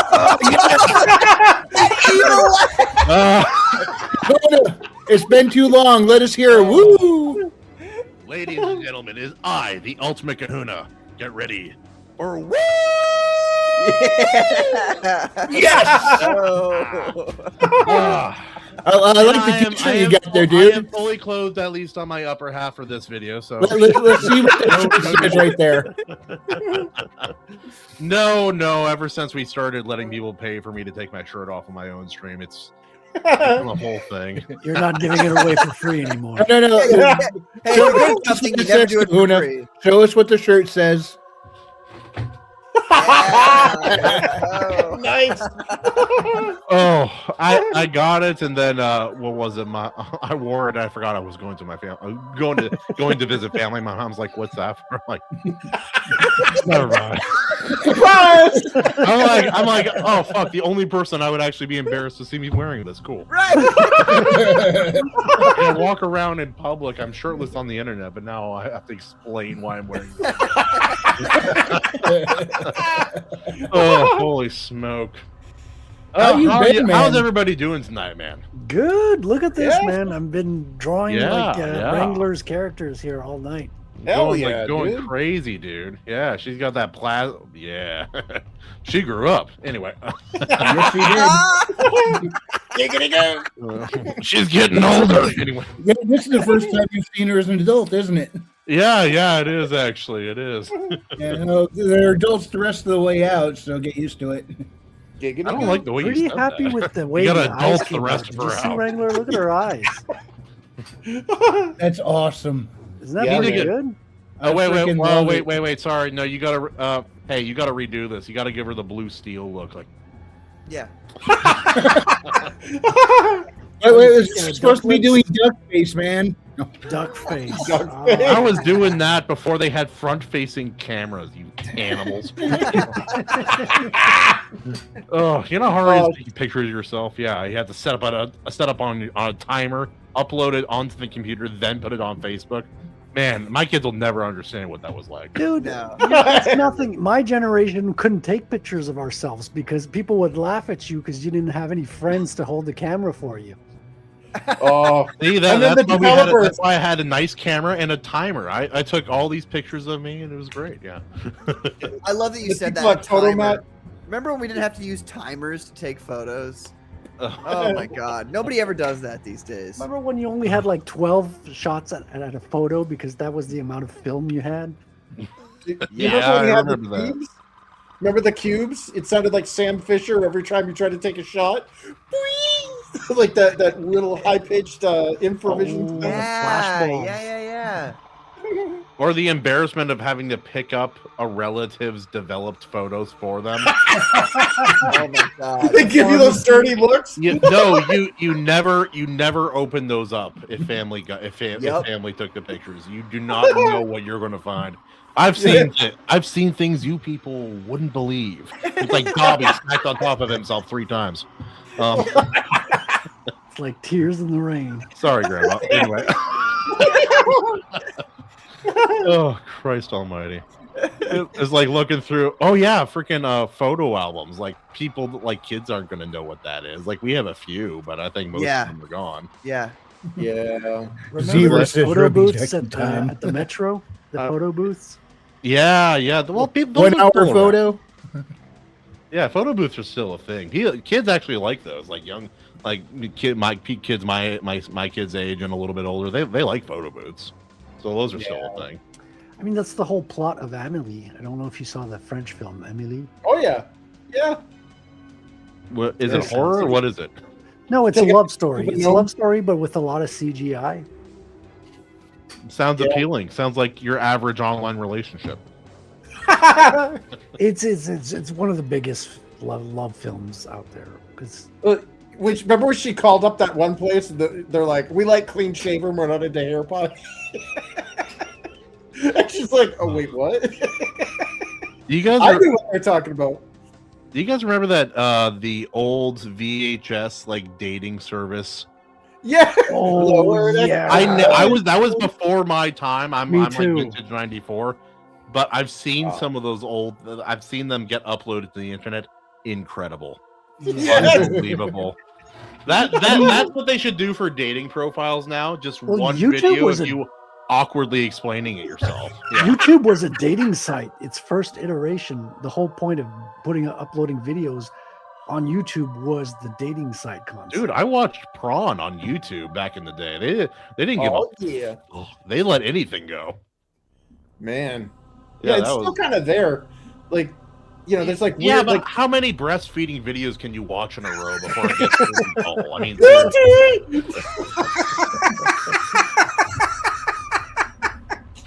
No, they had one. It was like yoga, or it was like pelvic something, and I'm like, "What the fuck are you recommending to me, YouTube?"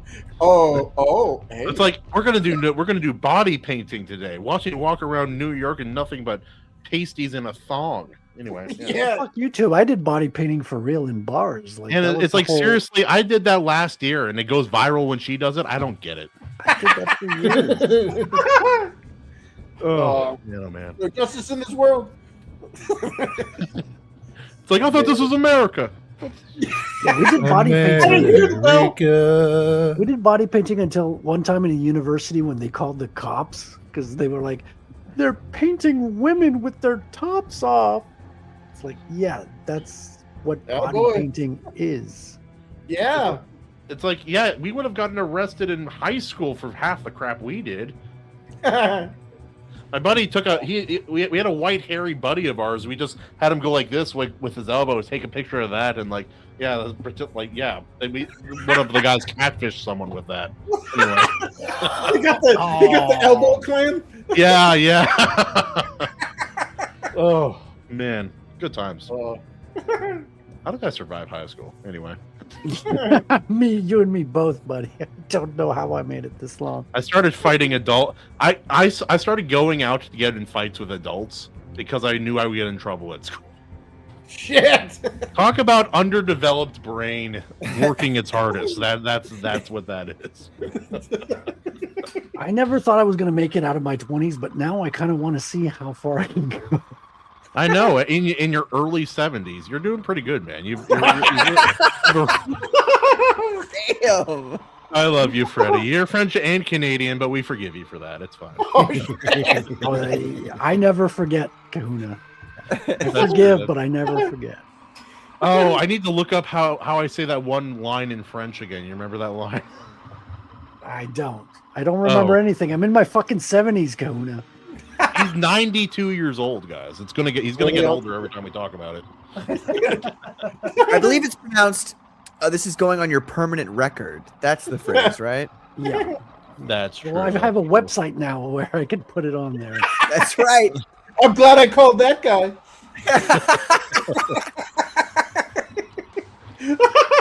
It's like we don't invite him on the streams anymore. He always gets us arrested.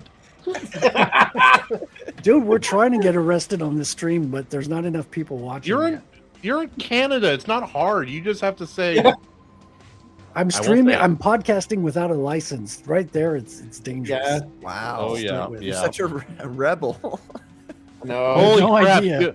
I was looking up Google Translate. They're listening. They're asking if I want to translate into French. I'm like, brother, okay. They're spying again. Wait, on Google Translate, there's a difference between French and French Canadian. Yeah, it's two different patois. It's like talking to an American and a British person, right? Oh yeah, two different patois. Oh, one of them right. has fucked up teeth, and the other loves freedom. I got you. Well, it's like dialects, Patrick. Patois is just dialect. I love how you couldn't just say dialect. You were like patois. Patois. Yeah. You say, stupid well, you American. say, You good have friend, no it's, culture. actually You two don't separate know distinct anything. You patois. stupid. You uncultured swine! I will fart in your general direction. It's like Monty Python. That's how we. Yeah. That's our reference for the French people. For the French. Kahuna, you need to have dude, Kahuna, listen to me very closely. Not that closely. Very close. You gotta have Patrick on your show, man. He's got the fucking kick-ass comic of the year right now with River of Blood. Stop it. It's a story about a Native American who gets eaten alive by an indigo. Instantly out. Just instantly like, no, sorry, too far. Yeah. I'm not into DIY shit, brother. Okay, I'm sorry. It's about a shirtless Native American. Ah, yes. You have my curiosity. Now you have my How I like my women: shirtless, dying of disease, run out of their. Anyway, what? I didn't say she was a woman. Desperate for masculine approval. I like them like I like my food, fast, cheap, and easy. Dude, when we got here, all the Native American women were dancing naked in the fields. Bro, I wish. Yeah. What are you talking about? There's none of them here. Yeah. Not Well, anymore. it's 'cause They we put died them of all in smallpox. reservations. Oh yeah. Now they're all alcoholics. It's like, you train fighting. You think you're tough? Try dating a Tongan woman. Anyway, Oh damn. bro, there's no polite way of saying this. She was meaner than I was. Anyway, Oh damn. Wait, wasn't there a story about this in Pulp Fiction about like a foot massage and a Tongan? that could be any number of that. Yeah. That could. Are I'm not Tongan sure. women what you call women from Tunguska, or are you talking about a different kind Tonga, of the Tonga. Tongan island. Tonga? T-O. Polynesian. and Tonga. Samoan women, Tongan women, similar. Okay. Yeah. I get you now. Your average. Come on, shaka, bro. My bad. Hang I've been looking for Alright, a bro. fat booty Latina. You know what I'm saying? Pretty I want to be fat, bro. mistreated. Okay, now imagine a Latina who's more mean, uses more similar sounding words, and about 4 times larger. Oh. Yeah, so that's hurt. a large proportion of Polynesian women. Yeah, he's a real woman right there. She's Are you that's a Polynesian woman or there. what? Are you Hawaiian, Polynesian, or Hawaiian, a little bit. So you're one of Kamehameha's kids. does that And mean you what's eat the good Hawaiian part? pizza? What was that? Does that mean you eat I Hawaiian didn't see pizza? Hawaiian pizza is a sin against God and all. all humankind. Slapping pineapple on pizza. I've had pineapple those 80 degrees picked out of a field, and it was great. But you put it on pizza, and I want to do things to you that they haven't done since the Norman invasion. Oh my god. Anyway, that's my opinion. What do you guys think? Ugh.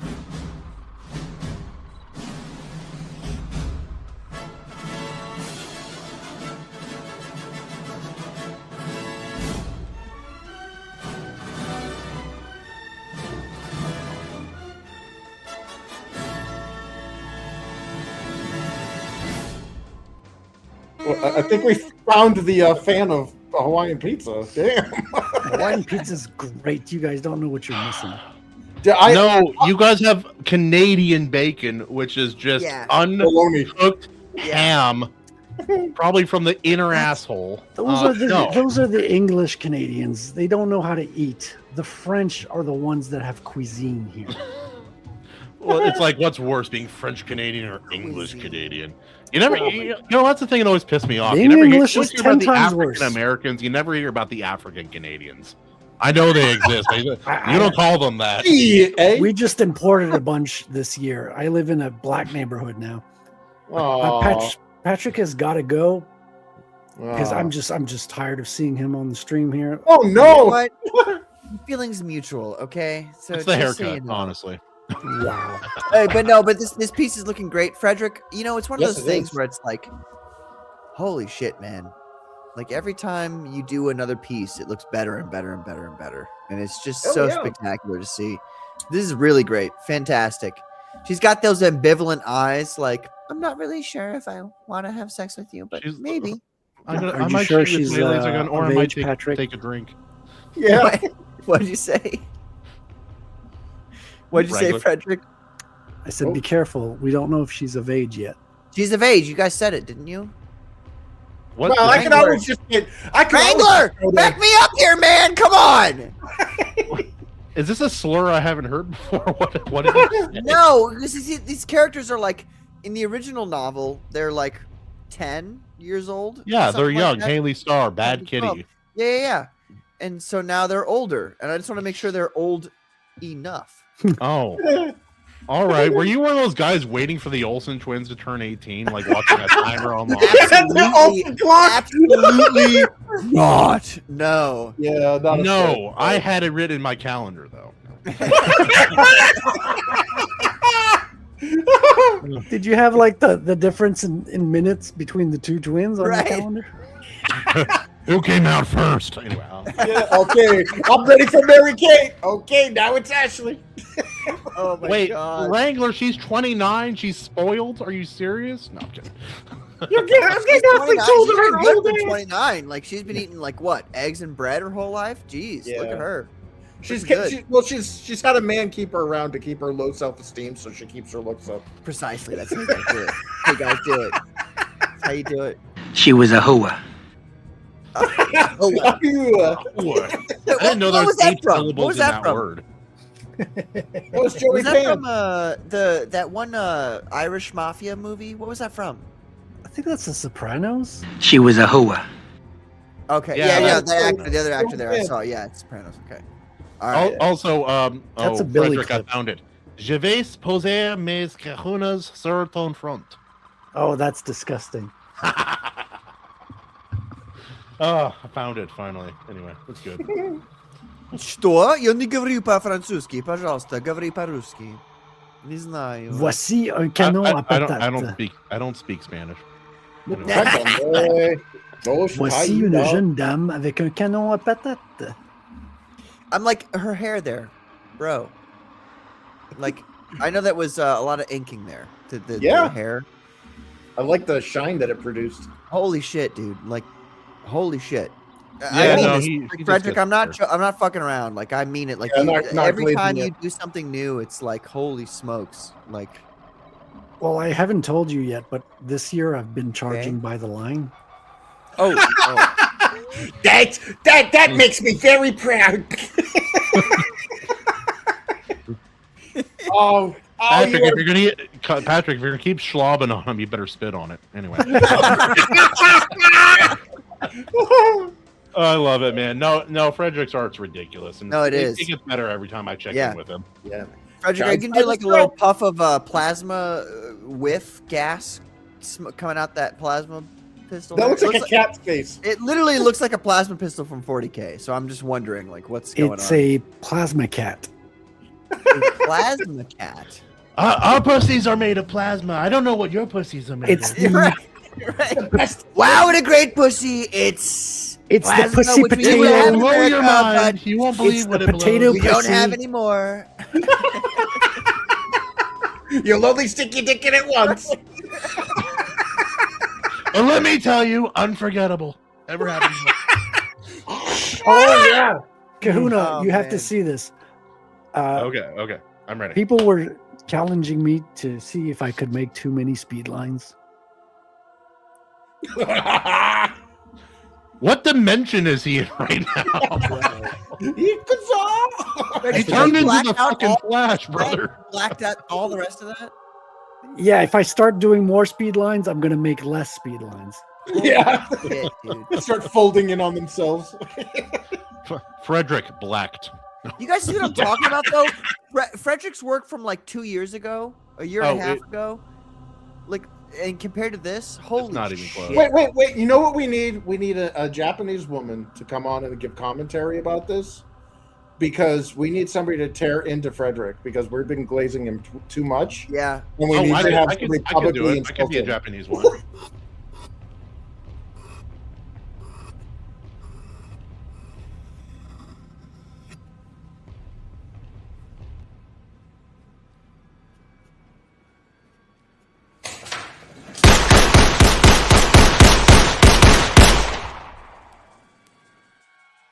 That was because Patrick made fun of you while you were drawing. That was hilarious. I need that, Frederick. I need you to send that to me, please. It'll cost you.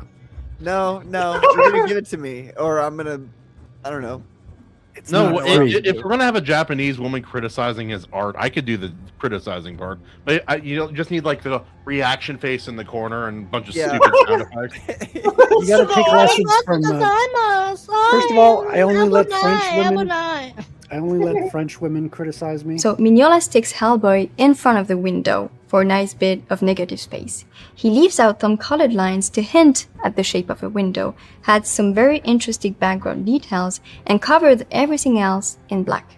This is, of course, not the only way to draw focus to the stage. Draw focus to this page. Are you sure that's a French woman and not an Ashkenazi Jew? Because I feel personally called out. Very on it. Jewish, yeah, you are, Christopher. I found people more chaotic than I am. This is great. It's good. Oh, I got a little bit of Spilkis in my Genick now. Oh my god. Little hummus. Y'all little don't hummus. speak Hebrew, brother. Okay, translate. It's a very Flemish language. It's like, what's his first name? That's what happens when your written language has no vowels. What's his last name, honey? Goldberg. Anyway. Goldberg. We shortened it to Goldberg. Oh, No, there's actually nothing more funny than the fact that like the Jewish impersonation / persona has just become like the New York accent. It's so Yeah, great. So funny. it slowly happened over time. It used to be Yeah. like New York kind of Italian when I was younger, and now it's now it's just like very old Jewish. Right. Now it's like Soon it's straight gonna up be like if you Muslim talk like accent this and you go, hey, yeah, come on, I got a little schmutz in my eye. What do you give me a problem for? boy, he's Everybody convention knows- over here. Oh boy. You should say that in Muslim. You should say that in Muslim country like UK. So did I step away at like the worst moment? Welcome Did your characters do a somersault? Holy shit. Yep. He comes back in. Do a barrel roll. All right, well, I got to leave you guys for the night. Thank you. You've been saying that for a half hour, Patrick. No. You're still here. You just won't go away. No, my name is Patrick. I'll leave now, and I'll leave you all alone here. And I Hold wish- on, you gotta say one last. You gotta address the people watching. Listen, I gotta go. listen, I gotta smoke me a cigarette outside. So, yeah, I'll see y'all later. Bye. And also, come watch the Comics Day Commandos on Saturday night on my show, Logos Comics. We're gonna have Frederic Guimont, and we're also gonna have Carball, Carbon Heart, and we're also gonna have Cabron. I'm thinking we're looking at a grand ball. I think the drugs are kicking in. We're gonna have Sven Stoffels on. With your eyes like that, is it on Saturday night? When did Comics Day Commandos turn into NPR? No, bro, I did that one time. I was, you know how I usually introduce the We Commandos. didn't I'm ask you like- for money, Chris. Yet Normally okay? on the Commandos, I go, "Good evening, ladies and gentlemen, and welcome back yet again to another edition of the Comics Day Commandos number something something." But there was one time where I was like, "Good evening, ladies and gentlemen, and welcome back again to another edition of the Comics Day Commandos. Thank you for joining us today at 7:30 p.m. Yeah, no. Central Time. What were you doing? Commentating a golf tournament?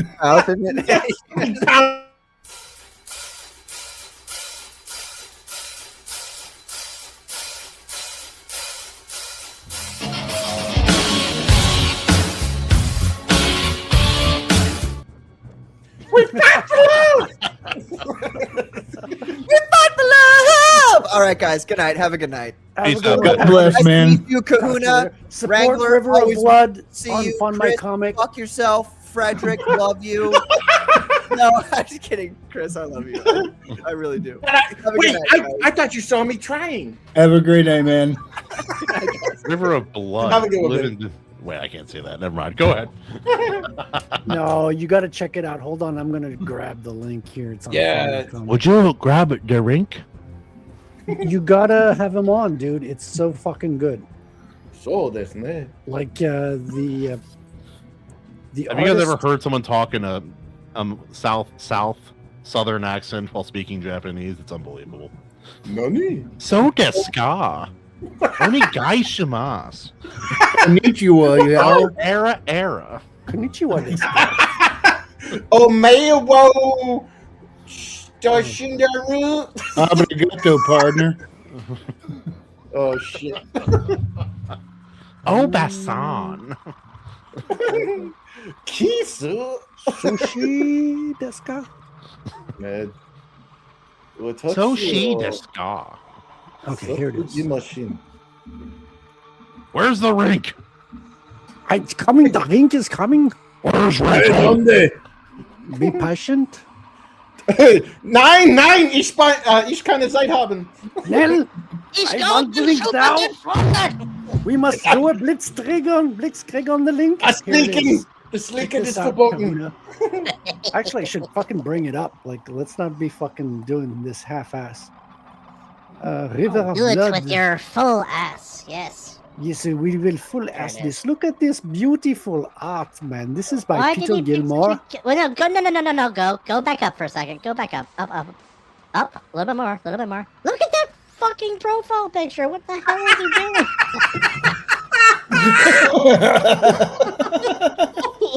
Come on, man. The man's not here to defend him. Oh, I'm giving you so much shit. I don't even know. Oh, this looks cool though. Dude, the art on this is fucking. This it's looks so French. It That's look, the highest yes, compliment that's I why can I'm give it. saying it looks good. This looks like literal, like French Western comics I've read. Yes, but it's British, so it's not as good, but it's almost there. But it's almost. It's like I give the French a lot of crap, but when it comes to art, pretty hard to beat. I'm even going to be in this comic. I'm going to be drawn as one of the Frenchmen. Well, that you're gets right here. Decapitated. You're the big guy. You're right there. No, this is an Indian. I'm going to be a Frenchman getting decapitated in a similar way. Oh, mon dieu. It's going to be beautiful. Dude, is it done already? It's just No, like just the it's campaign just for getting it, or? started. It's just getting started. The crowdfunding. I wonder has how begun. that creature would handle a brawl with a Yautja. Bro, this looks so good. That's what I'm telling you. You guys I know, need, man. You need to have Patrick on your show. Bring him on. I know. Yeah, I should. talk No, this about is this. great, dude. It's his best work so far. Yeah. So Chris, if you don't know, on the show that I help run, the Iron Seas, we pick a category of movie, and then they pick a movie. We all watch the movie, and that we talk about it as a way to get into storytelling, and that's part of how our show works. So I'm just gonna say, hey, just pick one movie about genocide, and like whichever one you want. Go ahead. All right, Showgirls. Dance Moms season 3. Yeah.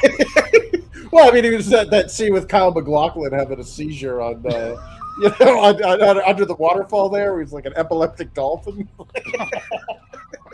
I would pick Girls of the SS. Oh, oh shit! Oh man, that's a good time. Oh Christ Almighty! But no, this looks really, really good. And plus, River, like, it's not that original name, but it's a good name.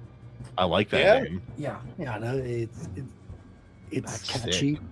Is it supposed to be like Native American folklore? Is that the idea? Yeah, that's a Wendigo or a Wendigo. What the, wait, whoa!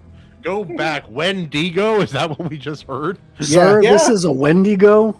It's a Wendigo, everybody. Yeah. Well, because like he has a specific way of pronouncing it. Like I've always just called it a Wendigo, but apparently in the story they actually have like the what was it, the Apache or whatever the tribe is here. They have like a different. It's like Wentica or something, or I can't remember. Yeah, it's like a weird variation. Of It's a Wendigo for the weightbacks. Yeah, sounds like a meal you'd get at a foreign restaurant. You placed the wrong emphasis on the incorrect syllable. It's because it's two names. First of all, it's a she. She's called Wendy Go. Yeah. Wendy Go. Now I want a Baconator burger. Yeah.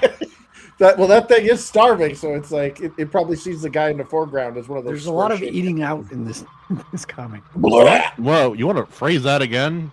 Yeah. I'm looking at these characters, and I don't know. I haven't read enough Japanese comics to know if I'm a fan of that yet. That wasn't my promise, Pat.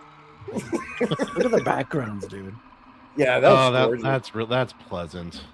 That's really nice. I like that. Like, I have the French Western Bouncer, if you guys have read that one. I'm not familiar with that, no. Do I have the trailer in my... Hey, Bad Kitty. Don't forget to disable the Diablo. The Diablo. Oh, yeah. El Diablo. I wasn't even hearing it. The Diablo? The Diablo. No, the Diablo. All right, let's get rid of the Diablo. Roads. We've had it. Roads. Let's watch the trailer. That was fun. Oh yeah.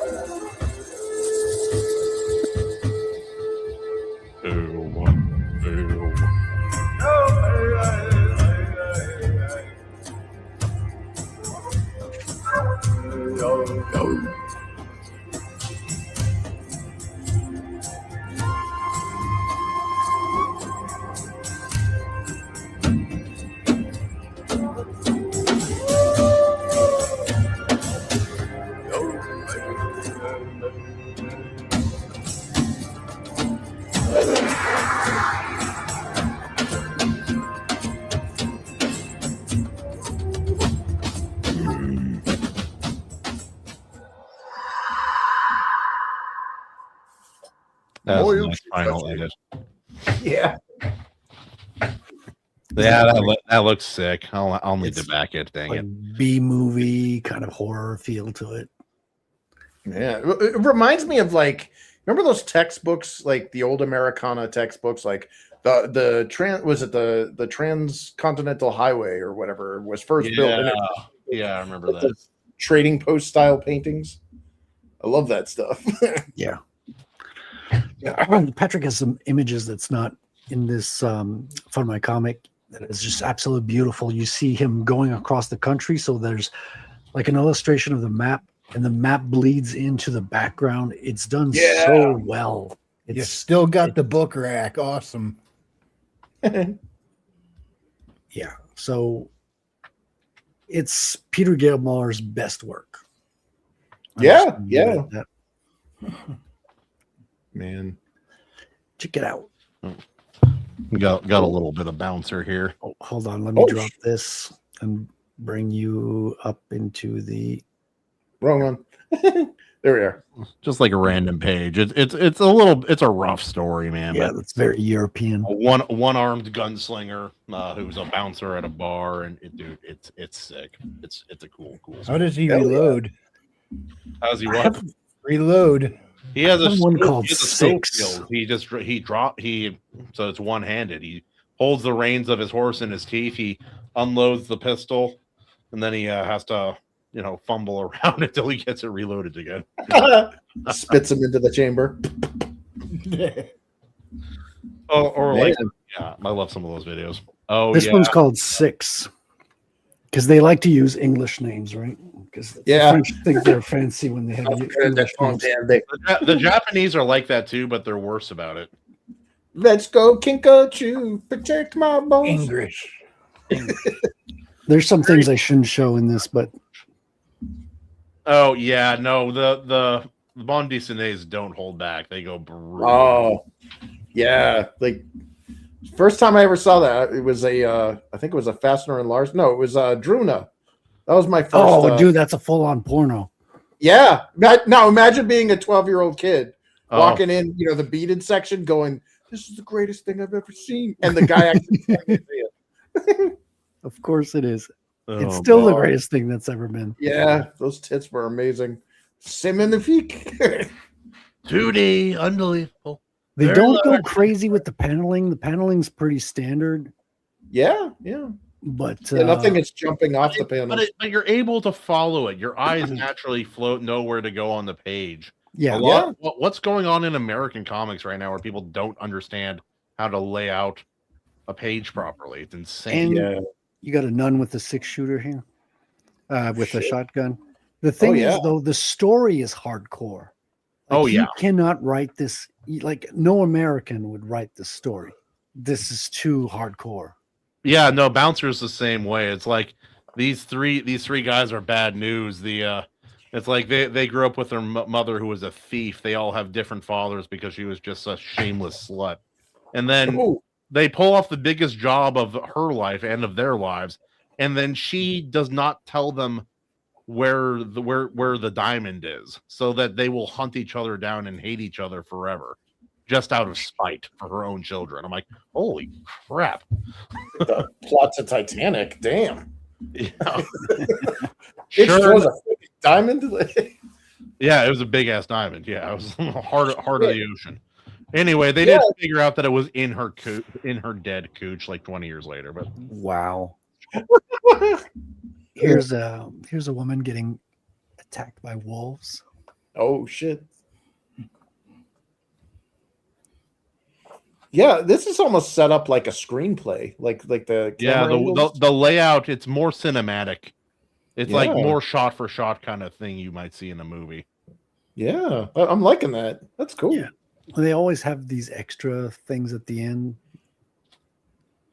Oh, did any of you guys read the Ghost in the Badlands, the George and Razor comic? No, how is that? Oh yeah, I did. The script is limited, but I think that plays to its strengths. Its art is really, really solid. I like George's style. Well, It it's is good a with little the weird emotions. seeing his art out of the context of a political comic, but his art is really quite excellent. Yeah, the story is it's complicated and simplistic enough for my taste. It's like when something doesn't need to be said out loud, the faces and actions of the characters speak. And Well, I that's think the thing. does a The really good characters job were of that. very emotional. George was very invested in the story. Like he went on location to study. He did. Oh wow! The thing is, I was a little bit disappointed with the horses. I wish he had practiced drawing horses a little bit Horses more. are hard, dude. Yeah, they're not dogs. They're not dogs. In Japan, they might as well be. They still eat horse in Japan. I'd try it once, but I mean, we have horse. I'll try a horse meat here as well. quesadilla. Yeah. But it's a good story. It's a good book. And George was like disappointed that it didn't break 1 million, which is ridiculous for a first time. And they closed the campaign really quickly too. Dude, they could have. But the thing is, he miscalculated because I think George was doing all of the work. Okay. He did most of it. Yeah. Well, he took care of the campaign. He took care of the fulfillment. Razor Fist was the brand.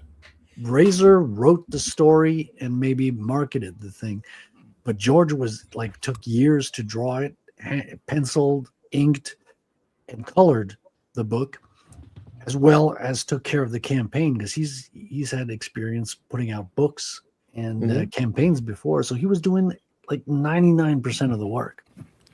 Wow. I don't feel bad for him for one reason. He basically volunteered to. And so it's a case where, man, that was a lot of work. I wish I hadn't. Yeah. No. The way you have that set on the screen right now, Frederick, and you look at the background, it looks like her hand is stretched out. She has a tiny little masculine hand. Yeah, grab my hand. Oh, because of the background. The background. I'm gonna have to update that background eventually. It's we've had it for over a year now. No. Oh yeah. So here, if you go here, here's some of the black and white art from Razor and George's book. Oh, yeah, it's gorgeous. Hold on. There we go. Oh wow, that's shaded really This is well. the black Holy and white as well. The color is also very good, but I got both versions because I really like to see the difference. Man. Yeah, but the black and white is so shaded that it's almost color. It's almost colored. Yeah. It's detailed. Like there's one shot of the ghost in the rain, and it's just incredible. Where'd that sucker go? It's worth grabbing if you can. Yeah, they have it available like on Amazon. I think you can get it. Funny Pictures Comics is asking what we're looking at. So this is Razor Fist and George. What I can't pronounce George's last name. What is it? Alexopoulos. Alexopoulos. Okay, maybe it is easier. Hold on. Are you talking about Kahuna's comic book or My Beautiful Art here? No. Put your mediocre art away. We're looking at wow. But just like wow, look at that. Yeah, the whole rain fight is really, really good. Did he draw that with like a white gel pen, or is that literally negative? I have no idea. That's all jizz. That's why it took him so long. He calmly says it. Here it is. Yeah. The angle shot of him aiming the gun, the perfect angle, the reaction, like the fear in their. Oh, it's just. They were a good team, man. I'm so sad they are not going forward with this. It would have been great to follow. Well, Razor's mentioned he may continue do snippets of the story because he's a pretty decent artist on his own as well. I don't know if he's ever done a comic book though. He can do some concept. He's done comics just for other. I know he's done comics for other people, and I believe a friend of mine owns a comic that he says Razor Fist did a limited run on before I was ever a fan of him. So really, shit. Yeah. I can't even find it online. I don't think it's available anywhere. But yeah. So is it purely did they pull out? Did Razor pull out because of the Razor didn't pull out. I think it was George. George pulled out. Yeah.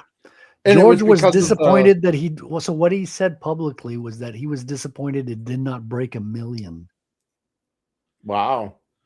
But they closed the campaign early. They were getting sales every day, and they got what $300,000 or $600,000. It was a lot, and the campaign was open for a very short window of time. It's ridiculous, dude. It's like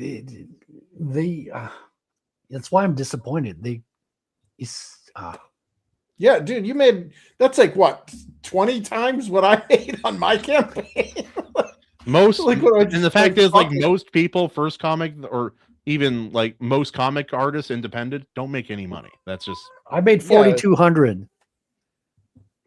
Well, my thing is I'm not complaining. I'm still doing a second one. I see the first book as a loss leader, because it's unproven, You know, you're getting it out there. If people like it, word of mouth will actually generate. Then you do the second one, and you generally get a slump because it's like, okay, it's not the first or whatever. But when you get to the final, you know, like the book end essentially, and you've got the entire thing ready for a trade paperback, I think that's generally where you get the redemption from. You know, Yeah. The first book, I that's some very high expectations. I can't think of a single first book. It was coming off of ISOM. Oh, Everyone was okay. looking at what July did, and they thought the iron was hot, and everyone was going to get $1 million. The first ISOM campaign was a cry out from the public for what they want in general, which is independent, story based, like properly beloved and written comics. And so ISOM #1, say what you want about the comic, it almost doesn't matter. It's what it represented when it came out. That at the time it was about making a statement. It was about making a statement. And it did have a ripple effect where it got a lot of indies really working on their stuff and going for it. Well, it had a ripple effect. Oh, Ripple effect. I'll be here all night, folks. But seriously, it really did get a lot of people taking their indie work more serious and really going at it. And you know, that campaign got a lot of us meeting on Royce's server. So, It's true. It's about the time we all got together and met up.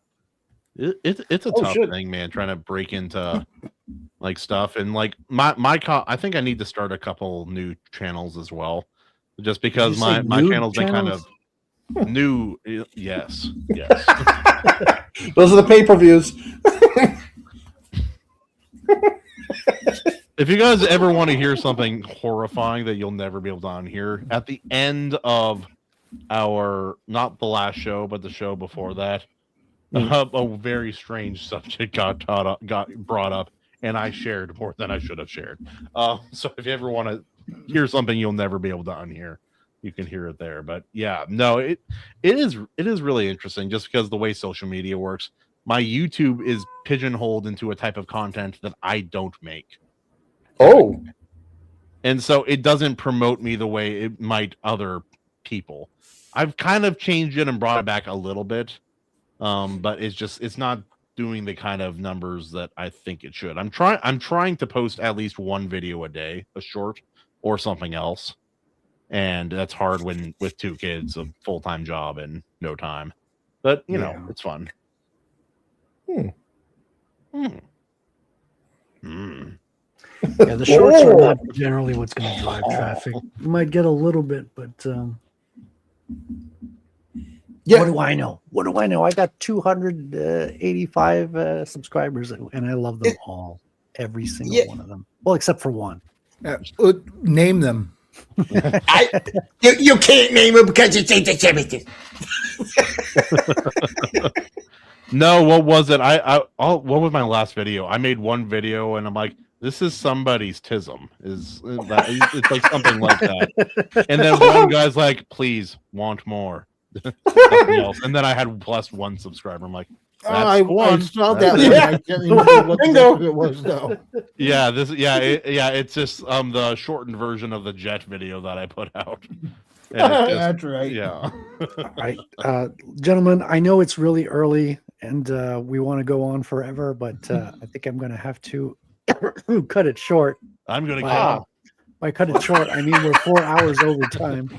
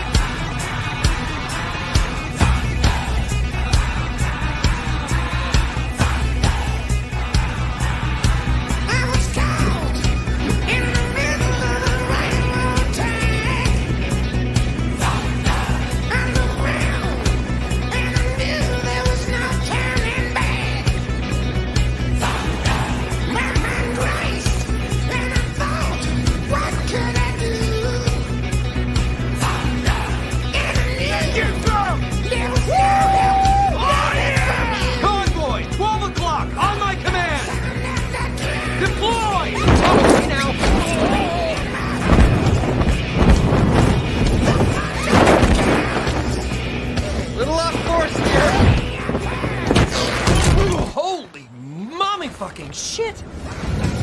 Oh, there they are. Look at these gorgeous sons of bitches. And we cut to Kahuna. Oh, you're just looking at him fully dressed, man. I don't know. I realize that, and I appreciate that. It's like I love going to visit Hawaii and going home and visiting family there, and it's like it's the only place I've ever been pulled over when I'm not wearing a shirt where it's never been a problem. It's happened over here. In fact, I've been wearing less when I've gotten pulled over here, but it's not as bad as my dad back in the 80s. He and his buddy were going to a house party, and it was a Halloween party, so they were in costume, but it was about 2 weeks before Halloween. And so my dad, he was dressed as a lion tamer, which is already, that's already that's a lot. But his cousin who was driving was dressed as an adult baby. Oh, this is already getting Some Stanley Kubrick shit. Eyes wide shut. What kind of party is this?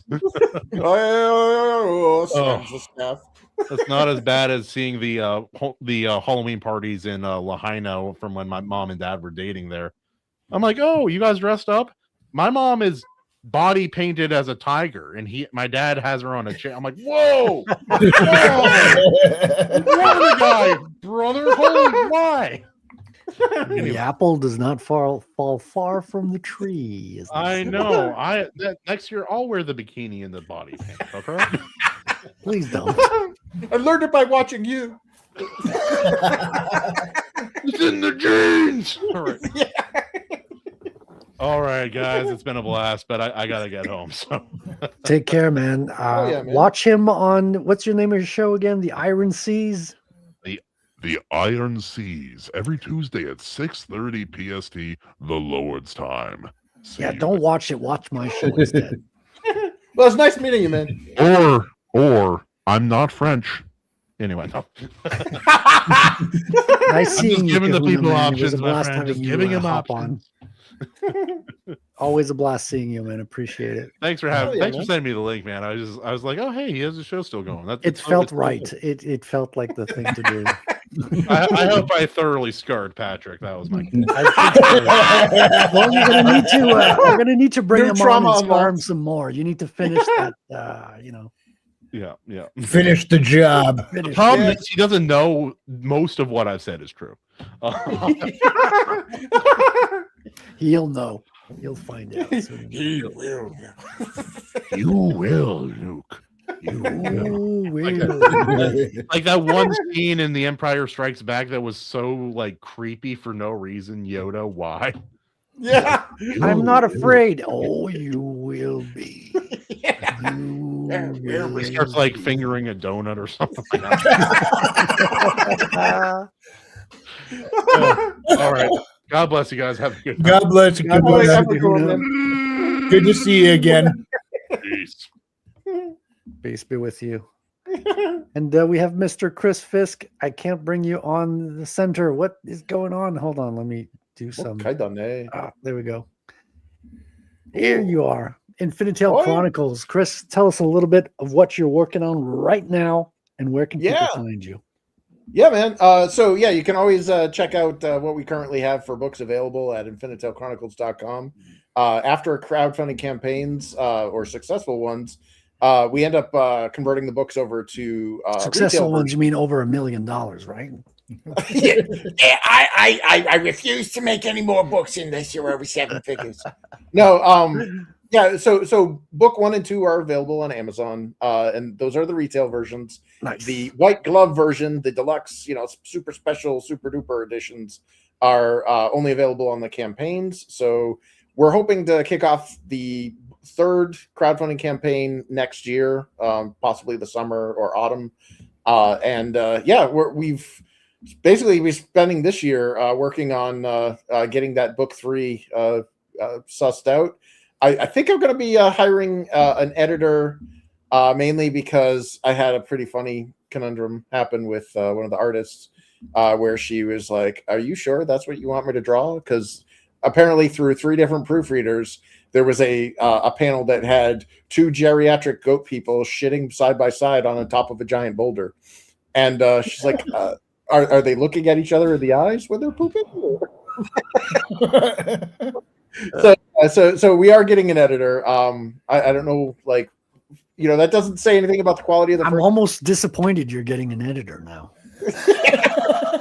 Because like I've had proofreaders, and you can never proofread your own book. Like you're never get off your own supply. You can't. You're blind to, what's it called? It's like your angles, like when you're driving a car. There's just your blind spots. Your blind spots, right? Yeah.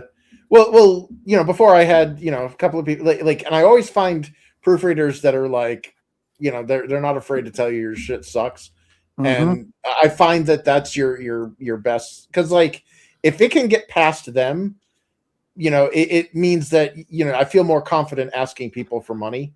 You know what I mean? Like if it's not at that because dude, my company, for fuck's sake, is Chris Fisk Media.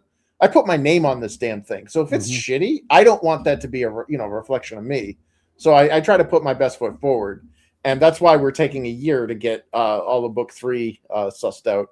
And anybody that backed the campaign for book 2, they already got a free 44-page preview of book 3. So they got the first chapter. 44 pages is a whole book. It's not a preview, Chris. You need to check those numbers. And I do appreciate you did that whole catch-up campaign thing, because I was able to get all of them in one shot. Hell yeah, man. Yeah, thanks. I appreciate that.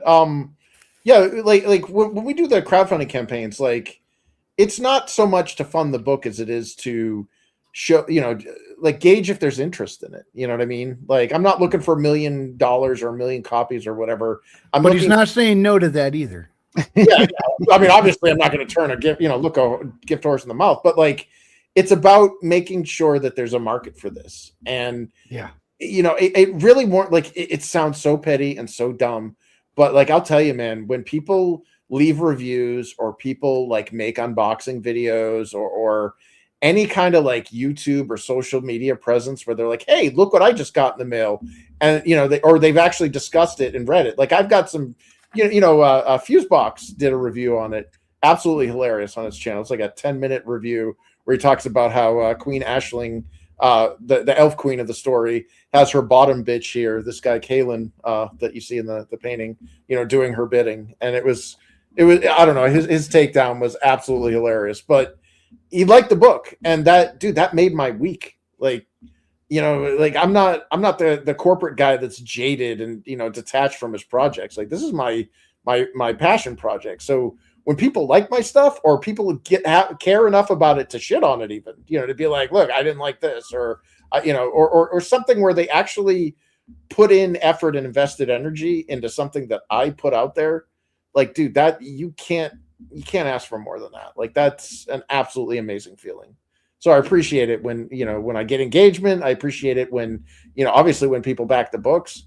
But at the end of the day, I'm trying to fill a void where instead of the mainstream media telling you that like all men are toxic masculinity and everybody needs to be gay and there's girl bosses and everything's blackwashed. Like, no, this is the stuff that I grew up with. This is from a time it's a love letter to the 90s or to the 80s. That fantasy genre. And yeah, and I appreciate having the opportunity to do that, and having people like Frederic here and others with platforms that are like, yeah, let's spread the word about this. So, hell yeah, we're laying the foundation for a new generation of culture. Hell yeah, man. So yeah, I appreciate that. Thanks a lot. My pleasure, man. InfinitilChronicles.com. Go check it out. Can you order off the site, or is it Amazon? So the links on the site will bring you directly to the Amazon Marketplace. Okay, good. All right, I got to go feed a cat real quick, but we're going to promote Wrangler here. Mr. Frequency Studios. What are you working on, good sir? And where can people find you? I am currently working on books 3 and 4 in this series, which will be Mystified Investigations and United States Stellar Marshals. Currently, books 1 and 2, which is Haley Star Bad Kitty and Bad Kitty Haley's World, they are available now on Amazon. They're a little bit fantasy, a little bit sci-fi, a whole lot of fun, a little bit Goonies, a little bit magic. Consider it a lit Metroidvania where they got ability gated progression they got to deal with. But you got Haley and Elizabeth. You go on an adventure with them, and it's a blast. You can also check out my Substack where I have a short story set in the same universe about some LA police officers dealing with a missing persons case. Anyway, you can find all that on Amazon. Look up Bad Kitty Frequency Studios. It should pop right up. And don't forget to check out my YouTube channel. The handle is at Wrangler212. Every Monday night, we do the weekly Wing It starting at 8:05 p.m. Eastern. It's a lot of the folks you see here have been popping in over there from time to time. It's and really the sister show of this show. Like, yeah, it's like, we just hang out, very informal, open topic, free flow. A lot of times we have no idea what we're talking about until we even start. So we just pop on there, have a good time, and come hang out in the live chat. And every now and then I get a little bit brave, and I drop the link to come on the panel right in the live chat now and then. And you never know what's going to happen, and you come on over, be just as surprised as we are. I learned it from you, Wrangler. I learned how to wing it by watching you. Which brings me to my favorite subject, moi.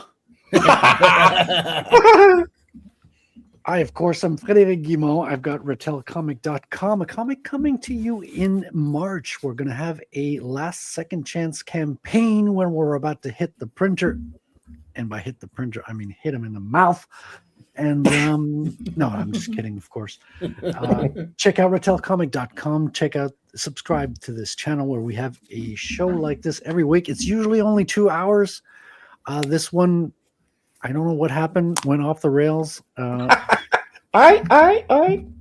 like 5 hours into a 2-hour show. Yep. But there's never a dull moment, thanks to my guests. So check that out. I'm also part of the Comics Gate Commandos on Saturdays on Logos Comics' channel. And do I do anything else? Oh, yeah, I've got comicsgator.com. It's still a little buggy, but I'll be hitting those bugs all week long until it's running fine and purring like a kitten. So do check that out from time Put to up time. a little graphic of a bug zapper in the corner. So thank you very much for joining us, ladies and gentlemen. I will see you next time. God bless. God bless everybody. And good night. The sun has gone to bed, and so must I. So long, farewell. Auf Wiedersehen, goodbye, goodbye, goodbye. Goodbye. Goodbye.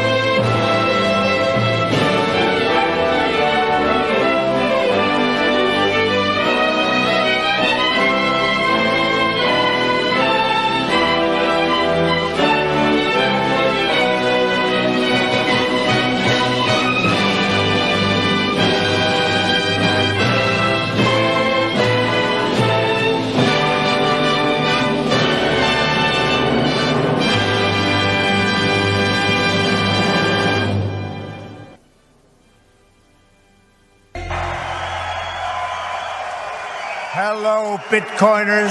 Thank you very much. Hello. It's good to be with you. It's good to be with you.